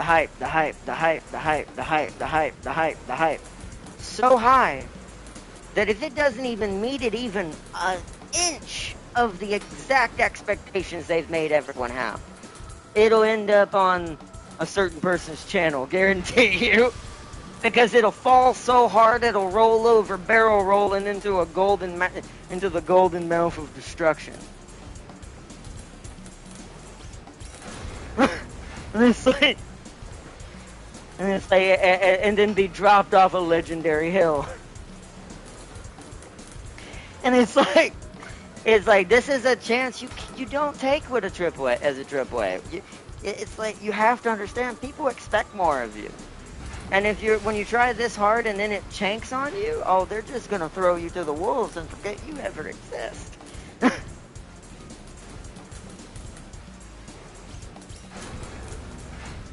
Because we need to stop punishing the industry and punishing individual companies for these stupid ass mistakes. And that's by not buying these games. So.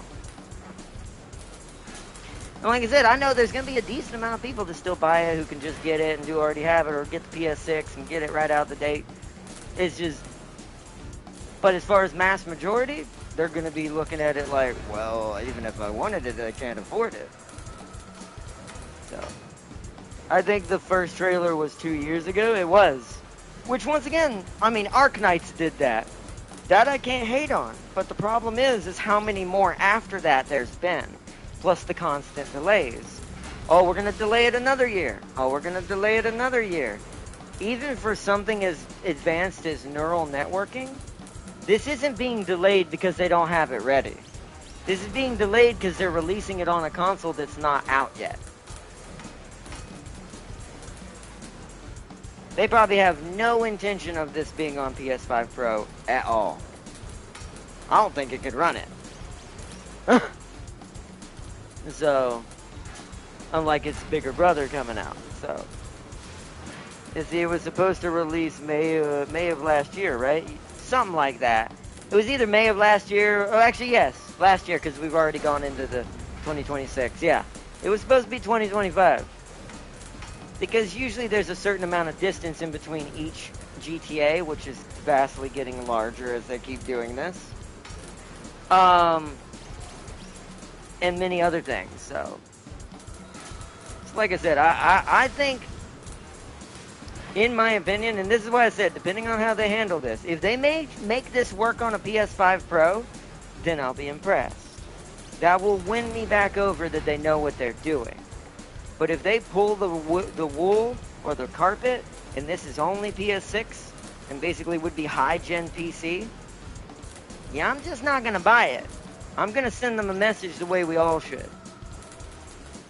Because Rockstar needs to be shown they're not immune to this, to the deaf river that is the internet.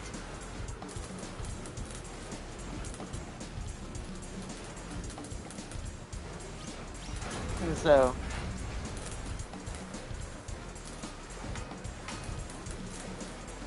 like I said, I hope for their sake this is a bomber and that it releases on PS5 as well, Pro. They somehow get it to work on that, which will tell me regular PCs can somewhat handle this AI. And then I'll be more convinced. But time will tell, considering what's happened. But let me see. I don't want PC building in. Oh, you know, I read that earlier. My message is a turd in a box, and yes. And see, and what if the 100%? What if that 100%, $100? Well, that's what I'm saying. If it's $100, I'm definitely not buying it. I will buy no AAA game. I don't care what it is. I don't care if Zone of the Enders itself was remade. They charged $100. I'm not buying it. There has to be a precedence set, or precedence, or whatever they call it. That's where the selfishness kicks in, and why I said that the other take is a little selfish. Even with the things you like, if you want the industry to stop where it is, so it stops manhandling and bullying you and everyone else around you, you have to make a stand, even on the thing that you enjoy. I know most streamers aren't going to do this, because they're going to buy into that, and they're going to do that, because it's the stream thing, because that makes them money. That's the only reason why they do it to begin with. They couldn't give a shit about GTA 6, or this or that. It's for money for their channel. I don't get paid to say this stuff. I say this stuff because I believe. I just want to put that out there. I'm not monetized like the rest are, or have Patreon, or have this, or have that, or have side companies, and have this, and have that. I make no money in that way. So keep in mind that anything that you ever see, in the example Tam King used earlier, oh, the streamers are all buyers. Of course they're there. That makes them money. That doesn't make me money. And so,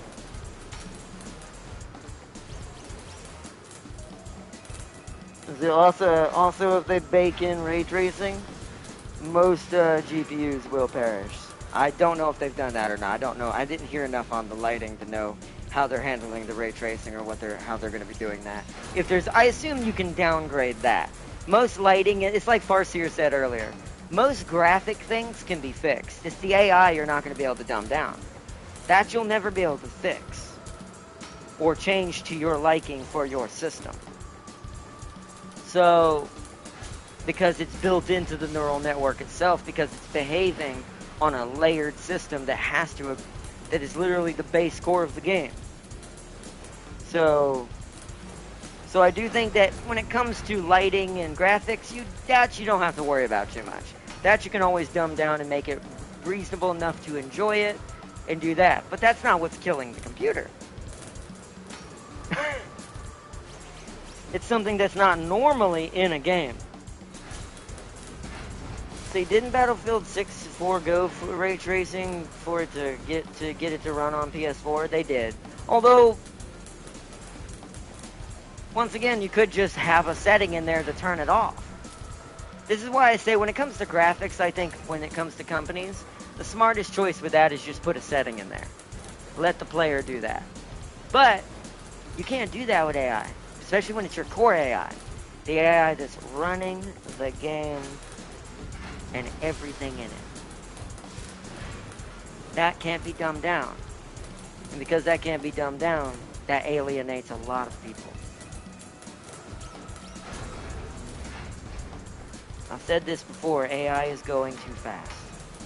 It's going to go so fast we're going to see a cascade in the market happen because too many people are jumping in the pot too fast. It's going to happen.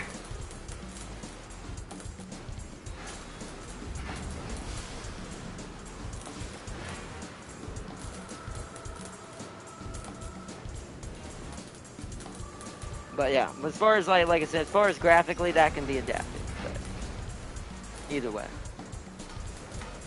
let's finish outfitting Keith's Solidus here. I need him to have a bulky kind of arm. It's a lot of weight.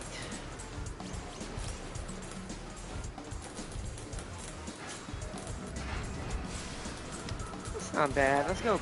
Oh, it's overweight though. Ew. I already changed your body, didn't I? I did. I changed your legs, so we can't go Grappe. Not with that setup. Oh, we're gonna need a backpack is why. Alright, so he's gonna need a backpack for me to be able to upgrade his arms. That's fine. He's already got 19 movement. He can afford to go down a little bit. We're gonna go Grappe.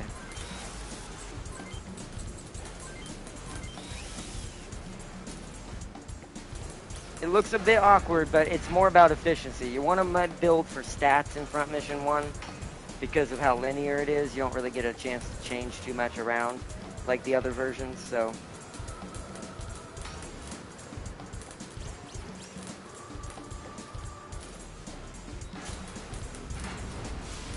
That lets him have his setup now. He's at 95 with 180 HP. He's primarily short and long. He's got Meteor. That's what I went. Okay, yep. Let's go to Liquid. The body's got to be upgraded first.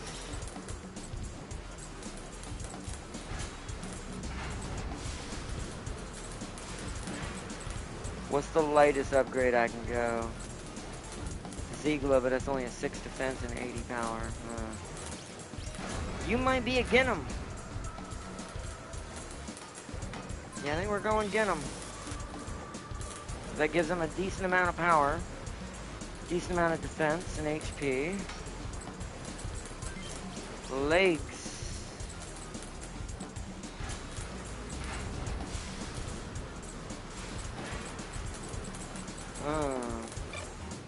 See if we can change the arms first.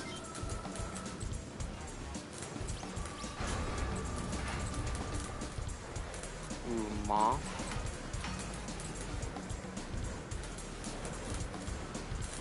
Well, that's not bad. I lose a little bit of it. Ooh, but I lose accuracy. I can't do that with him. So it's gonna have to be moths.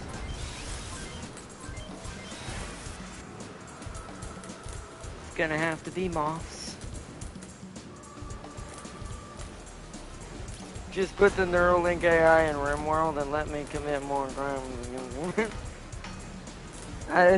I mean, one day that could be a thing. Who knows?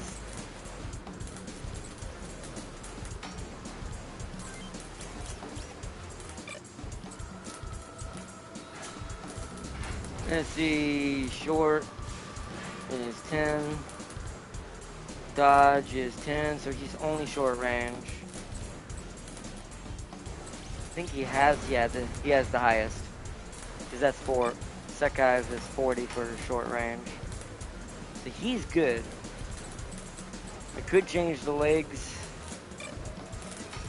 Ah, it's gonna hurt his movement, I bet, though, if I do that. You can go those. They look so weird.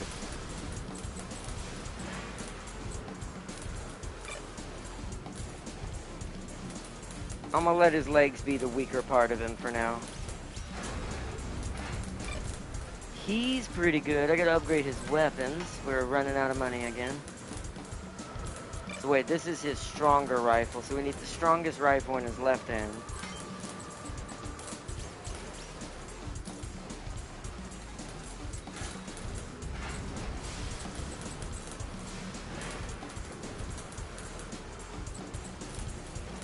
That'd be the Empire. And his right hand is now going to be an Ibis.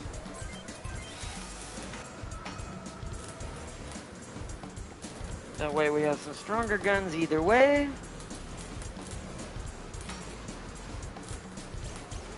So Ibis, Ibis, Ibis.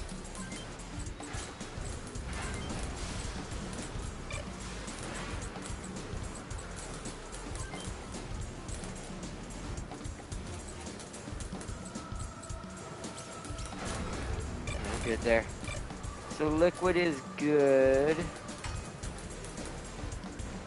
I don't think I updated your parts, did I, Venom? So for you,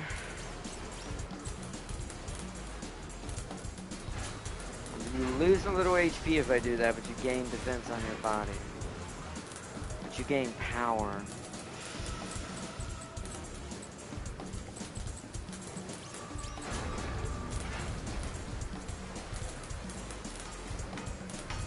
That's fine. That's worth it.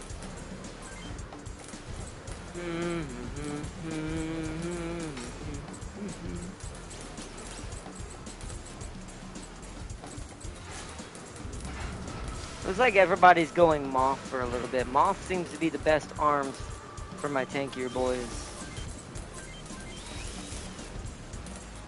And then legs.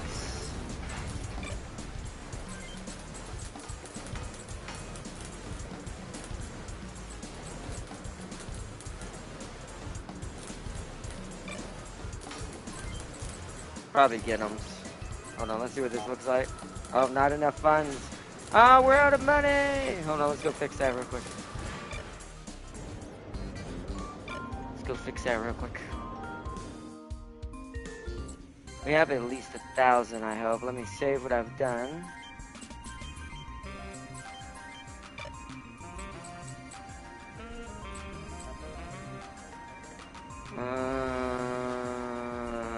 Arena. Entry. Me. It's gonna be a close one. Snowbird. Super 1,000. Not enough funds. Oh, we don't. Oh, we don't have enough funds. Oh, no. Alright, I gotta sell some stuff. I didn't realize it went below my 1,000 threshold. Oopsies. Got a little too overzealous. So this is how you fix this. And you've noted we've taken a lot of stuff off of people. So we have a lot of stuff to actually sell.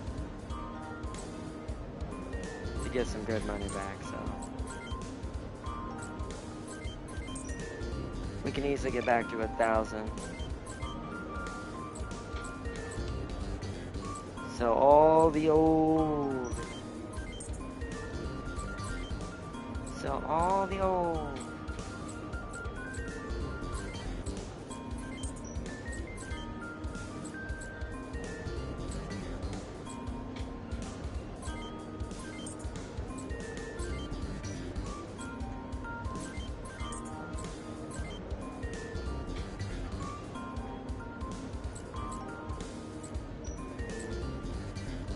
Sell these. We don't need those anymore. Okay.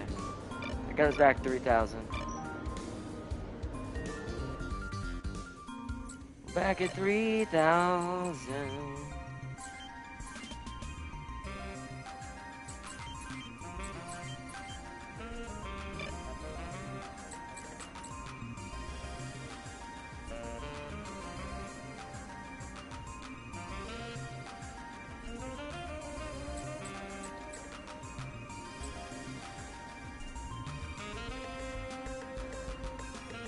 Also, I just thought about RimWorld probably would be a good game to put that into because it's simple everywhere else by so much of a margin.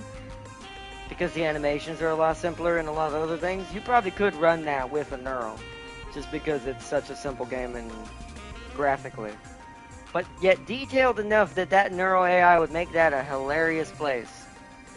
I didn't even think about that for RimWorld. That'd be a good one.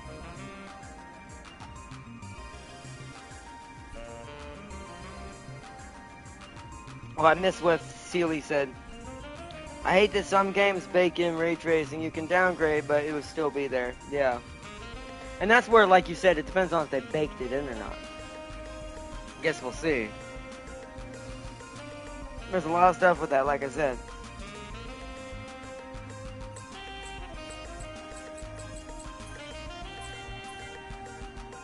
Alright, saved. Arena. Let's try to do this. Snowbird. Super 1000. And we're just gonna Leo social. It's because it's just a shootout between me and him, basically.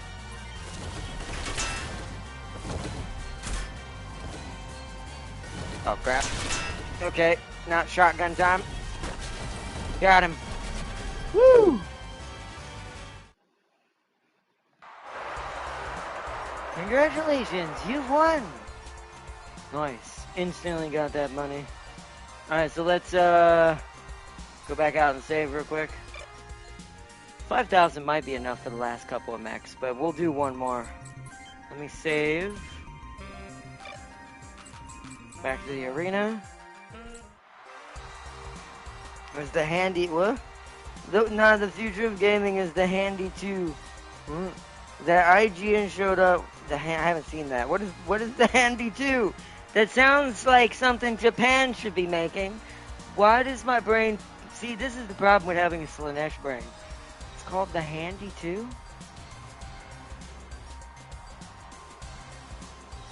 What does it do? My brain's like, what? Just chatting with Sealy on Discord, and I think he got gypped in CPU. Oh, did he?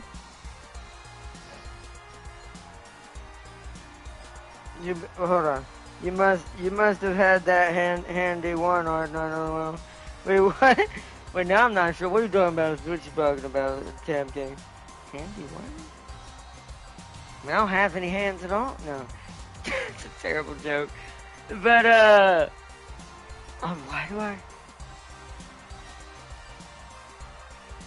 I'll send you the link in Guardian chat. Now you're gonna be like, what the fuck, IGN? Something tells me I am. Something tells me I'm gonna be like, what is this?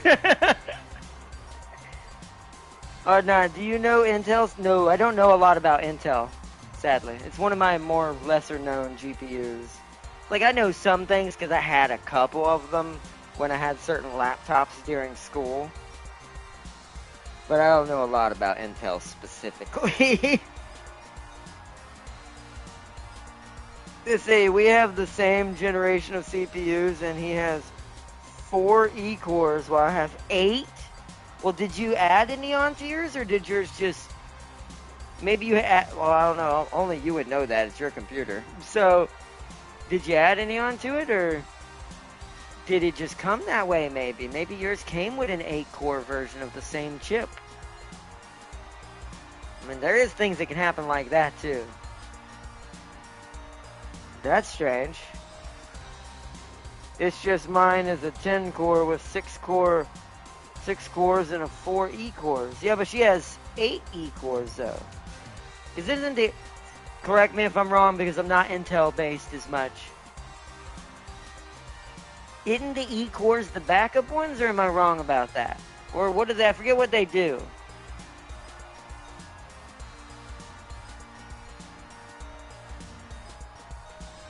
Let's say it's a device that can hook up to live video games.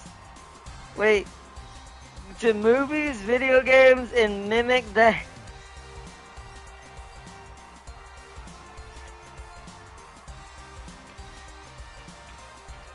I can't watch it because I'm on stream. I wish I could pull this up and look at it right now and go, we'll save that for a vlog. I'll probably, I bet you what I'm going to see is going to be vlog worthy. We might end up doing a vlog, not tomorrow. Tomorrow, I want to get as far as we can in front mission, so it's going to be front mission for the next few days. But our next vlog might have that in it. I'll have to write that down. That sounds like something to be vlog worthy to talk about hilariousness of it.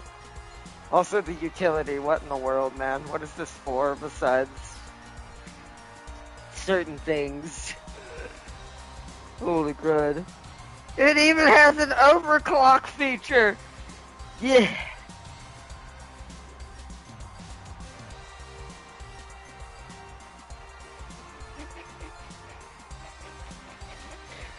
Oh, well, I can say for one thing, maybe Tam King's right about that and that one, because, man, even if the video game industry dies, you know what industry's never gonna die? Why? I appreciate Slanesh more than anybody, but man, that's odd. And also IGN.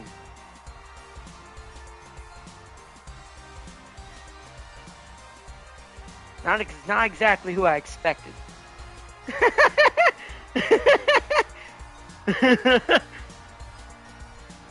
Huh, Farsi, are you sure that's your CPU? It's saying that's a laptop CPU. Some PCs can have laptop CPUs in them, or desktops. Some desktops have laptop CPUs. But here's the thing. Just because it's in a laptop don't mean that the CPU's bad. Some of the Intel chipsets out there are really good. Some of them. What little I know of them and experience I've had up and down experience. One of the chipsets I had was terrible, but then again, another chipset I had from Intel on a different computer was also pretty badass. So, tomato, I guess, for them. So, I don't know on that one. You see, the IGN comic session was like, what the fuck? This isn't a gaming channel? Isn't this a gaming channel? That's what I meant to say. PS4 was a laptop CPU. True, that's true. That's true.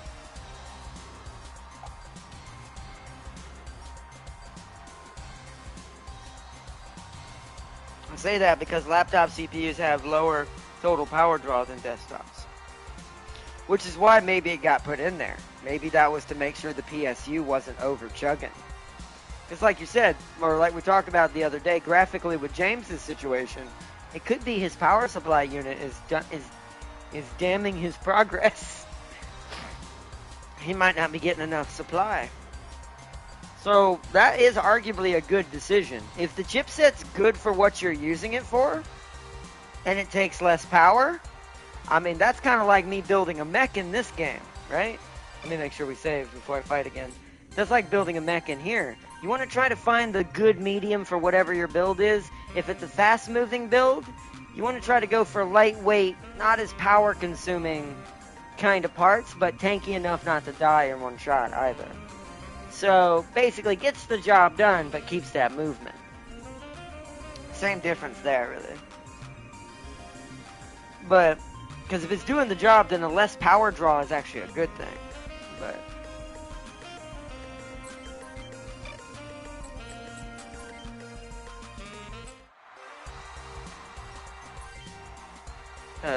Menax Moth.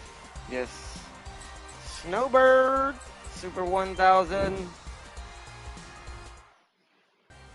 And Leo Social. Nice. Almost all of that was body hits. That was less good. Oof. That was a body hit though. Oh no. Woo! Okay. Ah, he got me this time. I have to reload. Darn it.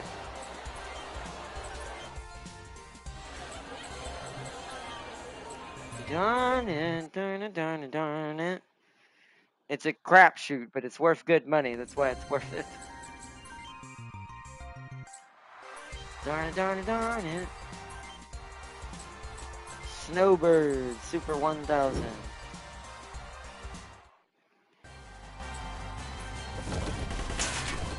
Okay, well, I almost blew off the arm. Okay, leg is fine. Oh, he switched. No! Okay, that's one of the arms. There we go. We won.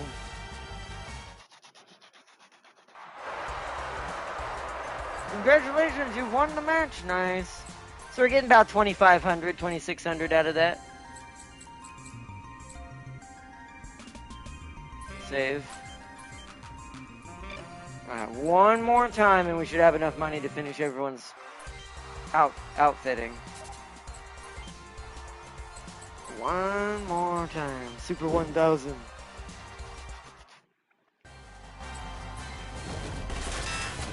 Nice. Alright, not as nice. Not as nice. Ooh, okay. Okay, nice, because we might shoot the arm off. Yes, nice. One again. And we're level 10. Nice. Man, look at that short range. Congratulations, you won the match. Alright, go back. See, look at, now we're at almost 10,000. Look how fast. That was 3 battles. So because his odds is so high, in 3 battles, we made all our money back. We're back up to 10,000. So now we can finish outfitting everybody.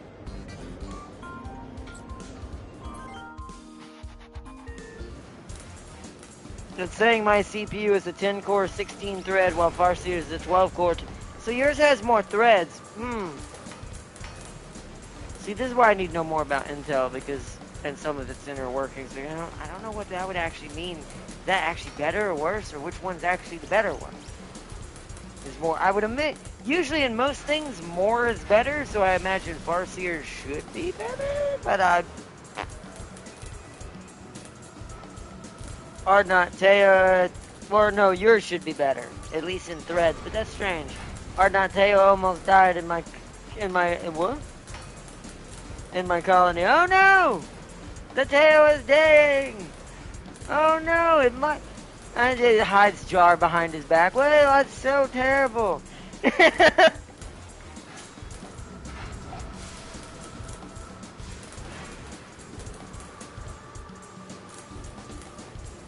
That's so terrible.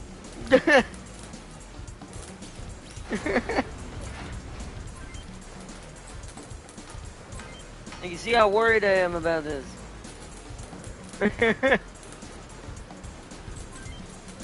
I'm extremely concerned, Farseer. Couldn't be more concerned.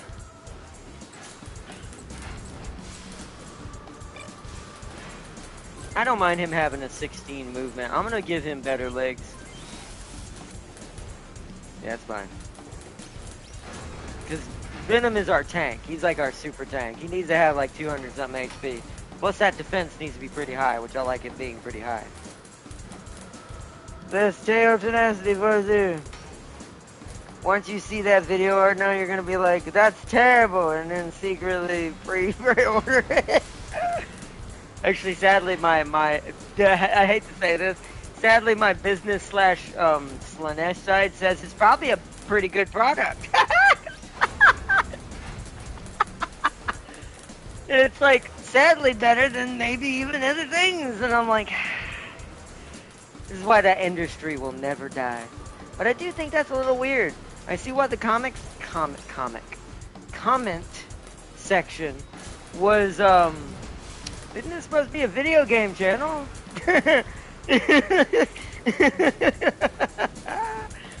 I'd be confused too, just a bit. And me, even though I possibly partake of Slaneshi technology. Even I'd be like, IGN, what in the world? Shouldn't this have been advertised on your other channel that has a different name? Clearly probably exists somewhere.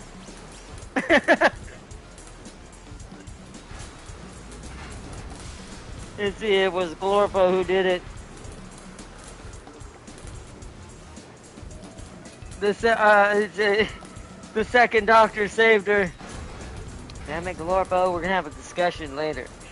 You're supposed to be my bloody assistant.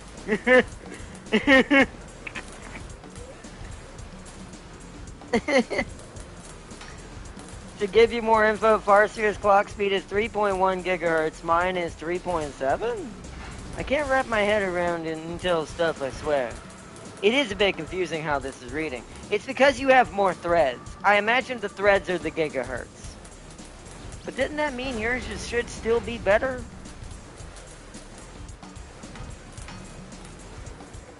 That's where my brain's kind of going. Maybe because the E-cores are making it. This is what I need to know what the E-cores do. Why? Because that's the only thing she has more than you do, total. I mean, you're a 10 core, I think you said, and she's like a 12, or let me go back and look. Yeah, hers is a 12. So I'm assuming what's happened is it's just the raw cores. It's the fact that she has 12, you're a 10. That's the only thing I'm thinking that's really hurting it. Glorpo, I may have to do him 2 solids for accidentally making his leg 90 degrees. E-cores are meant for background use. Performance are made for pipeline stuff. So maybe because she's got better backline support.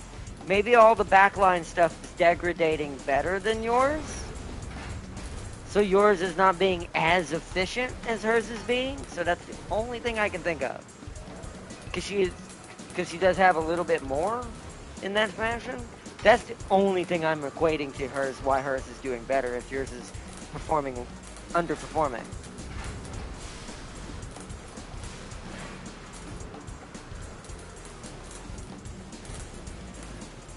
Hold on, what'd I miss?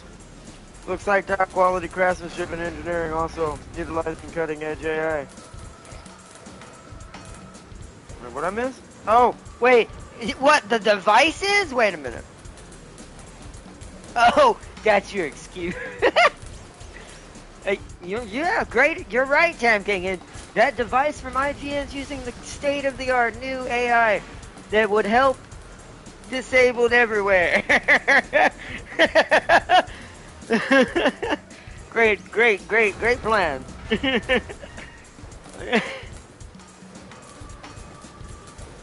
It says mine is about 50% on average faster. So who knows? Really? What?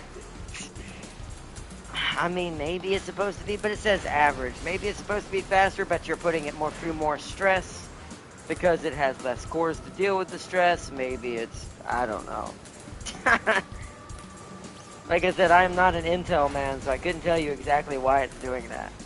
Or why it's giving off such an unusual even-stevenness almost.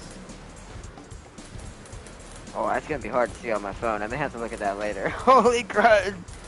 Yeah, you sent me the whole thing. Yeah, I'll have to look at that later. Holy crud. Sulu sent me his breakdown. Yeah, I can't see that on my phone, sadly. If we were on PC, I could easily see it, but... Let's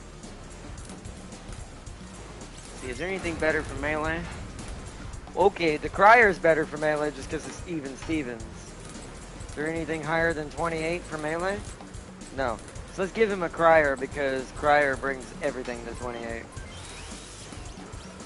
That'll make his Melee even better. Dev King, there's 2 builders of tech innovation. Or one military. Yep. You would think more cores mean more speed. I don't know why my Intel has that hybrid shenanigans. I'm not sure either. Once again, I'm not used to Intel, so... Because they do use hybrid architecture, like you just said. Once again, without studying more about their technology and how they build their stuff, I'm kind of at a loss on that one. It's aka a mix of performance cores and efficiency cores. Well, Ryzen uses normal cores with the added 3D cache. Yeah, yeah, that's true. That's why I prefer Ryzen, but I think it's just more of an efficiency with me that I just prefer Ryzens in general. But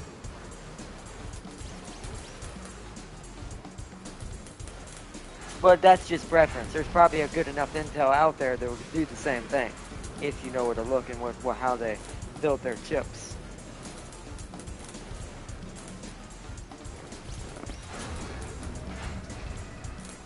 But alright, Venom is done. Check Vega. I'm pretty sure Vega's already said. I think I did him first out of everybody. Because he's already got that bazooka, he's got his rocket launcher. Everything looks pretty... Yeah. He's got Moth V5. Yeah, he's already set up.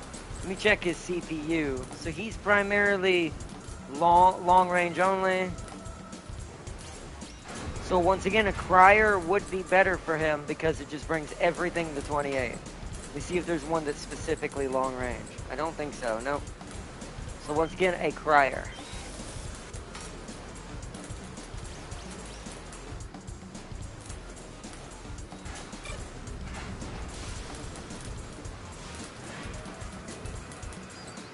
So I think we're good there. I think everybody's set. Let me check Irby, aka Farseer, see if she's got the crier. She does, okay. Pretty much everybody's got their CPUs. I think we're set for that. Let's sell everything we're not using.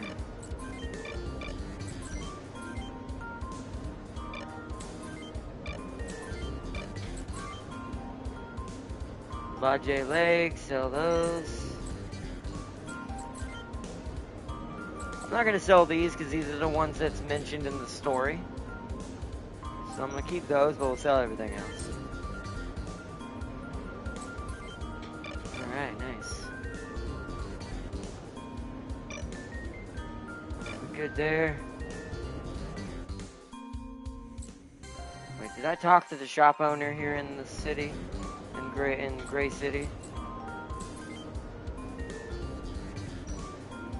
Yeah, see, we didn't read this one. Each weapon and Wanzer part has its weight value. Your Wanzer's body power output determines the total weight your Wanzer can handle. The weight to power ratio of your current Wanzer is displayed at the top right of the screen. If this WP ratio goes over 100, your Wanzer setup is too heavy, and you won't be able to take it into battle.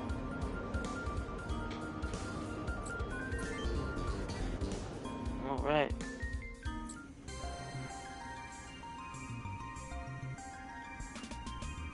I would say Farseer's is more efficient and mine offers more raw power and eats more watts. Of course yours does, silly. You greedy bastard. Damn gang, stop using British posh English. I can't understand you. That silly set.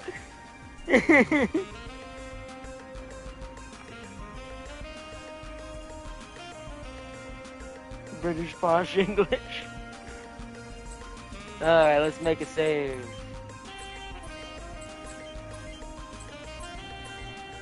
Okay. So now,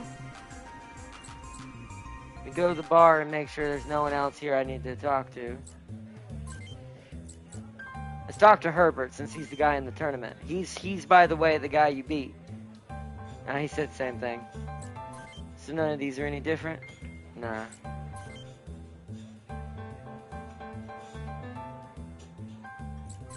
Alright chat, do you want me to do the next mission tonight, or are we wrapping it up till tomorrow again? Because we've done all the work we can do in this episode. We've made a ton of progress. Like, the speed we're going at this time is far more lightning-like than we did last time. Because this time I remember all the tips and tricks to get around certain things. We are doing so much better this time.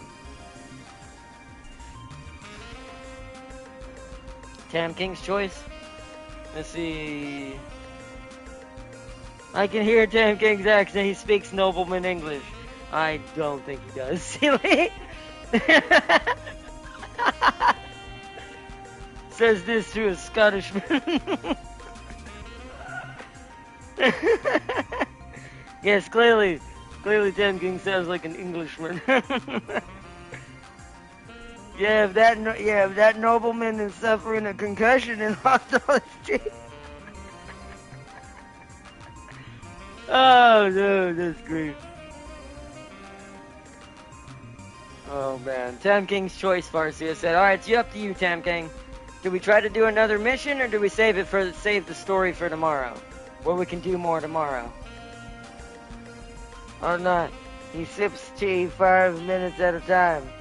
A personification of Posh English. I sip coffee 5 minutes at a time when I have one my coffee maker's plugged in. I gotta get it plugged in. I'm probably actually fixing to have that. Do that here in a little bit so I can try making me a cup of coffee in the middle of the night. Because it's crazy, I know, but I like coffee. Most people, it riles them up. It keeps me calm because of my ADHD. When you drink coffee, it has the adverse effect. Plus, it also puts me to sleep. So, which is baffling.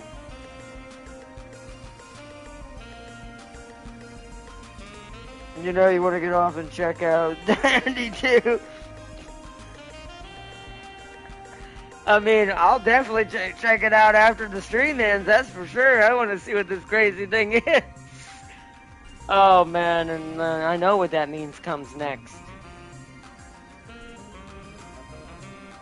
If robots aren't darning and damning enough to us already.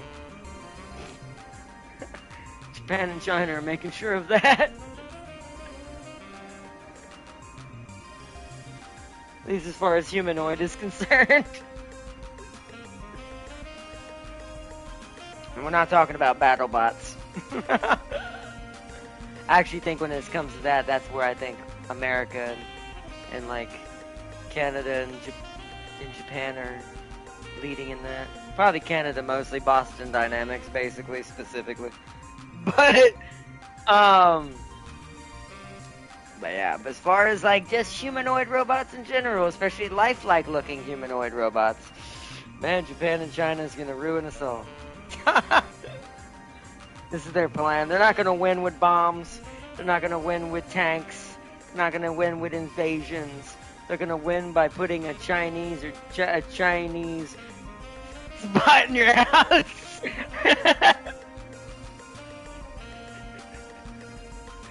They'll just strangle you in the middle of the night. Let's see, not to mention Tam. Let's see. Tam has king in his name. Tam probably has a family crest. Everybody has a family crest, Sealy. You have a family crest. You do realize this, Sealy. Actually, I have two, Sealy. See? Tam King's got two. I only have one. Well, actually, I technically have two. Because I have German and British in me. Yeah, I have two. That is very true. I forgot about that. I mean, probably a lot of people do also have two, but I know everyone has one. It's like Spider-Man rules. Now that we know Tam is a posh Englishman with noble heritage, we must tell him the whereabouts of King Arthur. Yes, because that will help us all. Yeah, because clearly King Arthur's gonna save us.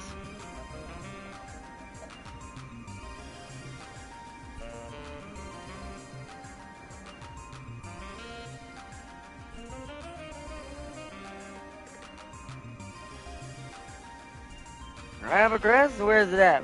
My wall is empty otherwise. It's not gonna be on your wall. You'd have to look it up. Most people's heritage, where everyone comes from somewhere. You have a family crest. Everyone does.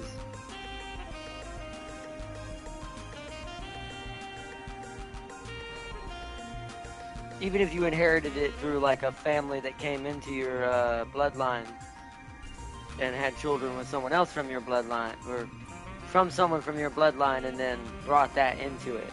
Either way, you definitely have one somewhere. Like I said, everybody does, to us, especially in America. Unless you're like, I mean, technically, does. This is something I've never asked. I actually genuinely, and this is me actually being genuinely ignorant, I don't know. In places like the Middle East and stuff like that, and like southern places like Mexico and Venezuela has a different crest right now, but we're not gonna go there. But but as far as like the islands and all that, I wonder, like the tropics, Philippines. I know Asian houses have crests as well. I'm pretty sure every human species has some sort of form of crest. So I guarantee you have multiple, technically.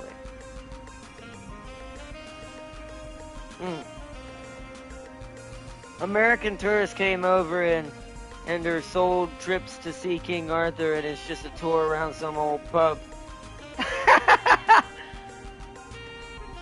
I would love that that's a thing. Is that really a thing? If it is, good for them.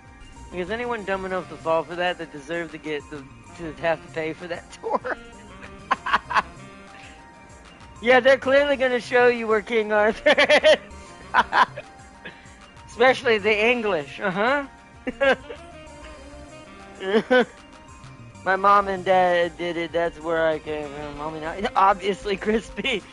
But I'm just saying, like, all of us genetically and family bloodline somewhere, and probably multiple, have some form of crest, family crest. More like family tribe, my ancestors said. Everybody's people to the gods, maybe cuckoo. After that, Sealy. Most people were like that during that time. You'd be surprised how many parts of the world were still like that for a very long time. In Christianity. Although it was mostly goats, not people. But but that being said, you still have a crest somewhere. Hell, wait a minute. Even Mayans and ancient, what was the other one? Mayans and Incas and all that have crests. You know this, right? They carve them in stone, but they have crests. The crests are probably based on the god they worship, kind of like Vikings do. But guarantee you have one of those too. There's probably one from there. If you have any English in your blood, there's one from the English side. If you have any German from your blood, there's one from the German side. You probably have multiple people do, depending on how deep their bloodline goes. It's all about that sweet tourist money. Wait, it goes on everywhere. You guys have Area 51 where tourists can buy fake UFO. I remember that. I do know about that. I have seen. I've never been, but I have seen that one. Yeah, see, I have two crests, French and Irish. Yeah, see, most people do. There's parts of the world still like that today. Oh, I know there are. But even then, they still probably have crests of some sort, even if it's primitive to what we think it looks like. Could be an idol, could be a little thing just carved in wood. Humans are weird like that. Alright, now I received good news. What's up?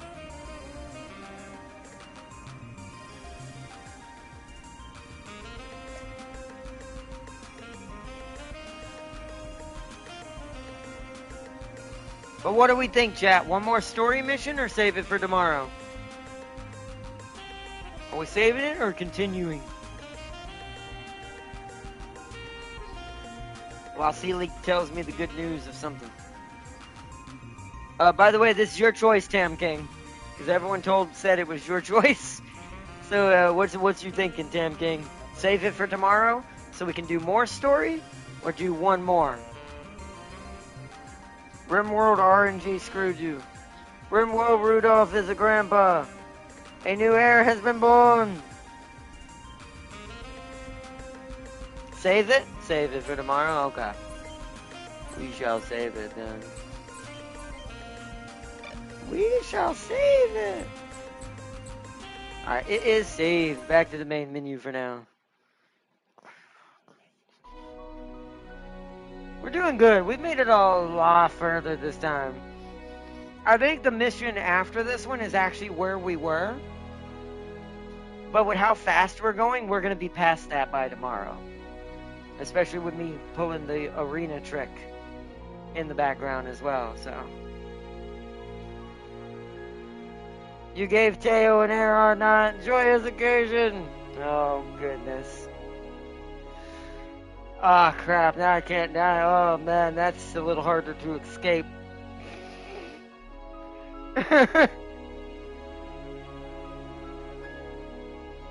How many is Teo expecting, Wanzer? By the way, this game is currently on sale on PSN. It's like $8. What this game is? What, Front Mission First Remake? Oh, then I'd say for anyone who likes this game, if you're enjoying watching me play this game and you like this kind of game, it's on sale right now from what Tam King said on the store for like $8. I already own it, so I can't take advantage of that, but yeah, if you enjoyed this game and you like front mission type games or this type of tactical turn-based mech building kind of game, this is one of the best franchises for it. So definitely pick it up. $8 is really good. I mean, I'd still buy it for $10 to $12, even to $20. But $8 is a really good steal. That's a really good price. So definitely check it out if you like this game. I like to support games that I really do know that held their weight even to this day. Like, even as simple as this game is, I'm still having fun. Like, I'm still enjoying every minute of the customization, kind of figuring out how to game the system a little, get the money, get the things with parts we need, and continuing on the story of the mystery of what's happening to our Red Queen, or Jared's Red Queen. Which I have a hunch. I know. Well, I have two theories on what might be happening if I remember this game a little bit. Like I said, this is the one I remember the least. So some of this might still be new to me because I forgot it. So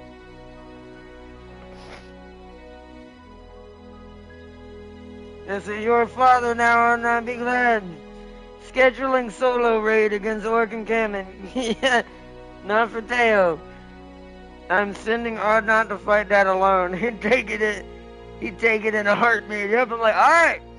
I have been informed there's an Orc encampment nearby I must go destroy. Wish me luck. I will return, family. I will also bring back the milk. And more power. Bye! He just walks out and slams the door as a rat.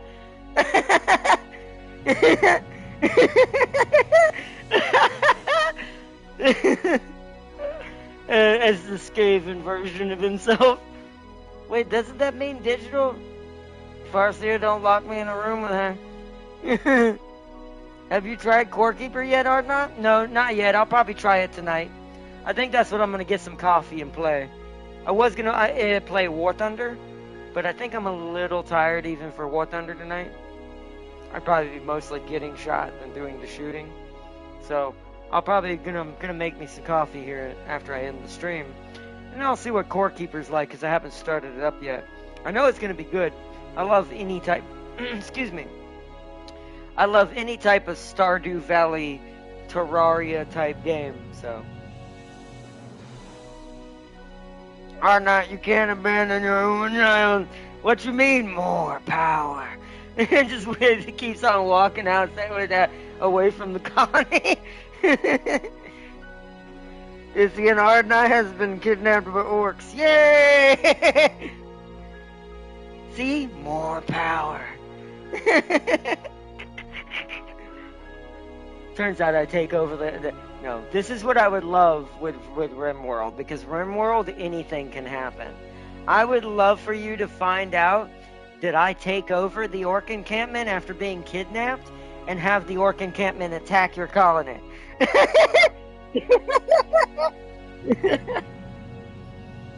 You're gonna make Teo with it sounds like it already might be a thing if I don't survive it. I guess we'll see. Sending James and Darius to save him. Oh man. She's like, I don't want you to take over the Orc camp and send them at me. She said to Darius and James to get me back. Let's see, speaking of Orcs, how badass was the Oh, it looked good. I expected anything in Dawn of War Orcs to be good, but it looked really good. I loved it so much. Dawn of War and Total War are just gonna blow my face straight off when they finally hit the floor. They've shown so much potential and goodness for what they're capable of doing, and just gameplay-wise for both. I mean, Dawn of War 4, I'm not biased at all, right? Okay, there's not one major reason why Dawn of War 4.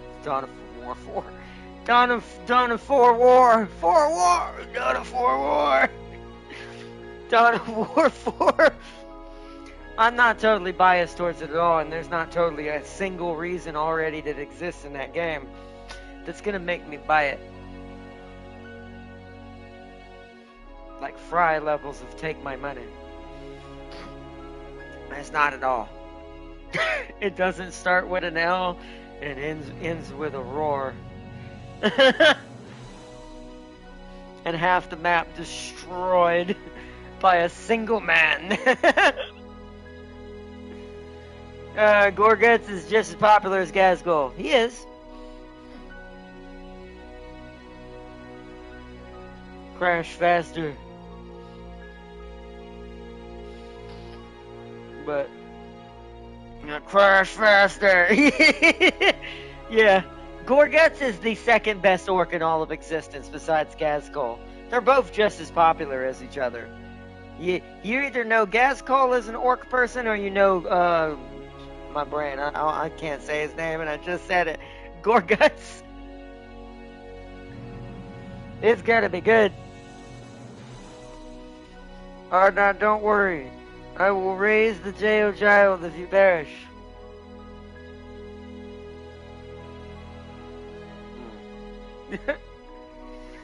No, you know what? That's fine. Digital will do most of the work anyway, so I accept that. Digital will do good work at teaching my child the ways of the rat people and the Slaneshi things. So my child will not be too much like Teo, more like father. I accept that. But Gazgul is like 3 times the size. Yeah, Gazgul's stronger. Gazgul would definitely kill Gorguts, but they're the same popularity as far as Warhammer's concerned. But yeah, Gazgul's definitely the stronger war boss, the one that's in Total War, 40k. But Gorguts is not to be underestimated. You work at the end of the trailer, crashing into the button, he was like, crash faster! Well, yeah, that's Gorg. Wasn't that Gorguts hitting the button, or was that a different orc? I can't remember. But,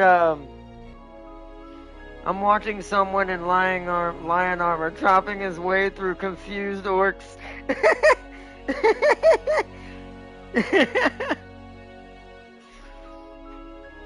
Oh, that's funny.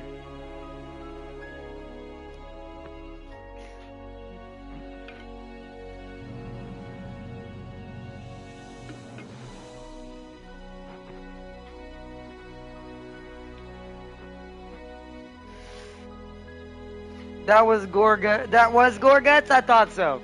I didn't want to get it wrong. That was Gorguts, Tam King. That's the leader of the orc tribe in that region of space. That's why he's insane. He's like Gazgul. He's like, he don't care. He's like, get down faster! Bam! Just slams the big red button to make the ship hit the floor faster. It's like, who cares if the ship blows up?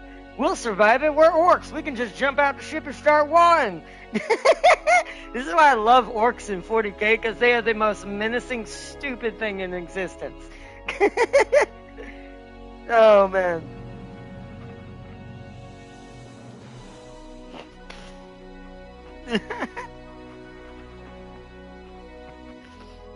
It's like, although he's got his competition, though. Like I said, I wouldn't want to be Gorguts in what he's going up against, though. This ain't just some space marine chapter he fighting anymore. This is the thing you don't want to run into on the Dark Imperium side of things.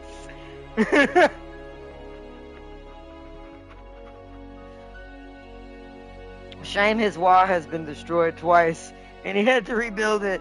That's true. But it also shows a lot about Gorguts' tenacity, though. At least he's got He's definitely got that orky goodness. He doesn't care how many times he's getting knocked out and how many ships he's got to crash into planets. He's gonna win eventually, to his logic.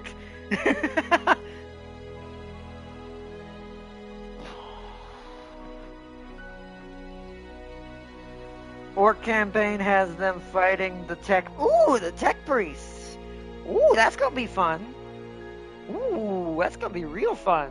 I cannot wait for Dawn of War 4.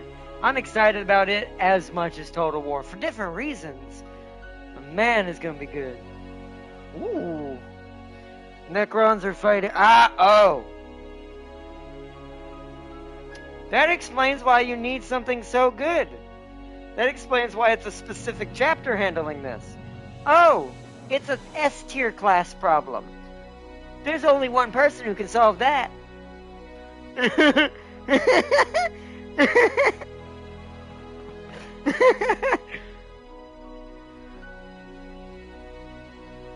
That makes sense.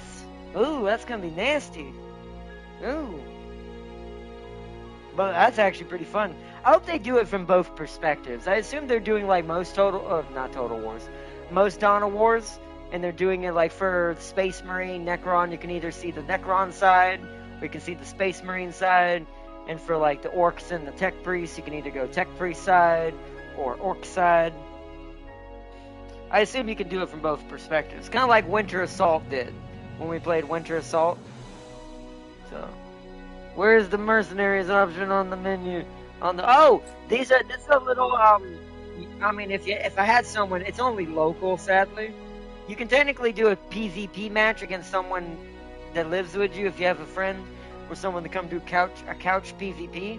But there is also, let me go into it. So I'm going to read it just so you know what it means. Play scenarios by selecting the appropriate mercenary squad for each mission. Mercenary Wanzers cannot be modified. Check their equipment carefully. Read the profiles of individual mercenaries. This will help you get a better feel for the mission. Missions can be repeated many times. Try to achieve the fastest possible completion time. Only modern game mode is available. Using items that lie on the battlefield can help you complete the mission. Have fun on unlocked maps with your friends and local PvP gameplay. So basically, yeah, hot seat. I can hot seat it, but I don't know if I could send you that one. Actually, I don't know how that... Actually, we could do this through SharePlay if we ever wanted to. You can actually do this through SharePlay when you do hot seating like this. Also, scenarios. So this is what I was talking about. So this right here, this is a single player mode. I'm going to go into it. Let the commander, which we haven't met him yet. That's a little bit of a spoiler. Welcome to the Nightwalkers. Some call us a bunch of outcasts who will work for whoever pays more. They're not far from the truth. But these outcasts know how to give a good whipping. I'm not afraid to put the boys in your hands. After all, you're one of the best strategists on this scabies-ridden island. Select a mission from the list above. I will then put you in touch with our specialists. Read their profiles and choose the right team of mercenaries for the challenge at hand. Each mission has specific battlefield conditions. Pay attention to whether the Wanzers will be fighting on snow-covered peaks or through narrow passageways or in a flooded zone. Choosing units with the right legs and equipment will be crucial. Alright, so what these are, and I've only unlocked a certain amount, because I think you only unlock these as you get to a certain place in the story. Like as you get to certain places in the story, this is something we're going to experience, these 3 levels, very soon. I think this is because we're playing OCU. I'd probably have to start a campaign with the UCS to get these 3. Because this is probably OCU related. These are UCS, I bet. But you can basically do these. These are pre-made scenarios where you can use pre-made mercenaries and Wanzers and combine them together to basically try to win. I don't know if this gets you anything. I think this is just for trophies and maybe other stuff and stuff like that. I'll try one of these out if we have time next episode to see how it plays, and we'll see if they reward anything or not, because they probably don't. Let's see, orders are to, let's see, I'm not going to go through it. I'm just going to skip that. Oh, no, I don't want to do that. Because then it's going to take me in. What about health? Or, no, I already read that. Okay. It's the same thing.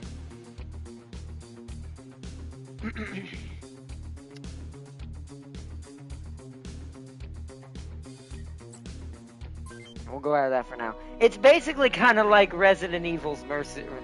You know what I just realized what it is? It's Front Mission's version of Resident Evil Mercenaries. That's what it is. That is the best explanation I can give you. If there are any MP in the other games, there's not. I actually wonder if they've added that to each of them. Actually, I'll need to go load up 2 later to see it. 3 might have this. Because I know 3 had mercenaries in the original game. Because I remember being able to play against my friends in that one. So I know 3 had this originally. 1 didn't have this, and neither did 2. At least I don't remember 2 having it anyways. But they added it into it recently. Because this game got an update where they made it a PS5 version of the game. Same thing with 2. And they added mercenaries in the last update. Because this wasn't here when we first played it. On the PS4 version. So. But this would be cool for like if you were screen sharing or doing share play. You could actually do a little hot seat multiplayer with a friend if you wanted to. If they wanted to try out this game. Or just play against you if you just want to have someone to just kind of play almost a mech version of tactical chess. I know James would love it if he actually got into this game enough. Just because his cross-out brain would kick in too. Now, I think Front Mission 3 would be better for James because you can be more like crazy with your builds and still have them work. Whereas in this game, you notice that there's still certain armors that just, you kind of have to make everyone look somewhat the same in some places because it's all about the stats and not about anything else. So, this one's a little more linear in that way, but the endings work like Winter Assault, but the campaign also has choices you can make. Ah, okay. That makes sense. So that's definitely going to be fun. I am super excited about Dawn of War 4 because of that alone. Just for that reason alone. I do think it's going to be really awesome. But either way, chat, I think we're going to wrap it up for tonight. We're going to save the rest for tomorrow's episode. We'll continue another episode tomorrow. I've got to do some reading actually here. Oh, actually, I might not have time to do Core Keeper. I've got something important actually I've got to do before tomorrow because there's some important people I'm talking to from my church that are coming out tomorrow about something going on IRL between me and my mom right now, so I don't want to, it's private, so I don't want to go too much detail, but I also have my study that I'm doing for joining my church, and I need to finish reading the rest of the chapters in my book that I've got to read over here to my right. It shouldn't take me too long. If I read part of it tonight and read part of it in the morning as soon as I get up, should be plenty of time. So, because I forgot, tomorrow is Friday. And see, I don't think the Necrons are killing the lion in their ending. There's no darn way. Even if I want to see if that's possible, I don't think that's happened. I highly doubt it. Something tells me in their ending, the Dark Angels are either forced to recede or retreat. Or something. Who knows? Or he goes into slumber mode again. Who knows? There's a number of answers I could probably hypothetically give. But I guess we'll find out. We're going to try to... by the way, we are going to do all 4 campaigns. That is going to be a major thing for that series, for when it starts to happen, kind of like what we're doing with Front Mission. We're not going to do both sides of Front Mission 1. We don't need to see the UCS. We only need to see the OCU. And in Front Mission 2, it's its own thing, so... But as far as that's concerned, Dawn of War, we're doing all 4 campaigns. We're doing the Orcs, we're doing Tech Priests, we're doing the lion, obviously. That's something I shouldn't even have to say that one. We're doing the Necrons. We're going to do them all. I might save the lions. It depends on how bad I want to play him when it first happens. He's either going to end up being the first or the last. Because it depends on how really bad I want to play him when I finally get that game. Because it's going to be building up that whole time. So I'm like, I want to play the Dark Angels. I want to play the Dark Angels. Especially an official version of them. Even though the unification mod is good too. Especially in a campaign, getting to do a campaign with them. This makes me so happy. But what was I gonna say? But yeah. Depending on how bad that itch to want to play the lion is, when that finally happens and that game releases, he may be the first campaign we do. But if I can hold myself back, I think I'm gonna start with the tech priests and the orcs. Because I want to see what their campaigns are like. Orcs I kind of already know, so they're probably getting saved as well. So it'll probably go in this order. It'll probably go tech priests. This is hoping my brain doesn't give in to the lion. It'll probably go tech priests, orcs, necrons, then the lion. Just to see all those endings. Assuming I can resist the urge to play as the Dark Angels right out the gate. That's assuming. But anyways, they're not led by an overlord strong enough to do it unless they throw a transcendent Satan shard. I mean, they might. Who knows? I guess we'll see. Random question. Do y'all prefer to dip or dunk your cookies in milk? Dunk, Sealy. Always dunk. Yeah, why would you dip? It's it's milk and cookies. You're supposed to make the cookie feel like it's about to drown its sadness away in milk. If that cookie don't look like it's about to evaporate, you didn't do a good job.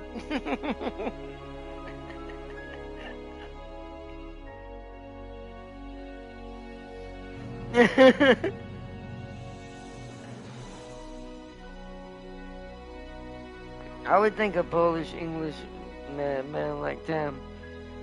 To dip his pinky out with his pinky out. I'm worried because I eat the cookie then drink the milk. I'm weird. Oh, weird, not worried. I mean, that works too. I guess it's kind of the same thing. But I guess if you're probably just eating the cookie and just that works too, to be fair. It's kind of the same thing. Just you're doing it all in the mouth. It's like all of the milk and the mixture and the combination of the cookie and all that's happening inside. I am so sad when the cookie breaks 1 millimeter away from my mouth and submerged in the milk sea. Well, you can just drink it. Do what Farseer does at that point. Tip the glass up before it sinks down and just goom, goom, goom, goom. It's like, cookies and cream milkshake. That's essentially what you're making without the ice cream. You're just missing the ice cream. I always take my shoes off before I dunk, Sealy. I'm not an animal. Me personally, I on occasion eat cereal raw, no milk. I used to do that, but then I realized I really preferred it with milk. I used to do that though when I was a kid. Just eat Fruit Loops straight up. Long time ago. Just put my head in the bowl and grab a bunch of Fruit Loops.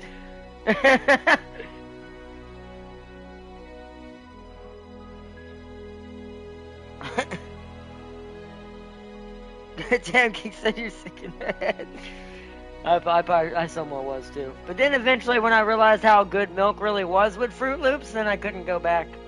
After that I wanted milk with Fruit Loops all the time. Because then the milk would taste like the Fruit Loops and I could just drink the milk and have fruity loop milk.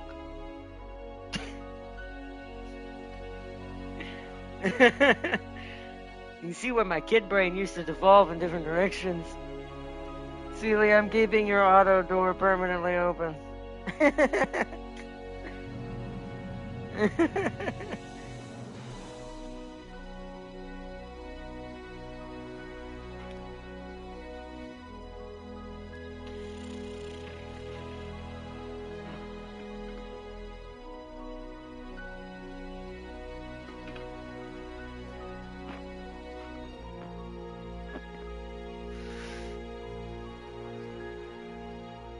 please, Farzer, don't do this to me or not, Farzer. Install a deluxe bed. Of course I did. I did that before I left.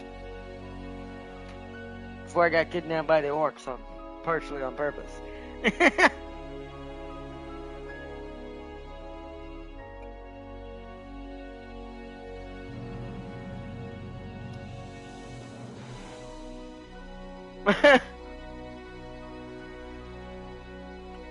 I don't care if you're allergic to milk, you have milk with cereal, damn it.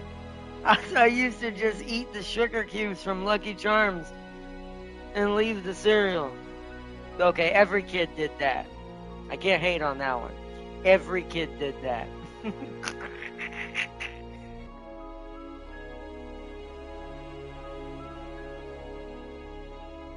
I still would pour milk in it, but every kid did do that.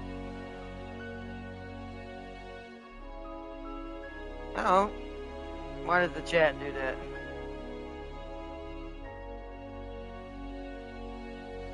Hold on. I gotta reset chat. It's being weird.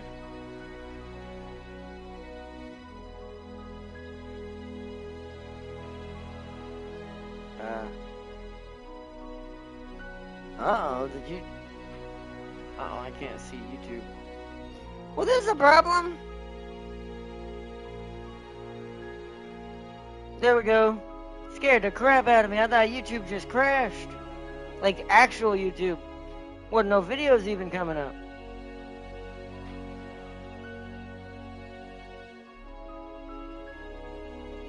Oh, James and Darius got me out? Oh, okay.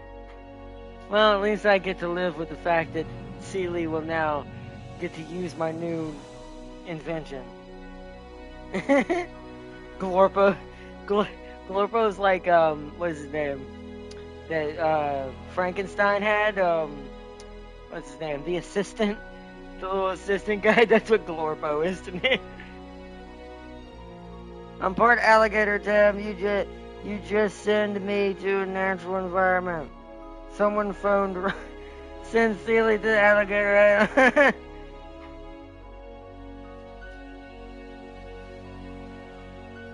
You wish those gators gonna be eating seal blubber.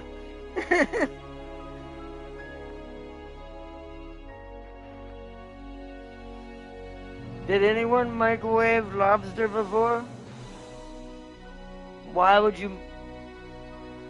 Sealy. Be glad I'm on the medical table.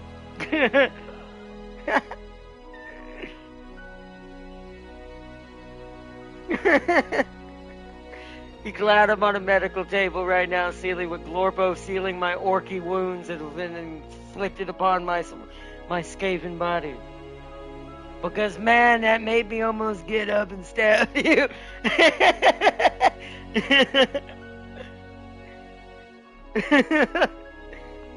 Like, this monster just won't stop. That's just, oh, wow. Oh, every cell in my body, every little fiber in my being just went. Oh, did you just say?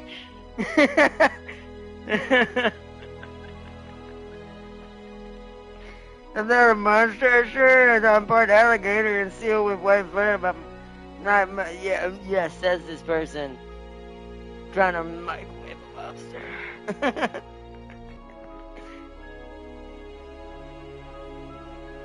I took your catfish benefits away. Don't make me take the lobsters away.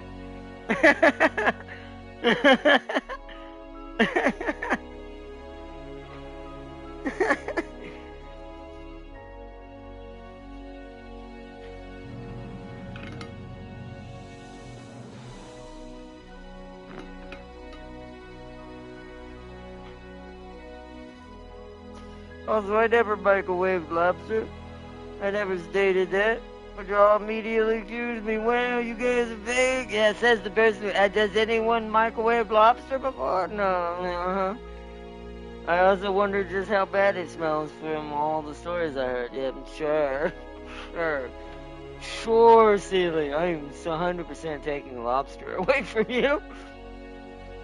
Yeah, let me just place Celia under house arrest real quick. Yes, do that. He needs to stay at home for a while.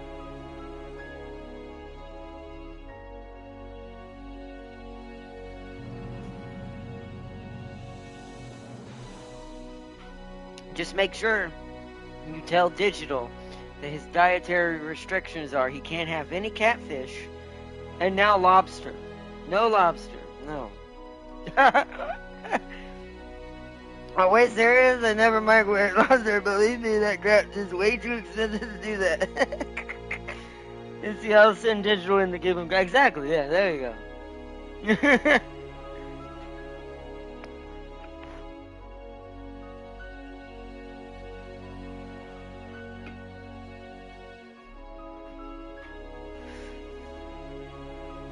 Never mind lobster. I say never give him matches and a place a GPS ankle monitor on him.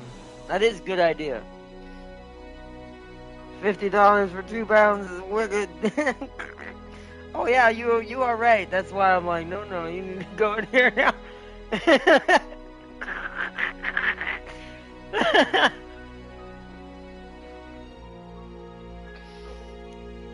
Celia is now under house arrest for committing crimes against crustaceans. I hereby follow this into order. This court is adjourned.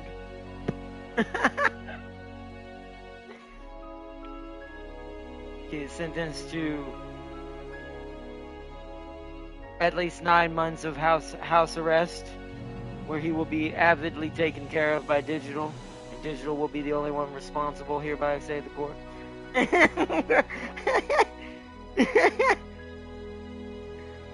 I've had lobster cake with red juicy tail at the top, with the cake being a Mayan temple of shrimps. Oh, nice. Catch my own Arrowhead Jam lobster ain't in season. Who remember the time Red Lobster gave out that all-you-can-eat lobster buffet in America? Yeah. Well, that was a long time ago. You ain't seeing that today. That ain't happening now. Red Lobster go out of business. It'd be too expensive. Oh man. A 5-pound Red Lobster tail, not even the body, cost $100 exactly. The amount of money they lost to American... Yeah. One could argue, if there was one argument towards the price actually increasing, that one actually made sense. Because I do think they were a bit dumb on that. As cool as that was, I do think that was kind of stupid. And it ruined it for the rest of us. Because look how expensive it is now. God, I can't tell you, just to get 2 lobster tails, like Celie just said, it's darn near $100 when you go to Red Lobster. We went there recently. Just getting this is why I get the seafood.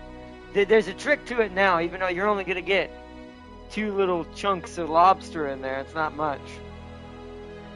The cheapest thing you're going to get away with at Red Lobster now is what's called a seafood boil. It comes with crab legs. They're not that thick, so they're okay. But it comes with crab legs with a crab claw, bunch of shrimp, 2 somewhat meaty, I'm not going to give it too much credit, somewhat meaty lobster tail chunks, red potatoes, and corn on the cob. And that is all boiled in your choice of butter and type things.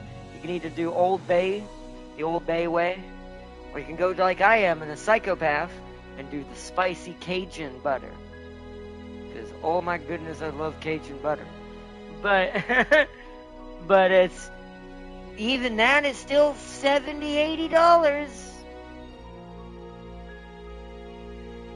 So, you know, lobster. My father is a Blame O'Geary. My father has mixed fish with cream, coffee, meat, chicken, beans, and broth. Oh, and a side of pigskin. That's a crazy combination. Although coffee makes sense. People are starting to find out coffee's a really good grill rub. Some people are doing it on steaks now. Some people don't like this. Some people do. It depends on them. A lot of purist steak grillers don't like this. I'm on the fence. I don't care either way. I think it's good. I think it's good without. I think it's good with it. But I have tasted coffee ground, like, what do you call it? Rub on top of a grilled steak. It does add a different taste. It gives it this weird, almost like coffee on steak. Ooh, it's great, trust me. See, that's what I'm saying. It's a 50-50 when it comes to that with people. Because I think when you hear it, it sounds gross until I tried it. Because even I thought that was strange, and I'm American. I drink coffee, especially now, as much as I almost drink soda. So, even for me, I was like, that seems very odd. Until I tried it. There's something about the way the coffee changes when you're cooking it that way that gives it this nice crust to the steak when you're cutting into it. And you still cook it to whatever you like. Medium well done, not still alive, whatever you prefer. And it's like, but it almost adds a sweetness to the savory of the salty of the steak. And it creates this very unique flavor, and it's really good. Iguana soup, now we're talking. Wow. My father eats big intestines and / feet in iguana soup. I would like iguana soup. I think iguana soup. Also, it makes sense your dad eats iguana soup. Do you know how many iguanas invade Florida every day? I imagine you do since you live there. Them things are rampant. They're actually considered an invasive species in Florida from what I found out. And people just are allowed to hunt these dudes. Which makes sense. So it doesn't surprise me that there's a soup that's probably made out of them. I would like to try that. I like alligator. I've eaten gator. I've eaten crocodile. I've eaten all kinds of more frog legs. I'm trying to think. Snake? Have I eaten snake? Have I actually done the big boss thing? I don't know if I have. If I hadn't, I need to get on that. But anyways, then I could truly wear my eye patch. I see, I gag on cucumbers. I cannot eat them. Just smelling it makes me nauseous. Wait, cucumbers? So you don't like cucumbers? You're supposed to cut the cucumber into small pieces, Sealy. I think he means maybe the scent makes him gag, but that's about what I was gonna say. They are invasive. My neighbors hunt them and they kidnap duck chicks to raise and eat. I forgot iguanas did that. That's notorious on a different level when it comes to food, man. Boy, that is nefarious. This is why reptiles would be scary if they had humanoid versions of themselves, truly. Like, we're not the meme and all that, but like truly.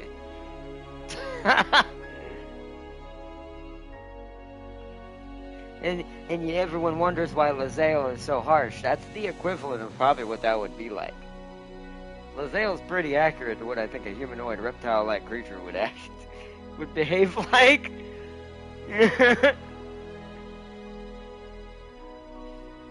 Tam, I'm gonna beat you with the cucumber. Any parts of the cucumber makes me gag. The skin and the meat, any part.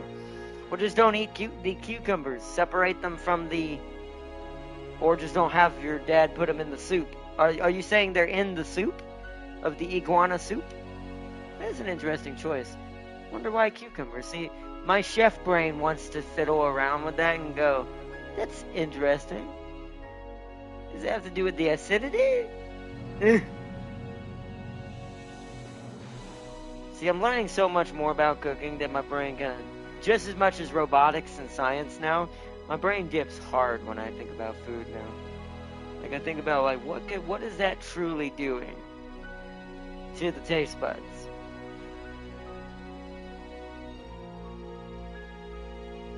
So, but either way, before we go on too much longer, I'm gonna wait for Sealy to answer back on the soup thing I was kind of curious about.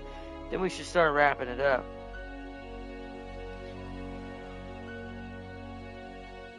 See, that baffles me, what you just said, as a chef and someone who's trying to learn to be a chef. So you can eat a zucchini, but not a cucumber?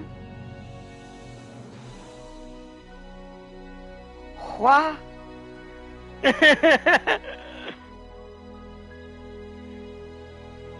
Yes and no. Sometimes they add it, sometimes they don't. Well, just tell them you don't want cucumbers in it. If you like iguana soup, or if you want to try it for yourself, but you just don't want the cucumbers, I would say just leave it out.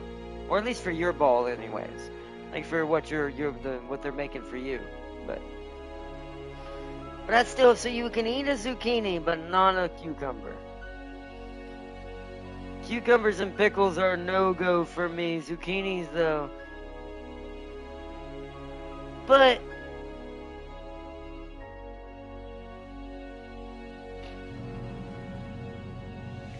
how about spider soup? Oof.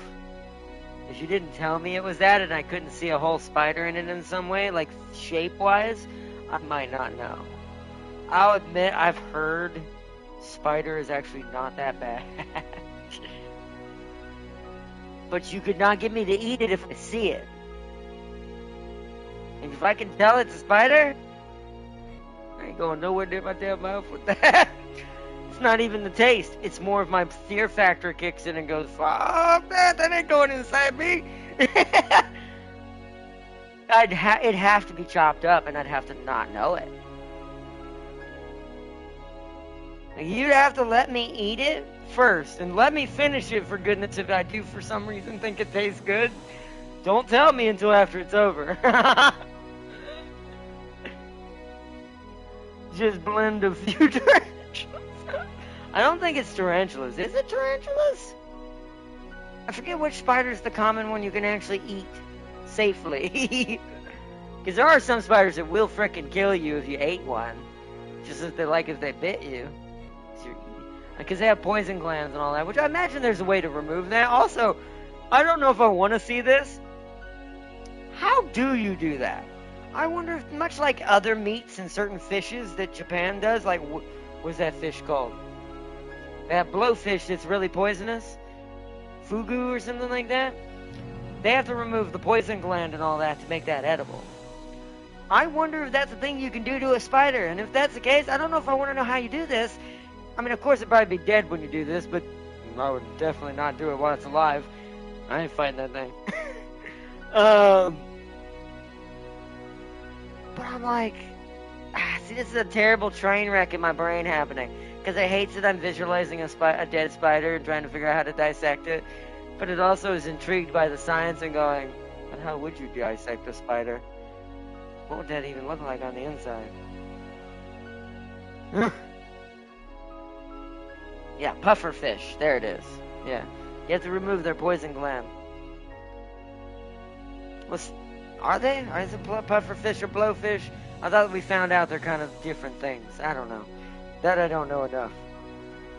They burn off the hairs and wrap them up in a banana leaf and cook them on the fire. Yeah, but that makes it still retain its shape, though. And what about the fangs? Wouldn't you have to defang her? You'd be chewing on the fangs, and next thing you know, you have a fang in your mouth. Now, it wouldn't poison you anymore, I assume, but that's still gonna hurt. That's so strange. See, I'm intrigued, but it freaks my brain out. It's like, why are you thinking about this? Why do you care? Why are you doing this to me right now? They don't eat the fangs. So I assume they're taking them out, but if they're just like singeing their hair off, then wrapping them whole in a banana, then they didn't defang her, did they? Or him? I guess it don't matter, I don't know. And once again, does it matter of gender as well? Is a female more poisonous, less poisonous? Is it More tasty, less tasty?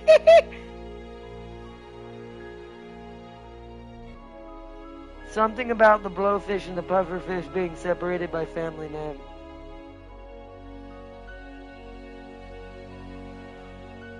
Okay, so maybe, I don't know. I don't know. All I know is it's called the fugu or something like that in Japan. But it's a type of puffer or blowfish or whatever that's super poisonous if you do not prepare it properly and remove the poisonous parts. It can literally kill you eating it. So that's why I'm intrigued but also terrified of my own mind of now wanting to know, how would you prepare a spider properly? And how would you prepare it for someone who doesn't like the look of a spider? Other than blending it up like Sam King said. Well, my brain can't even fathom throwing a dead spider in a blender. Bruh. YouTube hit it. I bet there's a vids of them cooking tarantulas in the jungle.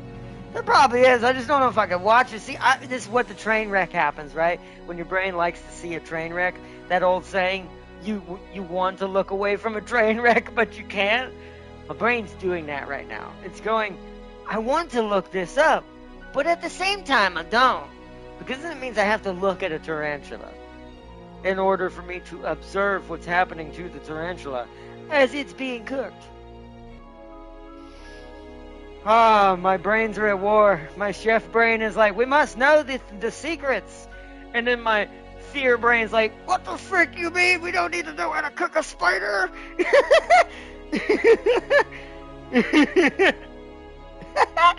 There's two parts of my brain that are just not having it right now with each other. They're arguing like badly. Nah, why don't you play the game with the giant? We ain't playing that game. What you mean? I know what game you talking about. We never play in that game. Even with it being giant, which normally makes the brain go, this is not as real. If it weren't for the developers I'm going to say this, I'm actually mean this in a good way, what I'm about to say. Excuse my language with what I'm about to say too. I mean this in a positive way. The developer of that game is sick as fuck. Because they went out of their way to do research on the spider that you're dealing with. Actually, multiple now. Apparently, the game is starting to get expansions, and it's not just one spider anymore. And it's different kinds. So whoever is making this game in a good way, not for me, because I'm never going to play that game, but good on them for knowing how to make a good horror game, be a proper horror game, because I ain't touching that thing with a 10-foot pole.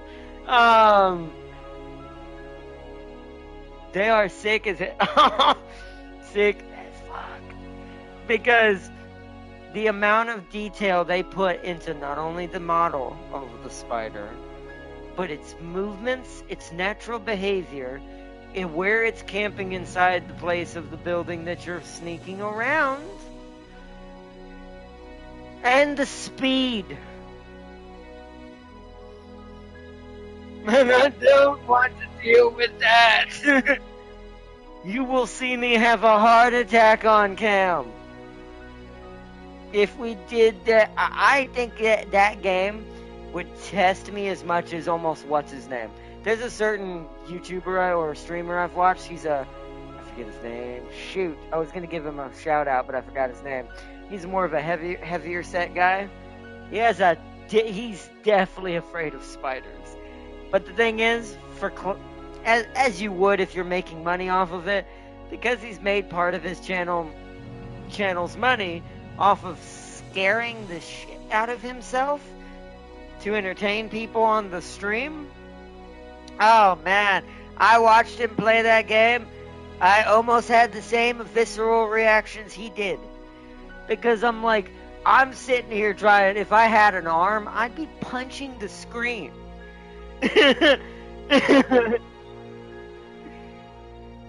We'd be going full on Space Marine in this bitch. Honestly, also, when we do our Minecraft thing, please add the arachnophobia mod. I thought about it. That's at least less terrible. But that makes it hard for certain people to watch the stream if I do that, Sealy. The problem with that is I can get over that, but some of my viewers might not be able to. So that would eliminate people being able to join as a community into our Minecraft whole thing when we finally do this. We'll think about it, maybe as a special, we'll do a special episode for it, and we'll do maybe a different world where we have to survive in arachnid hell. But, yeah, not for the main one, I don't think. I don't want to alienate people who do actually have a fear of spiders even more than I do. And I'm borderline true phobia levels. Like, I'm right there. I'm not as bad as the guy that I watched play that game, but it's damn near in some cases. Especially since my disability adds to this. If I wasn't disabled, I actually think it'd be less. Like, if I was normal, I think I would not care about spiders that much. I might even have one as a pet at some point. But I think because of my natural somewhat inclination towards arachnids not being totally my friend, but I think it's also the disability further exacerbates the feeling of being helpless against this thing, and how terrible these things and what they can do to you, and what spiders do to their prey that aren't human. This would translate into human size. Yeah, no. I'd rather a Xeno take me into a hive and be face-huggered rather than deal with a truly human-sized arachnid of any kind. Yeah, bring on the Xenos at that point. They can take me all day and impregnate me with a chest buster and turn me into a xenomorph. I'd rather do that than deal with what spiders do to their prey. Fuck no.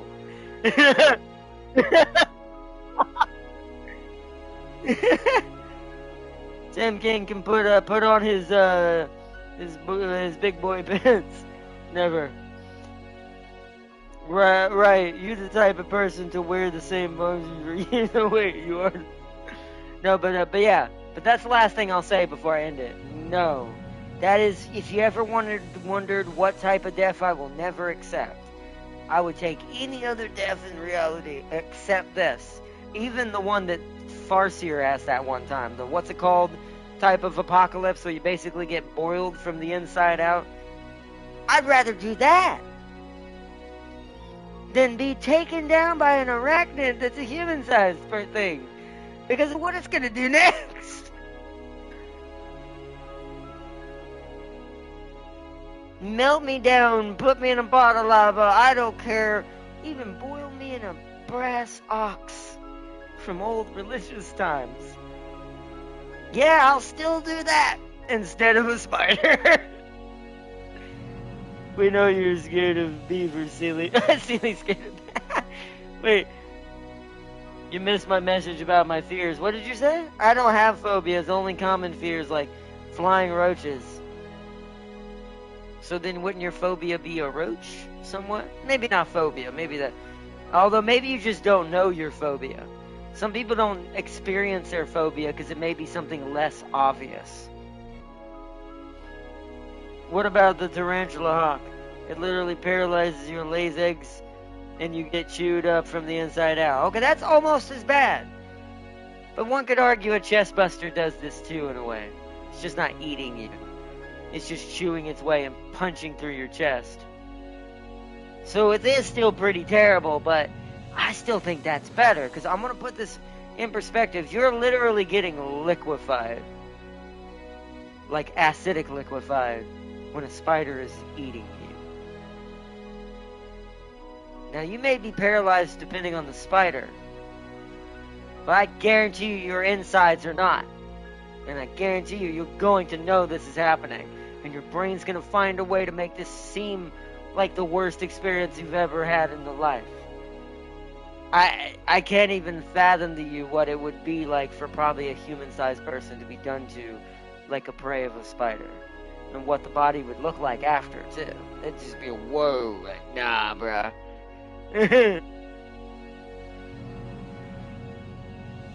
Because it's not like they rip you apart or do any of that. They're literally just gooping you. They do like the Blob does. That's also another pet peeve of mine. If there was a beast in real life that would scare me actually seriously, would be the Blob. Because it kind of does that too. But it does it from the outside in, not the inside out. It's just reversed. Which one could argue that's worse. At least the inside will kill you faster before the outside will. I'm not scared of the female roaches. They don't have wings. Same with the Earth variant. So you just don't like flying ones. So maybe your phobia, if it exists at all, would be some sort of bug that's able to fly. So maybe even the wasp itself, or would you say the tarantula hawk, might be closer to your fear than that would be, because it flies. Only way they could get out was to chew through you. What are we talking about? Wait, what are you talking about, Tam King? Which one are you talking about? The babies from the tarantula hawk? That is, like I said, that is a pretty terrible one. That's right behind it.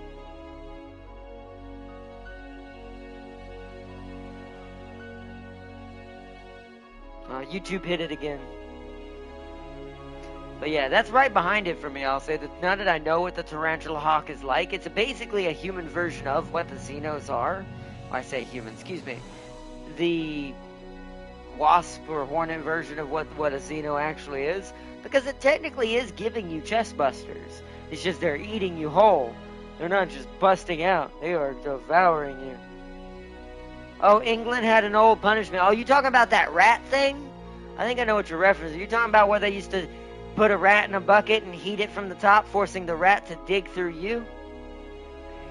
That's an old form of torture.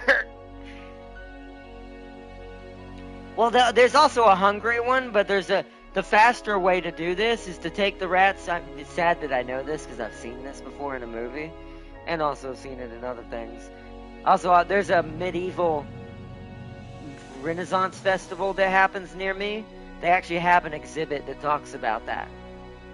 And it's like, so what they would do is they basically would put hot irons or hot coal or whatever on top of the bucket. So it would heat the bucket from upside down. So the bucket would slowly get hotter around the edges, and the rat would feel this and want to get away from it. And there's only one way out.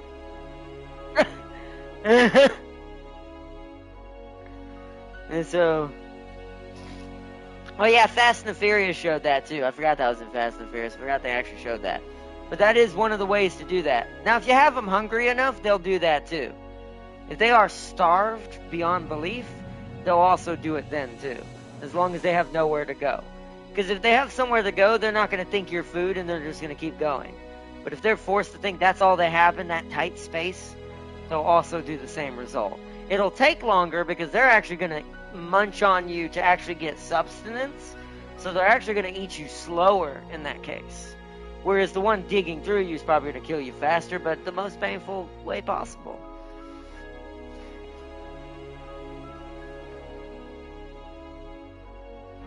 And it's like, that is one of the also worst ways to die. But I still think the spiders maybe, I don't know, that one's up there too. They're all like top 3 for like the worst ways you could ever be taken out. But that one's real. That's the difference with why that one's scarier. Is what Tim King just mentioned. People did actually do that to people. It's not like there's actual giant spiders everywhere. People actually did do that, and probably still do in some parts of the world. So that's probably what gives that one the most fear. That's probably why it's sitting up there in my brain with the spider one, because my brain knows the spider one can't happen, but the rat one can. Also, you missed some of my messages. Now let's see. Let me go back up. I'm not scared of the female roaches. The thing from LOL, the movie The Thing, the only horror movie that freaked me out, mainly the visuals. Oh, so you got 3. Oh, so body horror might be your phobia then. So that might be what your phobia is then. Maybe it's body horror type things. When I was in Central America, I always looked out for anything flying around, even harmless beetles, flying around me like I want to leave the area. So flying things and body horror. So if you combine those two together, you'd probably have something you would dislike heavily. That's probably why you didn't like the Thing, because technically... Actually, it never learned how to fly because it didn't get a host for that. I think the closest thing to that was the alien that it hosted in the prequel in the very beginning when they first found it. It could kind of fly. It was more of gliding and giant, a high leap. That's why it jumped out of the ice and through the roof. But big mouths make me want to leave a room too, lol. So yeah, that's goraphobia. No. Yeah, goraphobia, is it gore? Or no, vor, V. Vorophobia. That's the fear of being devoured by something. Wait, what do you think about Attack on Titan then? The anime. How does it affect you when you watch the Titans gobble people up? What does that do to your brain? You see, the giant cone / spike, they would force people to sit on. Oh, yeah, that's a gravity one. I've seen that, too. Ooh. Yeah, that's, ooh. Oh, YouTube hit Farseers. Farseers must have been rough.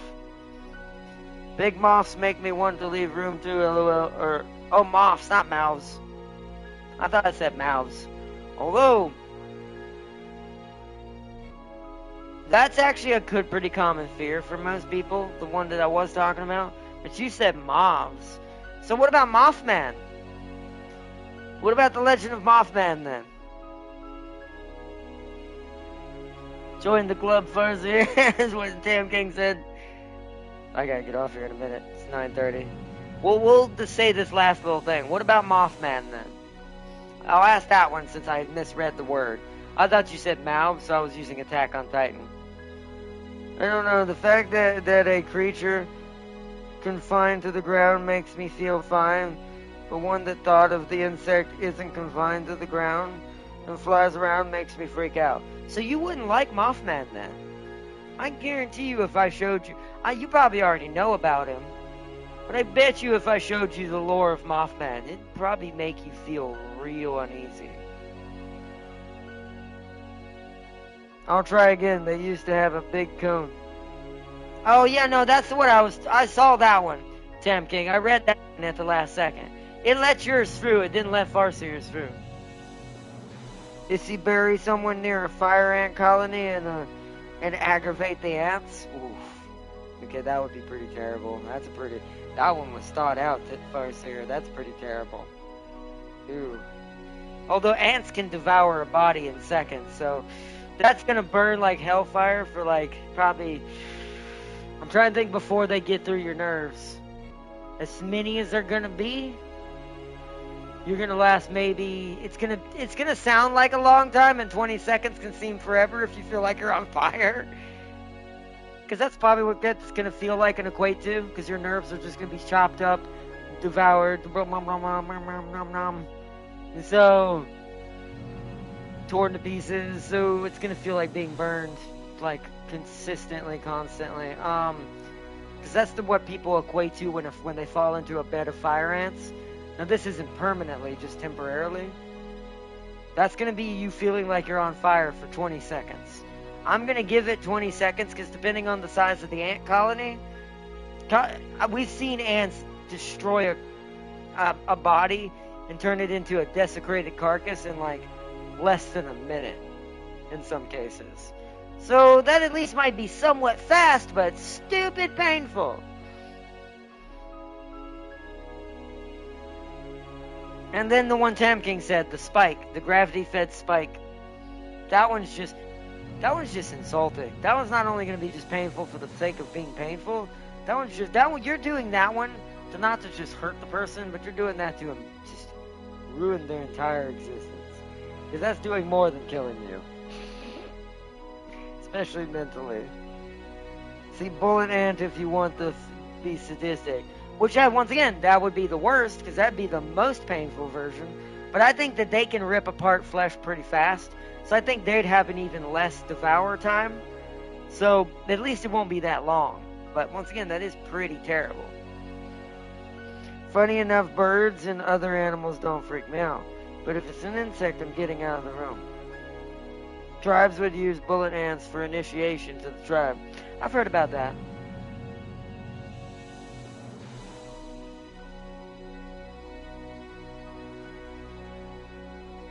But man, imagine your tribe entry point pass was you had to deal with bullet ants or lay in ants for a certain amount of time. And we were a crazy species back then. I'm gonna say that. But if you look at the survival we had to have and the level of insanity and Chad-like power we had to produce in ourselves, it kind of makes sense. So, like, basically everybody back then was Chris Redfield or Leon. But art not. Mothman is grounded in folklore. What? He's not, though. Where did you hear that?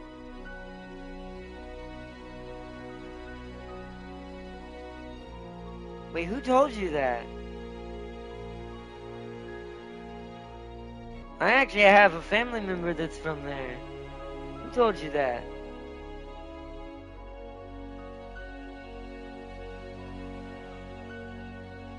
Cause I'm gonna break some feelings for you right now, Sealy. That's fucking inaccurate. He is not grounded. If you believe any of the lore or supposed sightings, I'm not saying I do, personally, but let's say he was real for just the sake of this argument. According to the sightings of multiple people in the state that he comes from, say they've seen him in the air. So how is he grounded? One of the most common sightings people proclaim is seeing him flying ahead of them down the road in the distance with his red eyes hundreds of feet above the tree line. How is that on the ground? So I hate to burst your bubble, Mothman can 100% fly. I say, Arda, you took it literally? Well, I'm just telling you. For someone you say you have a phobia of moths, I'm letting you know now. You're grounded in folklore. Story is not grounded. Yeah, but I think if you saw it, and I put enough portrayal of imagery and analog horror of him in front of you, because you don't like normal moths, I guarantee you your brain will start connecting dots. I guarantee you it. Especially if I show you the right ones who are from the people. Because the best videos for those folklores are from the states that they're born in. Because that's where it was born. It's like Bigfoot, right? I forget what state the more predominant one is. But you go to Bigfoot, when you want Bigfoot the most, you go to the Bigfoot state. Because that's where the best stories are going to be and the best folklore for the creature to be scarier, because people who live there can come up with things that make more sense for their environment and what the region's like.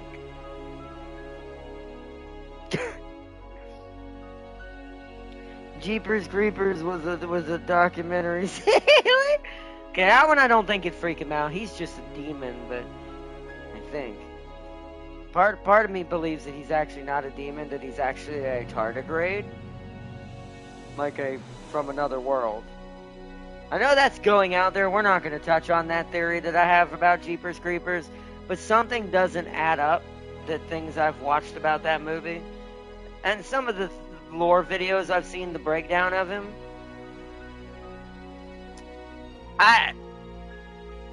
I'm just like, yeah, but even a demon has rules. Like, even demons, like, you wouldn't be able, you'd still be able to kill a demon physically, especially if you found out it's a demon. You just use holy stuff on it. they have a weakness that can remove their physical body from the world. But if you think, and this is the only part I'm going to talk about, we'll talk about this in another stream, because it's more vlog territory for theory-based stuff on like monsters and things. If you look at the end of Jeepers Creepers 2, even though the rest of the movies aren't great, 2 was okay even to a certain extent. The old man who's hunting it because it took his kid even kind of hints at this. Now, he doesn't know what it is, but he says something specific that caught my eye with the way tardigrade's going to behave too. He said something about the fact that, one, it needs to consume matter in order to continue to exist every so many years. That's one sign. A demon wouldn't need to do this. Second sign is his confirmation that it's unkillable. Meaning this damn thing is like, is resilient to almost everything. Like, it's like all you can do basically is put it back into slumbering state until it wakes back up again. So it's like, but that's a whole nother conversation. That has nothing to do with what Celie was talking about. Let's see, you misunderstood it. Wait, you misunderstood. If any insect is grounded, I'm good. But if my brain sees it has wings or starts flying, yeah, moths are insects. I don't understand, Celie.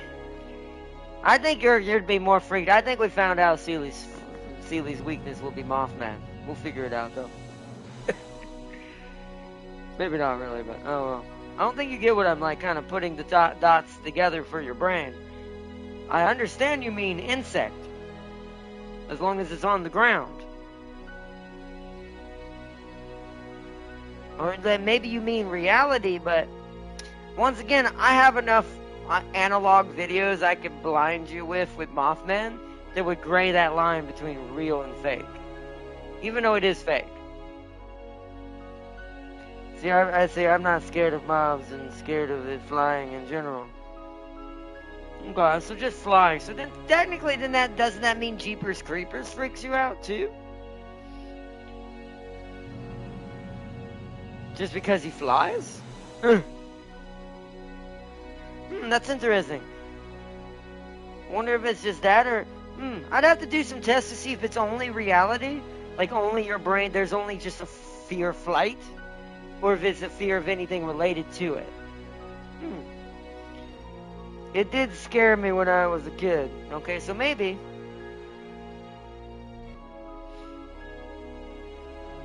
But yeah, we're not going to go in the whole tardigrade conversation with Jeepers Creepers himself, but another sign, I'll give one last hint to you why I think it's a tardigrade.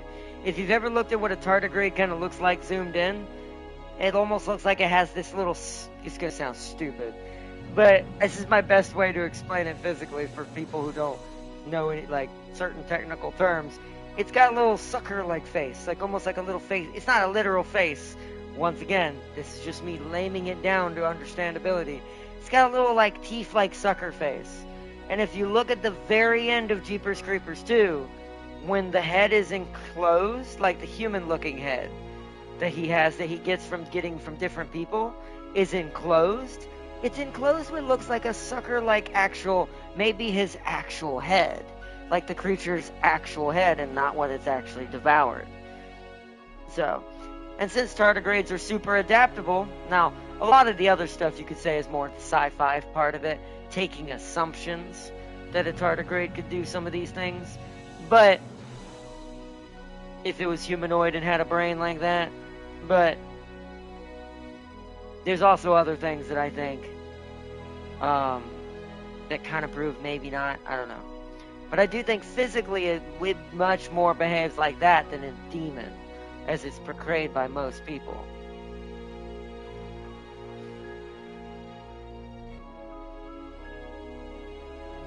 It looks like a bug and it flies. He's afraid of it. Yes, that's what the Farseer said. Sums it up. Okay. So it has to look like a bug and it flies.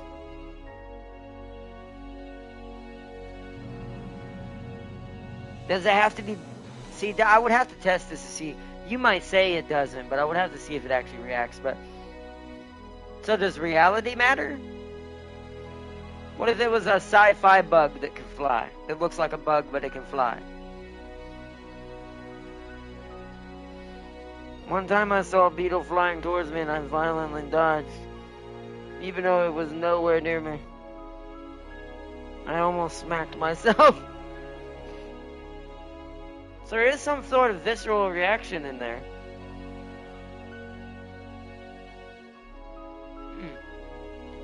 Don't ever watch the movie Mosquito, if that's the case. It's an old-ass movie, though. It's got cheap graphics.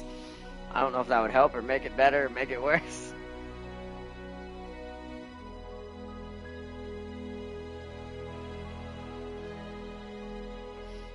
I bet Sealy screams like Ned Flanders.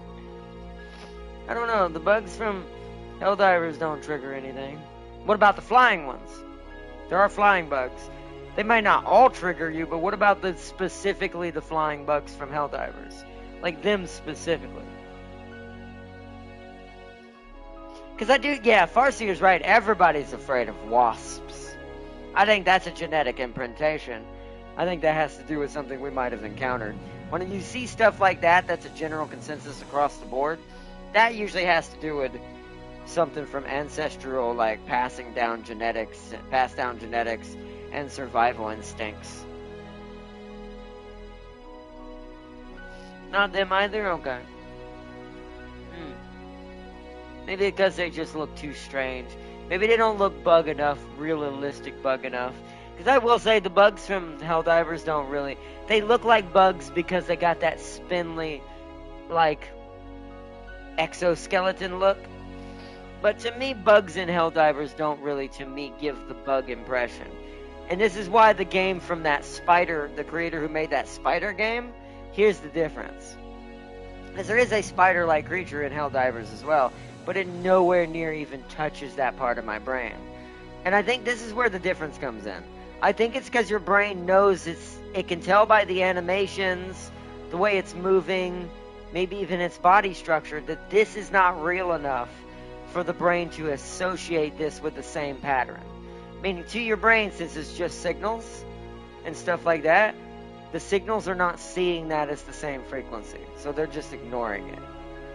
But if it was a good developer that took their time to make the flying bugs look more realistic and more like flying bugs should be like and how they behave, even movement, right? Sometimes it's just the movement of the creature. Like, this is why I said I'd have a heart attack on camera if we played that spider game.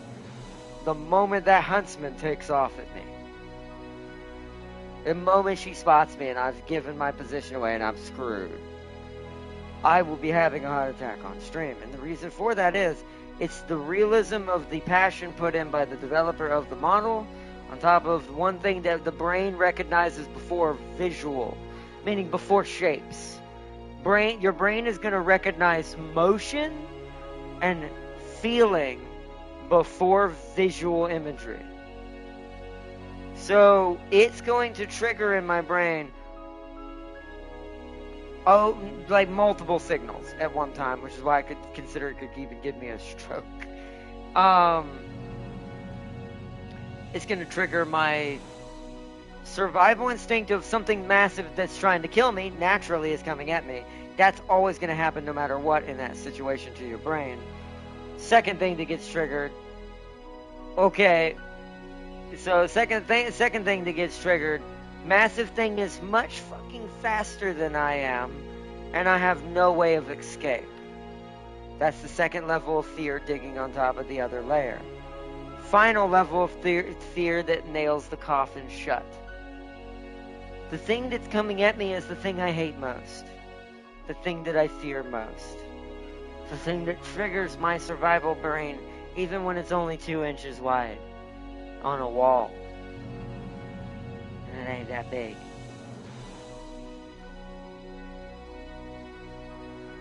And the elimination, and then the final reaction, the physical reaction that's going to kick in that your brain will force because of the amount of fear it's experiencing to try to get away from the thing. And because I'm in a game, I'm either just going to force two reactions in my body. I'm going to viscerally either tense up, clench up, and I'm going to almost bite my tongue because I'm going to be like, almost it's going to trigger a visceral like reaction as far as instinctually I'm preparing for the pain that I think I'm about to have, that I'm about to die. My brain will be tricked in that way. And I'll probably move in my chair, jerk or something. I could even hurt myself there. It's not a good game for me to play. If I ever play that game, it will be for the sake of I will have my brain in such a calm mind that night that I know that the visceral reaction will be dumbed down enough to be entertaining and fun, but not hurt me.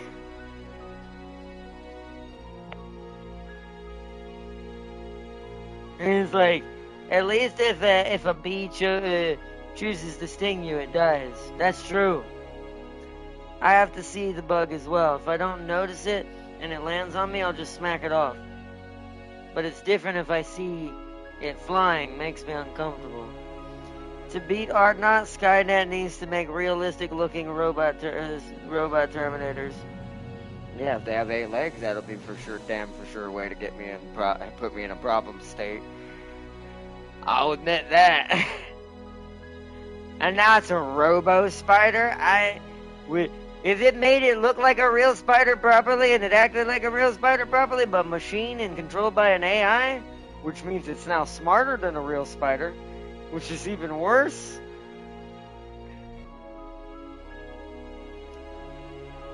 If I don't have a way to actually fight this thing, I'm probably doing what Tam King said to do with Farseer's mech in that boss battle.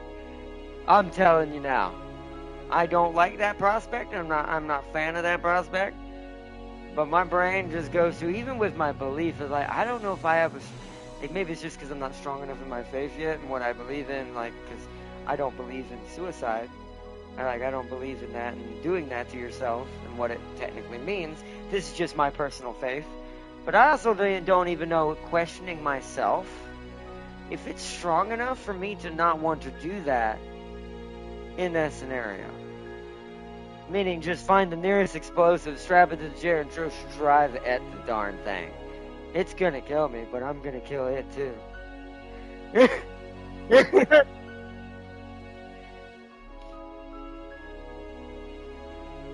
And see, you know what it could be? I have a very uncomfortable feeling of anything touching eyes, even contacts. And my brain, when it sees a flying bug, always tells me it's gonna run into my face. I mean, that's, a lot of people have that natural instinct, because sometimes it does. Sometimes it's like you're just drawing the insect to you, and I'm not going to go into this, but I could talk about the biology behind that, and I think that has to do with the magnetic field that all of us have around us, that I think the bugs are being attracted to that. Almost like why a bug gets attracted to a bug zapper. It's the same principle. So they sometimes can do that. They're not doing it on purpose necessarily, they're just being drawn to you by whatever they're sensing. Like an impulse or something. The idea of a bug crawling on my eye makes me spine tingle. I'm pretty sure anybody would not want that. That'd be like me having a spider on my eye. I'm absolutely dying right now if that was stress. You'd be hearing me scream. I'd have to mute, and I hope I would remember to press the button. If that ever happened. Gosh forbid, I'm gonna say that now, so I don't jinx myself in any way in the future. And I'm talking about even a normal spider that can't hurt me. A spider crawled up over my headset and onto my face right now, and onto my eye. Mute the stream. That's all I can say. That ain't going well. For me or the spider.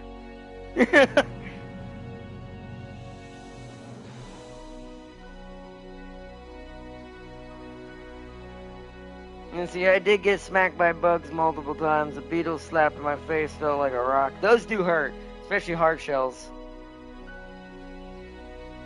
Can't you use an AI to make a fear toxin? Hopefully not. I mean, technically fear toxin is a thing that you can do in general, because all it really is, and I'm not going to go too into this, is how learning how to manipulate how what I was telling Celian, or actually not Celian, James, because he's sleep deprived right now.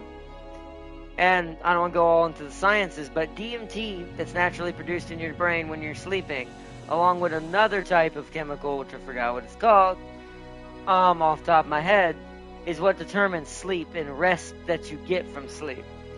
And there's also what I have a theory on why people suffer from sleep paralysis.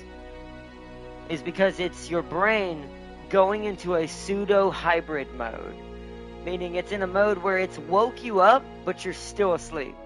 Meaning you can see your room visually because the image receptors have opened your eyes for your brain and it's transmitting signals. But here's the scary part of this. Because you're still asleep and part of your brain is not there, it doesn't know how to filter out the image. This is why I think people have sleep paralysis demons, as they call them. It's your brain tricking you during this state to think that you see something that's not there. I know what mine would be, because it tends to focus on fear, because it's a strong emotion. Now, a good way I've heard to fight this from people who do experience sleep paralysis is to think love thoughts. Even if it means dirty a little bit, because love is more powerful than fear as an emotion, and your brain will latch onto it better. This is a good way to keep your brain from drifting during sleep paralysis and producing their hallucinations is what they are. They're illusions. They're hallucinations your brain is creating. To be able to produce better hallucinations that won't drag you into your fear realm. You go into fear realm, like if that happened to me for some reason, and I was stuck there one night, and I let my brain slip into fear, well, now I'm going to see a spider above me on the ceiling. It will find a way. Your brain is a sick thing when it loses control. It is a sick beast when you're not telling it what to do properly. Our brain is a monster. We should have done another mission. You are right. We did it again. That's why we need to end it. It's 10 o'clock. I'll leave it at that. I'll read what Seeley said. Tamkey said LOL. That's what Red Farseer. We should have done another mission. 100%. We could have talked and done another mission. Oh well. Sleep paralysis is often an explanation for alien abductions. I think that's true too. I think alien abductions are sleep paralysis and them imagining this happening. Because once again, your brain has no limits in that mode. It might actually make you think you're being sucked into the sky.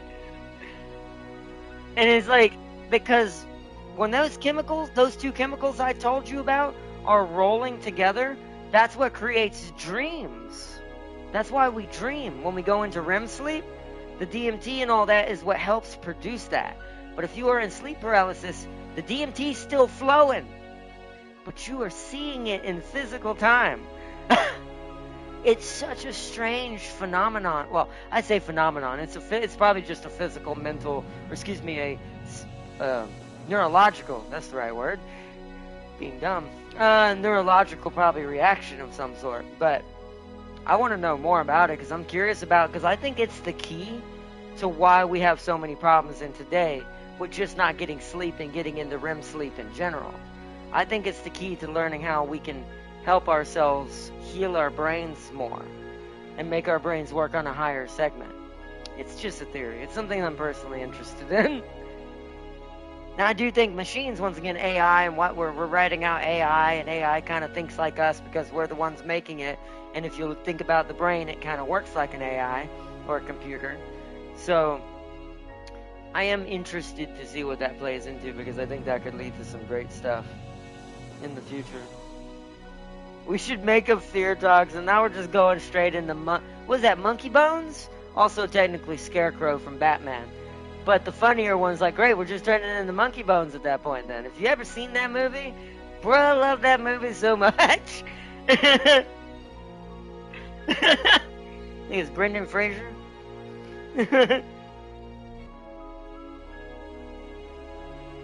Because that was about trying the nightmare, even though that was more fantasy, that was the nightmare realm trying to artificially invade the human world and force people to have more nightmares.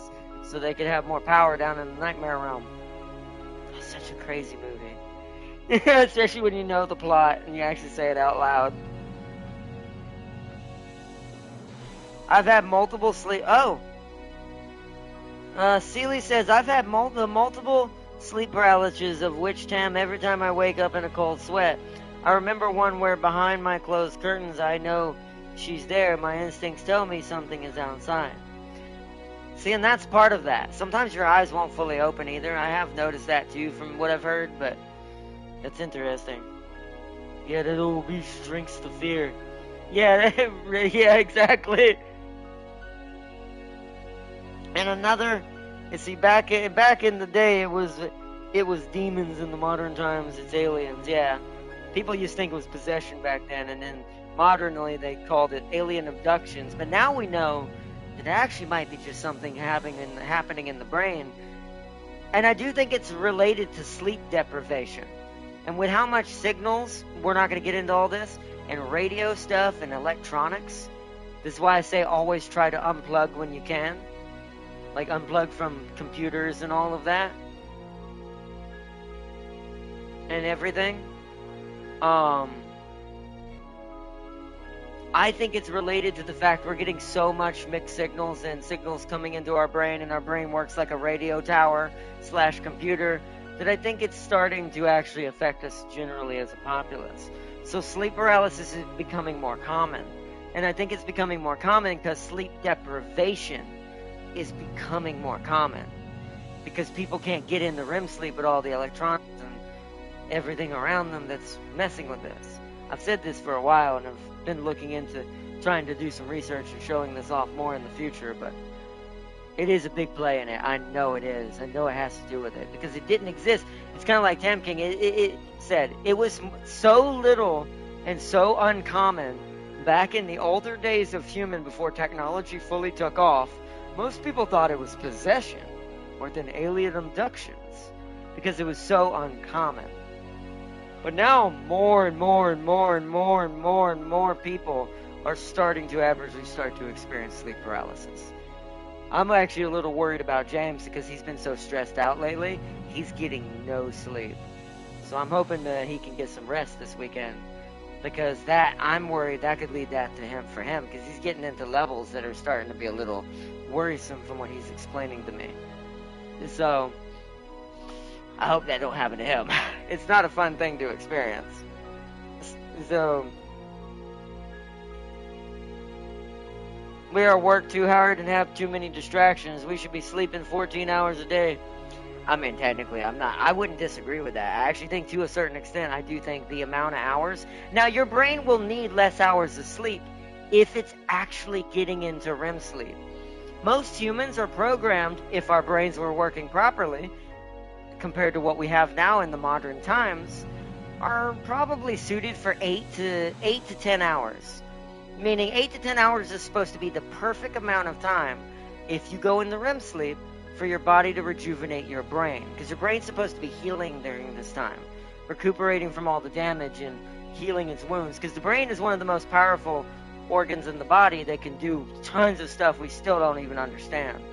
And it's like, so I do think that is a worry in that, but might have been me, Farzia. I heard someone slept for 3 days straight. That can happen too. To be fair, you need to do that if you get to that point, because if you don't, you can actually die. I'm actually not kidding you. I've all the research I've done through sleep studies and things I've read in books and online, and everyone seems to have the general consensus. If your brain can't get a certain amount of DMT and a certain amount of that other chemical, for the life of me I cannot remember right now, it eventually will cause brain damage. And this can eventually put you in comas and things like that. It's not something to be fucking around with. And yet we just take it so lightly. And I do think it's becoming a problem. Just because of how much I've seen the average sleep paralysis cases cropping up. But after about 10 days of no sleep, your body starts dying. Yeah, well, it's because your brain's starting to die. Because it's also deprivation of oxygen, non-healing. I forget there's a word for it. It's like ditoxin? No. Well, I almost had it. It's a word I learned from Roanoke in a science book about sleep studies and DMT in the brain and all that. Bloody can't remember what it's called. It's a certain type of disease that develops in the brain that basically starts necrotizing it. That's the best way I can say it. It's not necrosis, but it's similar. It causes necrosis to happen. And then the body just dies. Because it's like, well, bye. And see, how sleep deprived do you have to be for that to happen? About 10 days, like Tam King said. But here's the problem. If we're seeing signs of sleep paralysis, it might be having a cascaded effect that we're so exposed to so many signals, our brain is having a hard time even getting the energy at all. So one could arguably say, even though it won't be straight 10 days, like it would normally be if you suffered the worst case scenario, I do think we're at a point where slowly almost doing a long-term version of the same 10 days. It won't be 10 days, I'd have to say, I'm not going to give it a number, I ain't a scientist, but I'll give it a rough estimate. 10 years. Take that 10 and multiply it by an extra, 10 times, basically. So I'd say instead of 10 days, 10 years. If your brain could not at all get into REM sleep, not even once, and I do think that we're seeing this more and more.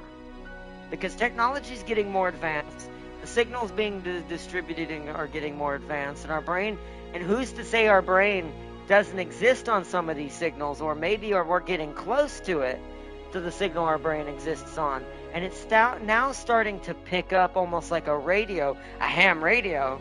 Now it's starting to latch on to signals it's not supposed to be. It's a big theory. Once again, it's too much to talk about now, but it's a big theory. The shadow is likely a throwback to when the shadows could have been a predator in the bushes, Seeley. Oh yeah, that's true. Tam King's 100% right. When it comes to that, that's more related to instinctual training of genetics, of our survival instincts back in the day, having to spot a predator in the bushes. Even if we can't visually perfectly see him, our brain still sees him, or it. Now, let me go back. I have 2 sleep demons. One is a witch, and my second is the shadow of a literal impending doom. It's like if you took the darkest living shadow and the presence oozes pure fear. That's your survival instinct. That's it making a physical representation in your brain. That means something in your brain triggered that side of your brain during the sleep paralysis. It's like I said, the brain is such a crazy machine, man. So, people know what kind of demon I can be if I get my beauty. If I can't get my beauty sleep. I think that's anybody, but yes.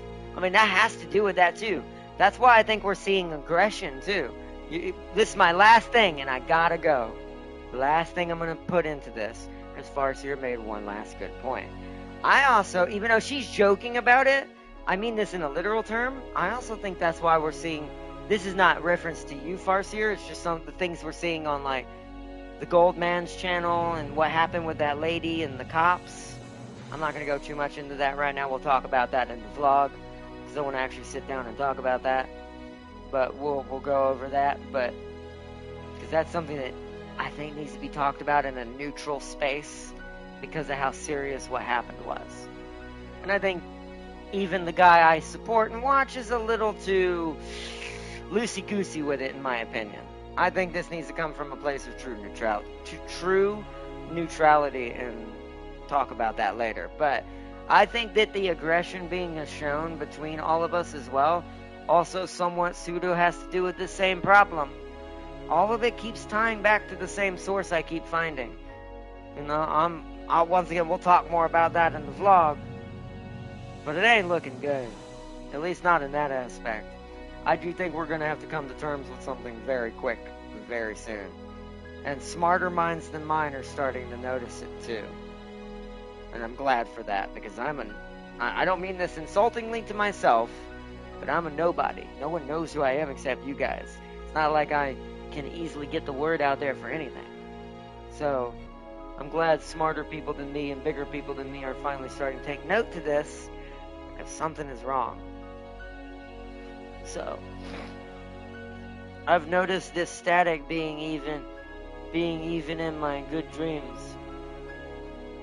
It's the upside down, Celia. It's hunting you. Yeah, it is. The mind flare is coming for Celia.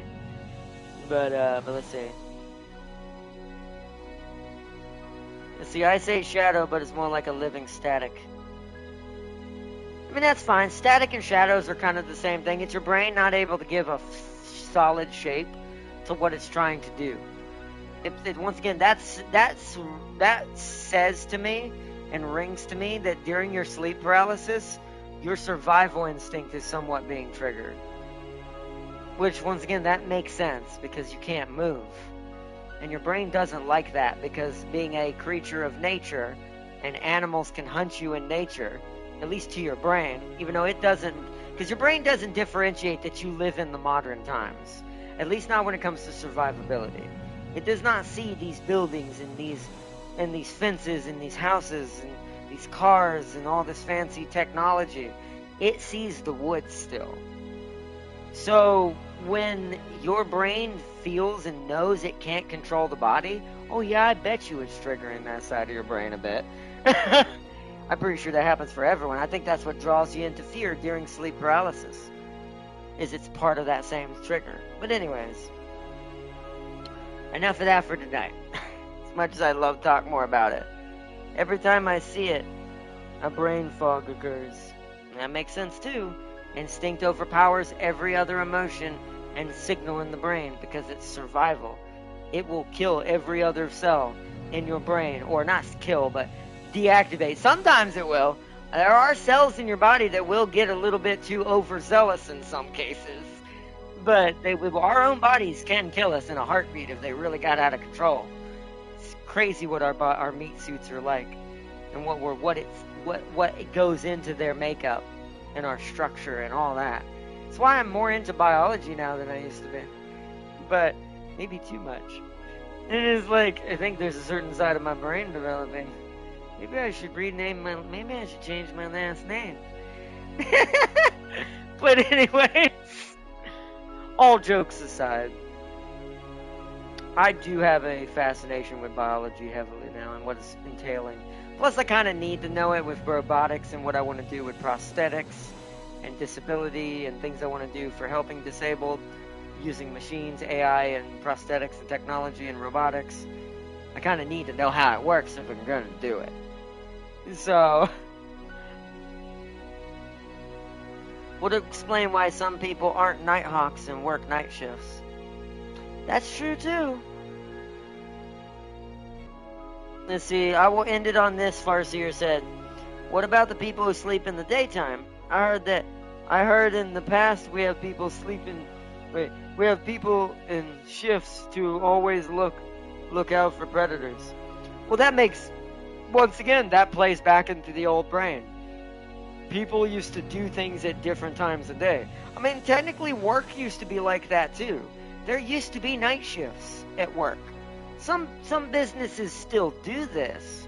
And I'm not saying, I know people are going to not like what I'm about to say. I'm not saying bring it back. But then again, there is an argument to be said that maybe certain people are more built for night.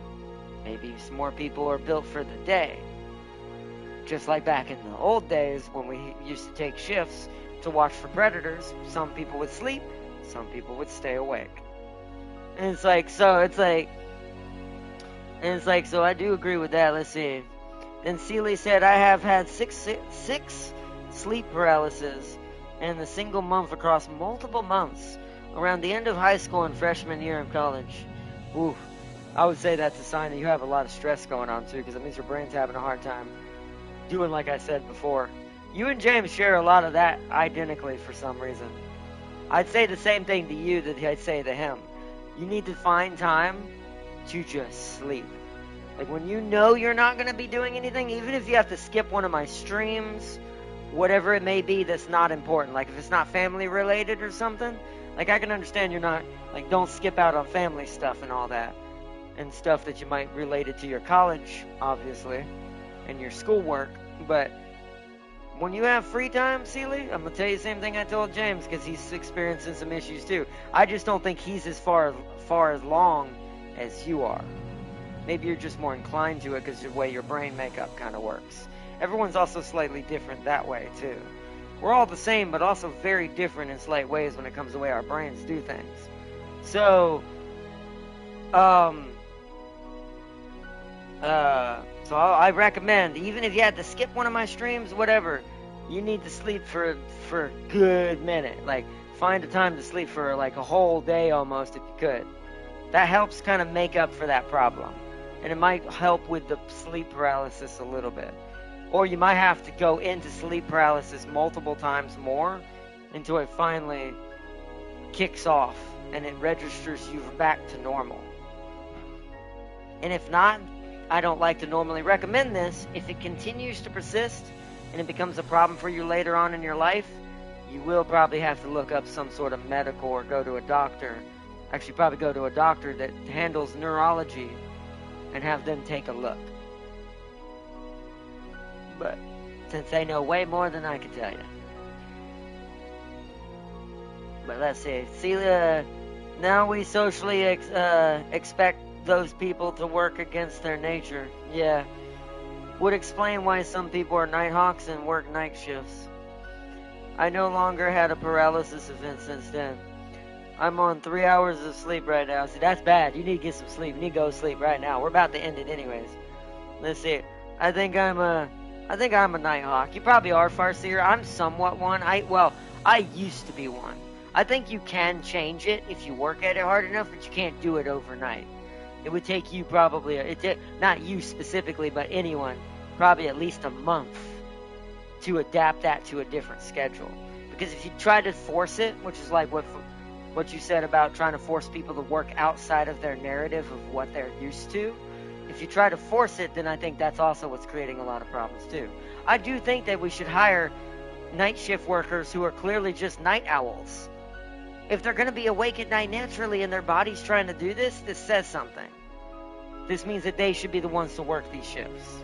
And then let the people who have the normal daylight signals, even if it's more daylight than night, you don't need as many people for night anyways.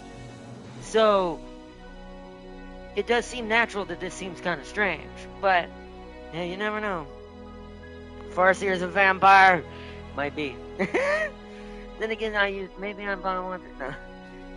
I did change myself to daylight. I'm probably a werewolf at best, or werelion. But, anyways, I haven't had an event since 2022. That's good, Seeley. I did that because I'm resetting my sleep schedule.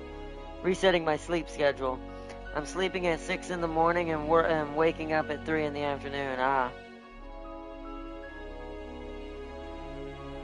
have a hard time falling asleep at night, yeah.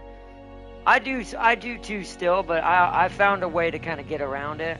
I will say recommendation, this doesn't work for everybody, but a tip to try. I know it's not easy to do this in the modern time. It took me a while to do this, and I imagine anybody it'd be hard to do this now. You need to shut everything down. Shut everything down in the room that's not your heater or whatever's keeping your room cool or whatever if you like a little bit of light in your room. Don't make it too bright. That also affects the brain too, as I'm now realizing. I think I do have it too bright in my room in general at night.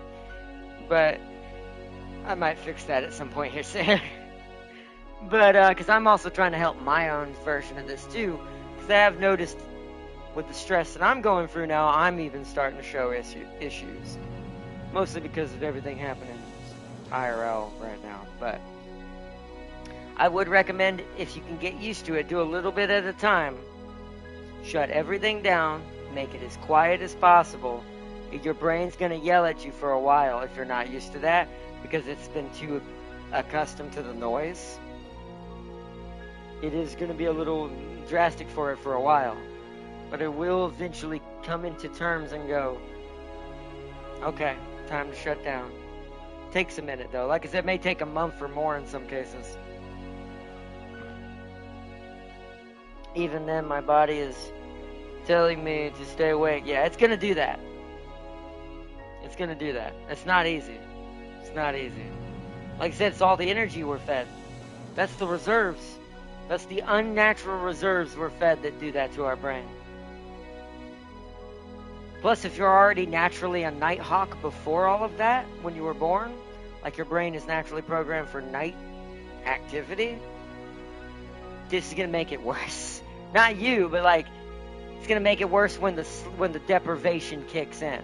Because now it's gonna have harder time of distinguishing, well, wait, I'm supposed to be more asleep during the day, down here at night, but now I can't sleep at night either, but now I need to sleep, you see what I mean? So, it is something to be said, but either way. And because I've been waking up at 3 in the afternoon, it completely messed up my eating times.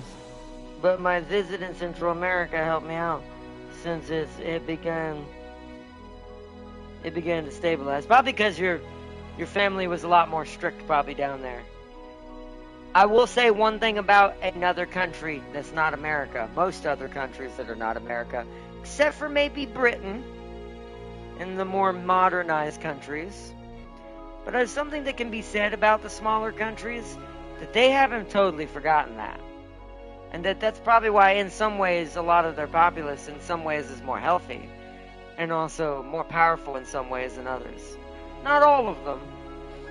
But it depends on where we're talking about too. Some places it's a fact. Like you can tell people are just generally for some reason smarter. It's mostly probably because they see things a little differently in that way when it comes to the brain. And it might be helping them in that way. But I do agree that probably did help you. Because older countries don't believe in as much the overexertion of technology, getting up in the middle of the afternoon. Like that's an American thing. Like if you try to get up at 3 somewhere else in the world, you probably get slapped. Or lose your job. Or worse. Depending on what it is. Thankfully, Darius don't be on me about sleeping all day unless I ask him to take me to Popeye's Chicken at 7 p.m. at night. Yeah, see, I imagine most people would not want to go to Popeye's at 7, but I mean, it depends on the person. I'm one of those that I would go out at night if I had my own vehicle, just because sometimes I do slip back into that. I'm just not going to sleep right now. Like, I've got tons of energy right now. I'm going to have a hard time getting sleep tonight. I know I am, and I've got my Bible study tomorrow, and the other thing I got to take care of IRL tomorrow, which is why I'm going to get off here in the next 30 seconds now, but yeah, I can feel it already. I've got so much energy running through me right now. That's why I could do 10 more missions in front mission, but we're not doing that. This is why we've been talking for so long, because I can't get my brain to stop it. Because it's like, energy, go! Elaborate! But anyways, I am going to end it there, though. I remember I'm going to read these last 3 things from Celia, and I'm going to end it here. I remember having morning classes at 8, 3 classes in 1 hour, 35 minutes. I actually felt like I was going to drop and fall on the ground when I got back. My eyes and environment started to blur and mix the colorful prisms, and I started to hear auditory hallucinations. That was by far the worst experience I had with no sleep. That's close. That's close to almost walking sleep deprivation, or what they call that. Actual sleepwalking, almost. That week, on average, I slept 5 hours. That's how bad. See, that's bad. You gotta plan for how hectic your schedule is. That's another tip for sleeping. If you know you're gonna have what I didn't do tonight, the opposite of what I did tonight is what I'm about to say. If you know you're gonna have more of a technical day the next day, where you got more important things you gotta take care of, you should probably go to sleep earlier so you can get more sleep and be prepared for the day. That is a good tip. One that I am not following right now that I should be. So I'm gonna end it. But let's get out of here.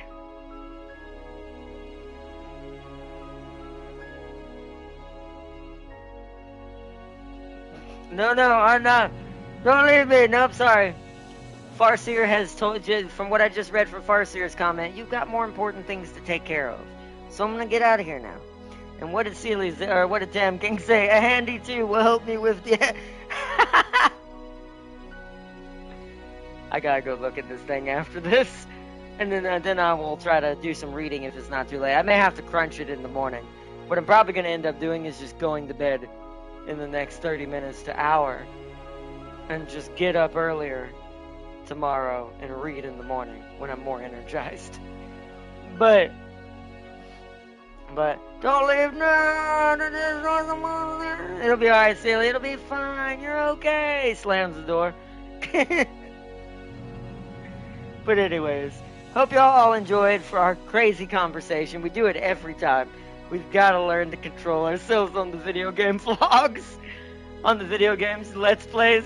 This is why I'm doing more vlogs, because I feel like we all are in that mode right now in the world. We all just want to talk stuff out, because there's so much chaos and everything. So we all just have so much conversation energy. So we gotta stop doing this on Let's Plays and keep them for the vlogs. But anyways, Tam King said, GG, y'all. Don't worry, I'll send Tam King to get a truckload of baby. Oh, man. Mario, don't leave him. No, I get it. I get what you were doing there, Sealy. I get what you were doing there. It's alright, Sealy. You'll be fine. You'll be fine. I'll be back.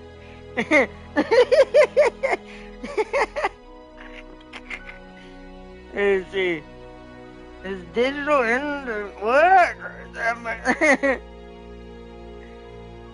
Oh, no, man. Sealy, it's okay. You'll find out soon enough, but it's okay, Sealy.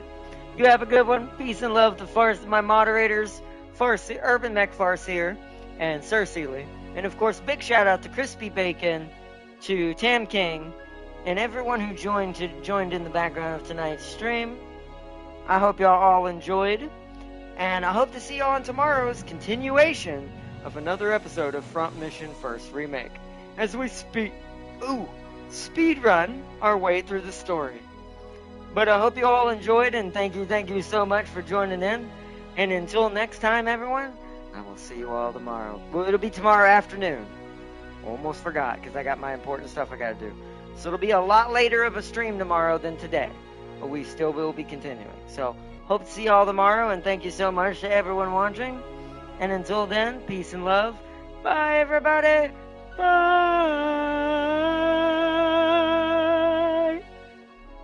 Ooh, well, okay. But until next time, bye, everybody. Until next time, I will see you all tomorrow.